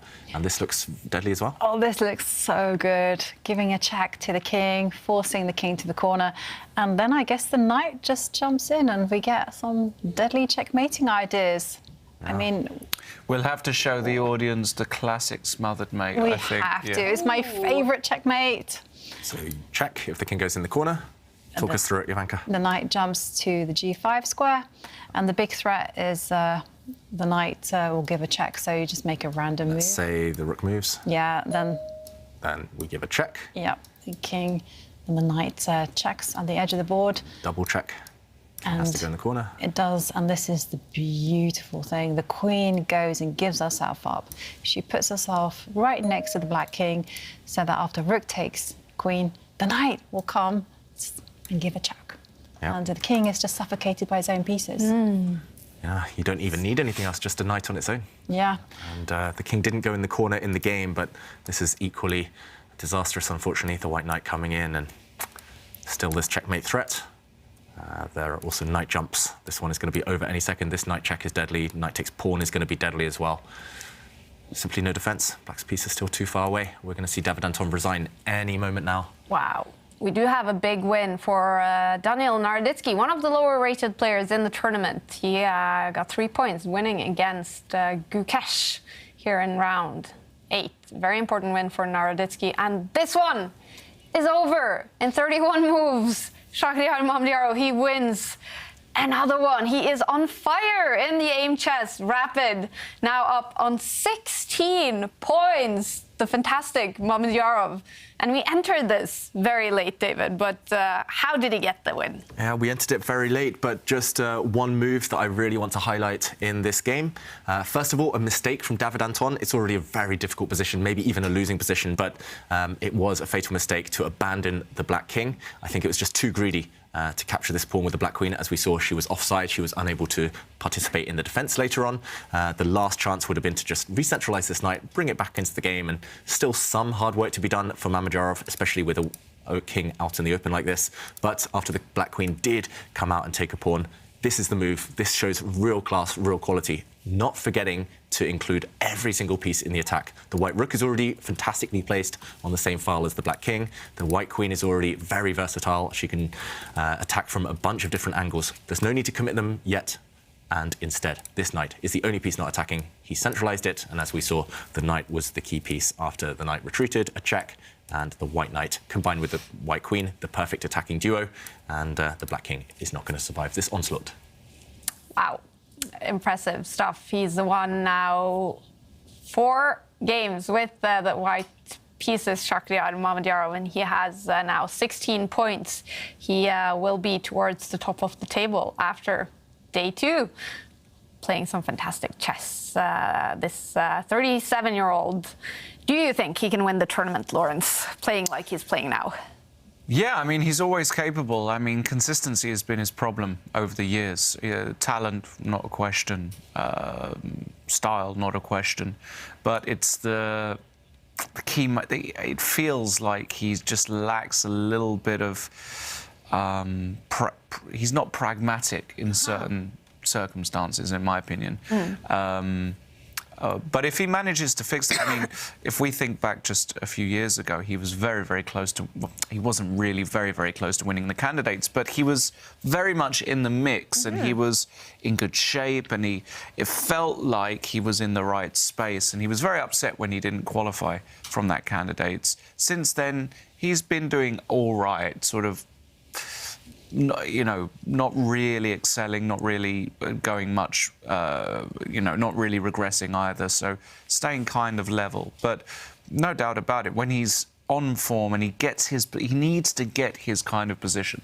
That's the point. And that's what makes playing somebody like Magnus so difficult, because you can't get a position that he doesn't like. He's universal. Same with Abdul Sotorov. You can't get a position he doesn't like.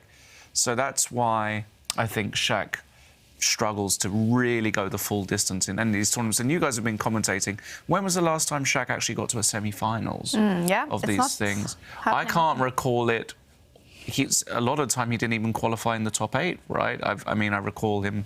So that's the problem with Shaq. Yeah, but what a tournament he's having right now, and the games he's playing, super entertaining. We're joined by Shakhriyar. Congratulations on a fantastic day. Thank you very much. Thank you very much. It was a good day. Yeah, interesting chess. For the results, yeah, I'm very happy. Yeah, check on all. Results, great. Chess games, great. You are playing some extremely entertaining chess, Shakhriyar. What is your plan behind your games in this tournament? When you will play 15 games, of course you want to play very interesting chess, fighting chess. I tried to play good chess. I think it was very nice, very good game against Giri yesterday. It was very nice, and also against Richard, it was very interesting, very nice. Some tactical moves, like very tricky moves, and also against Magnus. But we have more 7 games also. I will try to play every game for wins. I like this. Why not? Yeah. You've now beaten all the top 3 highest rated players in the tournament, Magnus, Anish, Richard Report, and your game against Richard Report today. It was over after 16 moves. David described some of your moves as simply beautiful. How happy were you with that game? Okay, again, it was very nice, very interesting game, but I'm absolutely sure it was not correct because I'm sure engine is not like how I played.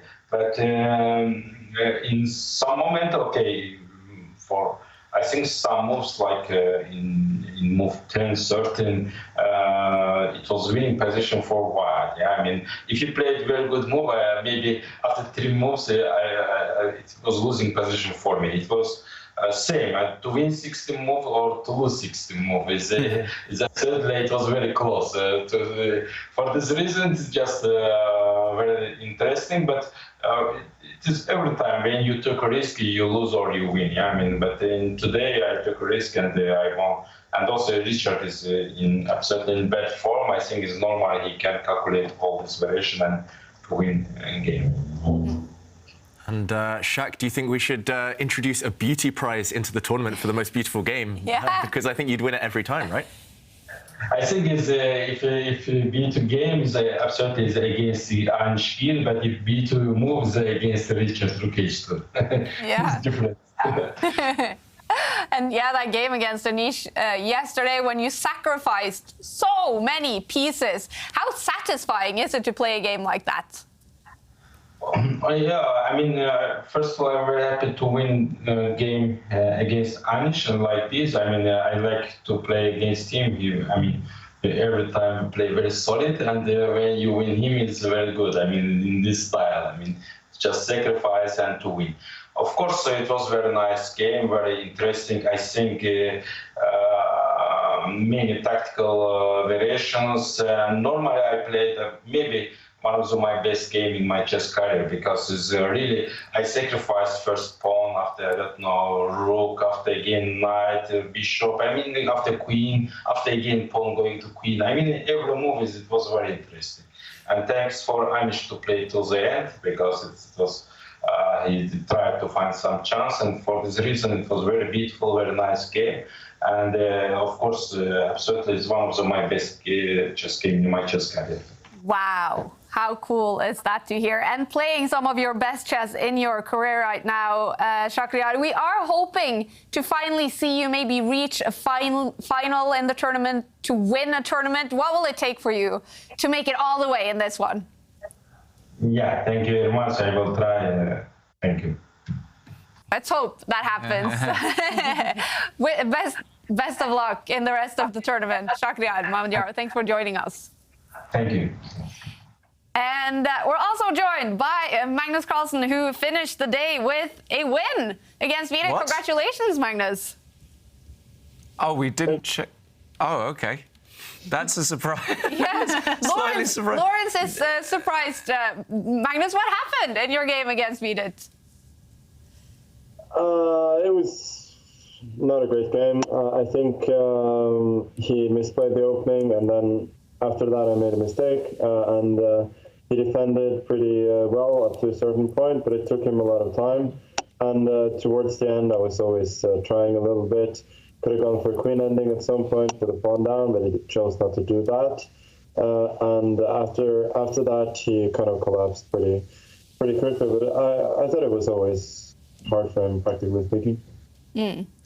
And how do you feel about your play? So you have a bunch of wins, 2 losses as well. How do you feel about your performance after 2 days? I thought my performance yesterday was atrocious. Maybe the worst I've played on one day and on the tour. I mean, the score wasn't that bad, but the play was simply very, very bad. Today wasn't great either, but it was a little bit better. I'm going to ask a question that I know a lot of people are dying to know. Magnus, you're in a remote location in Sweden. Have you chopped wood yet with an axe? And do you plan to light a fire later? And is that part of your training regime? Yeah, it would be a great idea. I would say first couple of days here I've been sort of hampered by the fact that I haven't been feeling so well. I have a bit of a cold, so hope that the first plan will be to try and recover, and then to be a little bit more outdoorsy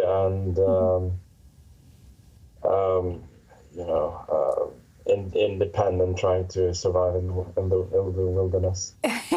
Interesting. What is your regime during this tournament? Are you at some sort of a training camp, maybe with Peter and your coach? Yeah, we're training a little bit for the 960 thing as well. So yeah, he's first of all, I got to focus on the games here. That's the most important. But is that affecting at all your opening choices, preparations for 960? No, not at all. It may make me a little bit inspired sometimes in a good or bad way, but I mean, first couple of days I just played poorly and had nothing to do with that. Yeah. All right. Well, at the same time as you are in this cabin and playing the tournament, the drama around the cheating thing is still going on in media everywhere. There's a bunch of stories. I mean, chess.com had a big report, bunch of top GMs apparently admitting to cheating in online tournaments. What is your take on how this whole thing is just spiraling? Yeah, generally it's interesting what's going on, and I think there are a lot of things I could say, but so far I will not say that. But is there a needed war on cheating in chess going on that you sort of initiated? I think in general terms, it's good that the attitude is changing now. Mm-hmm. And I have to ask you as well, because Delugi, someone working with Niemann, has been out actually accusing you of cheating in a game. Do you have an answer to that? Yeah, that's a good question. I mean, I'll leave that to others. All right. Is it affecting you at all of this going on, Magnus? Or are you able to concentrate on the chess? No, it's fine. All right. Well, Magnus, thank you for joining us. We wish you best of luck and hope you feel better tomorrow. Hey. Thanks for joining us. And we're also joined now by Anish Giri. I guess all games have now finished. I'm sorry, Anish, I wasn't able to follow the finish to your game because we were doing interviews. I see it as a draw against Abdul Sotorov. How do you feel about that? Well, about that, not particularly excited. I had a good position throughout the game. I don't think it was enough. I thought he defended very well. I saw these defensive ideas that he was playing. I didn't see how to crack. Of course, I was better, but yeah. But the day went well, though, so I'm happy about that. Mm-hmm. And obviously a much better day today, Anish. 2 wins, 2 draws. What was better for you today? Well, yesterday I was really proud of my game against Vidit. And today also against Hare Krishna, I played really good games in quick time control. I was like sacrificing pieces, which is not like myself usually. Usually I only sacrifice a bishop when it's like mate in 3.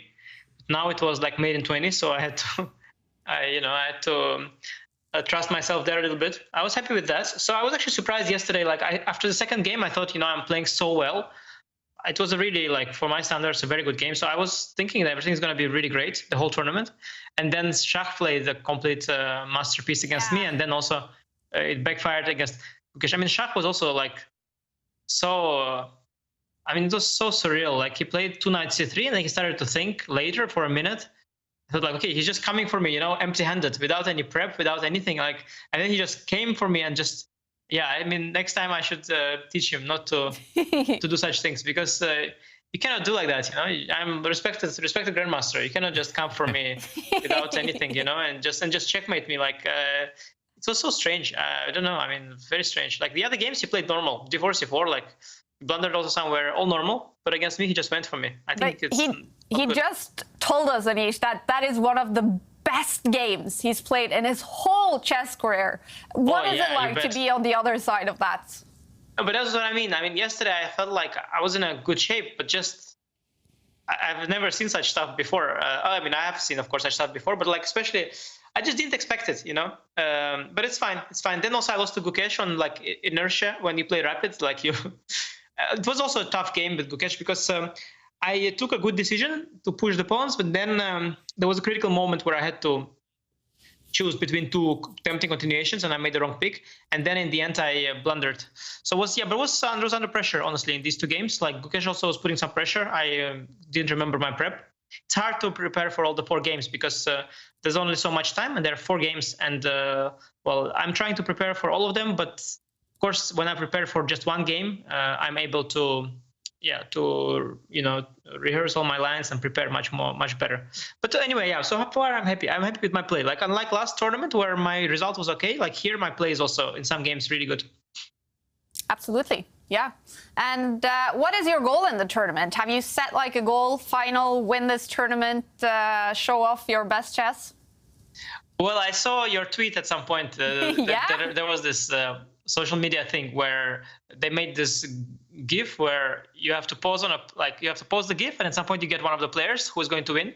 So I saw that yours said that I'm going to win. So I cannot let you down, obviously. I'm very happy with that. And I promise, I only attempted that once, and it was you, Anish, that came up. Absolutely, I don't believe you. I think you must have tried at least 100 times. It's really hard to get someone there.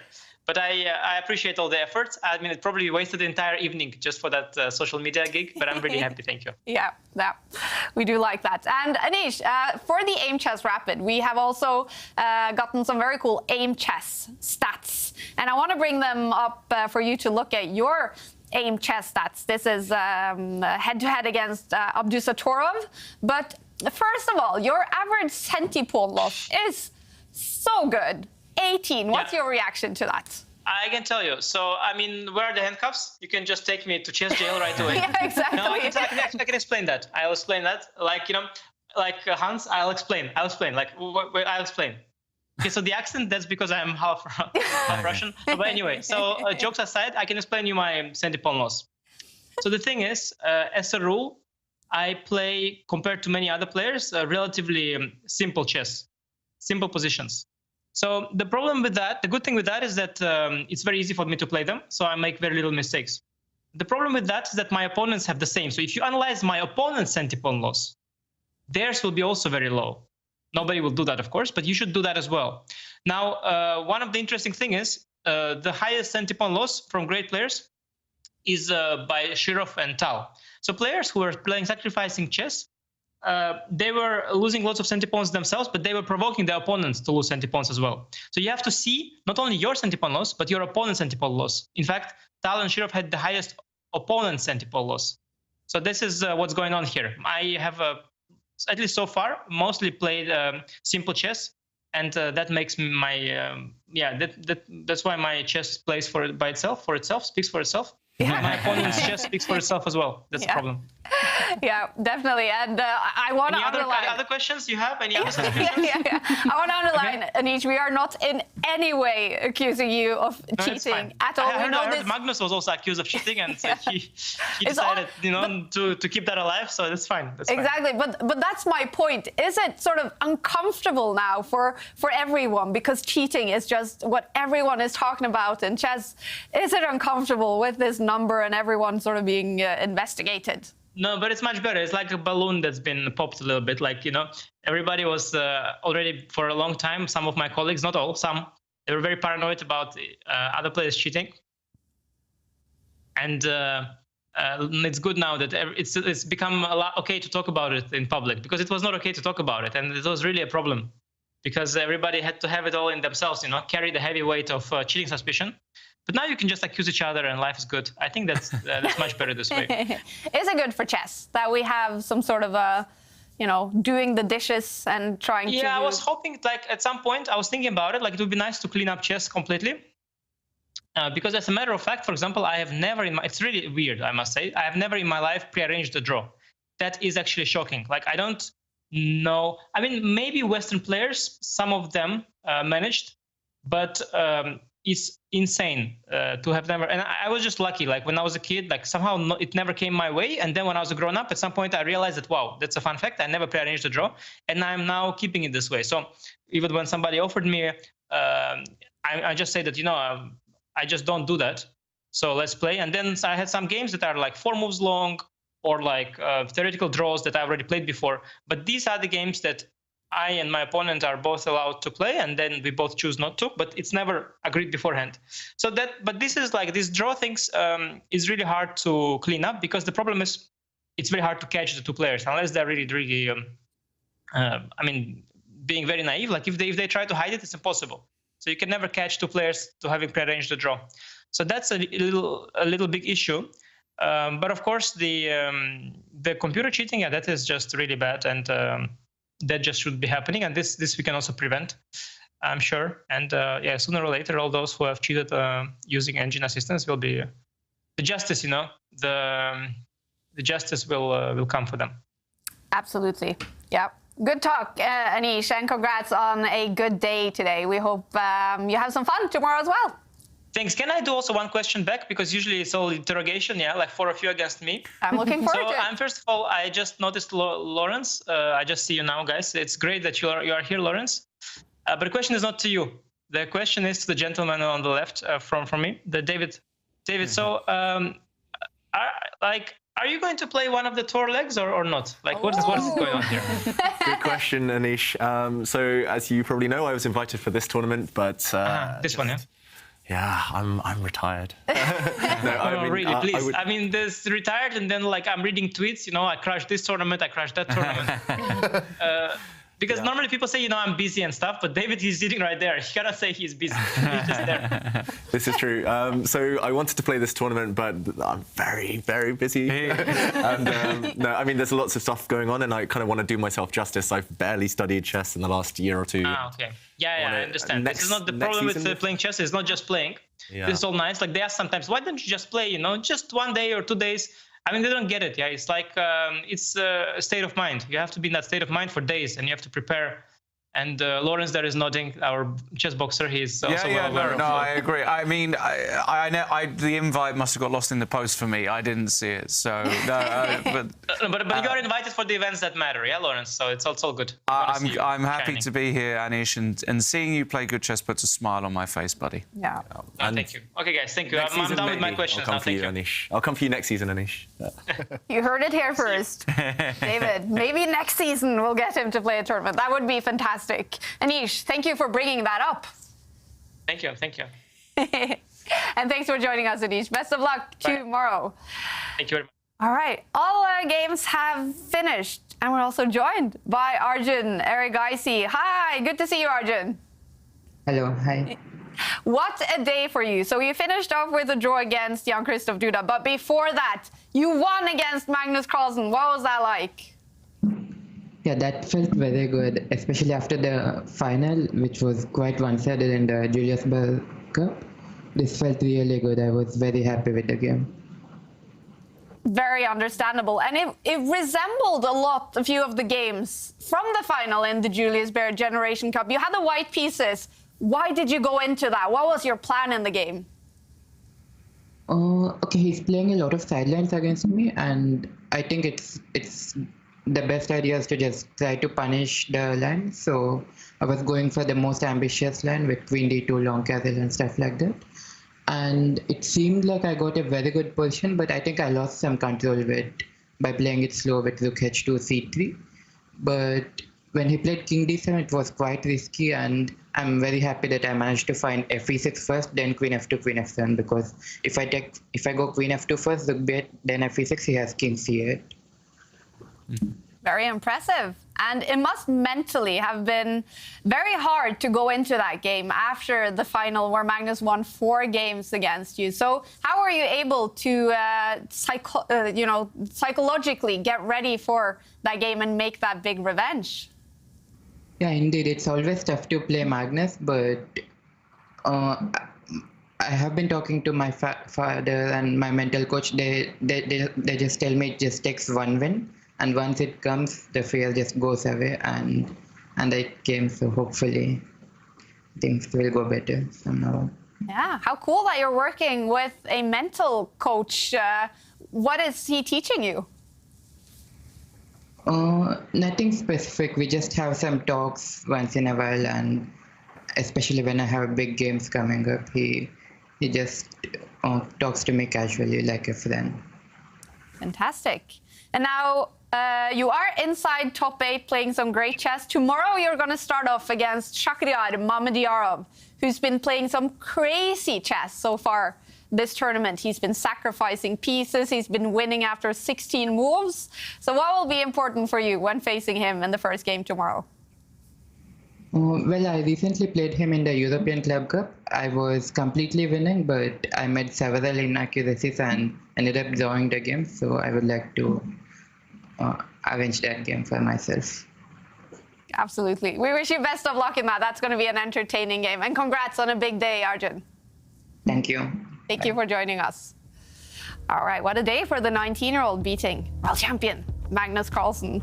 And let's take a look at the results from round 8, final round of today. Daniel Naroditsky, big win for him against Gukesh to gain 3 points. Magnus Carlson eventually got a win against Vidit, 3 points for the Norwegian. Mamedyarov, another win for him against David Anton.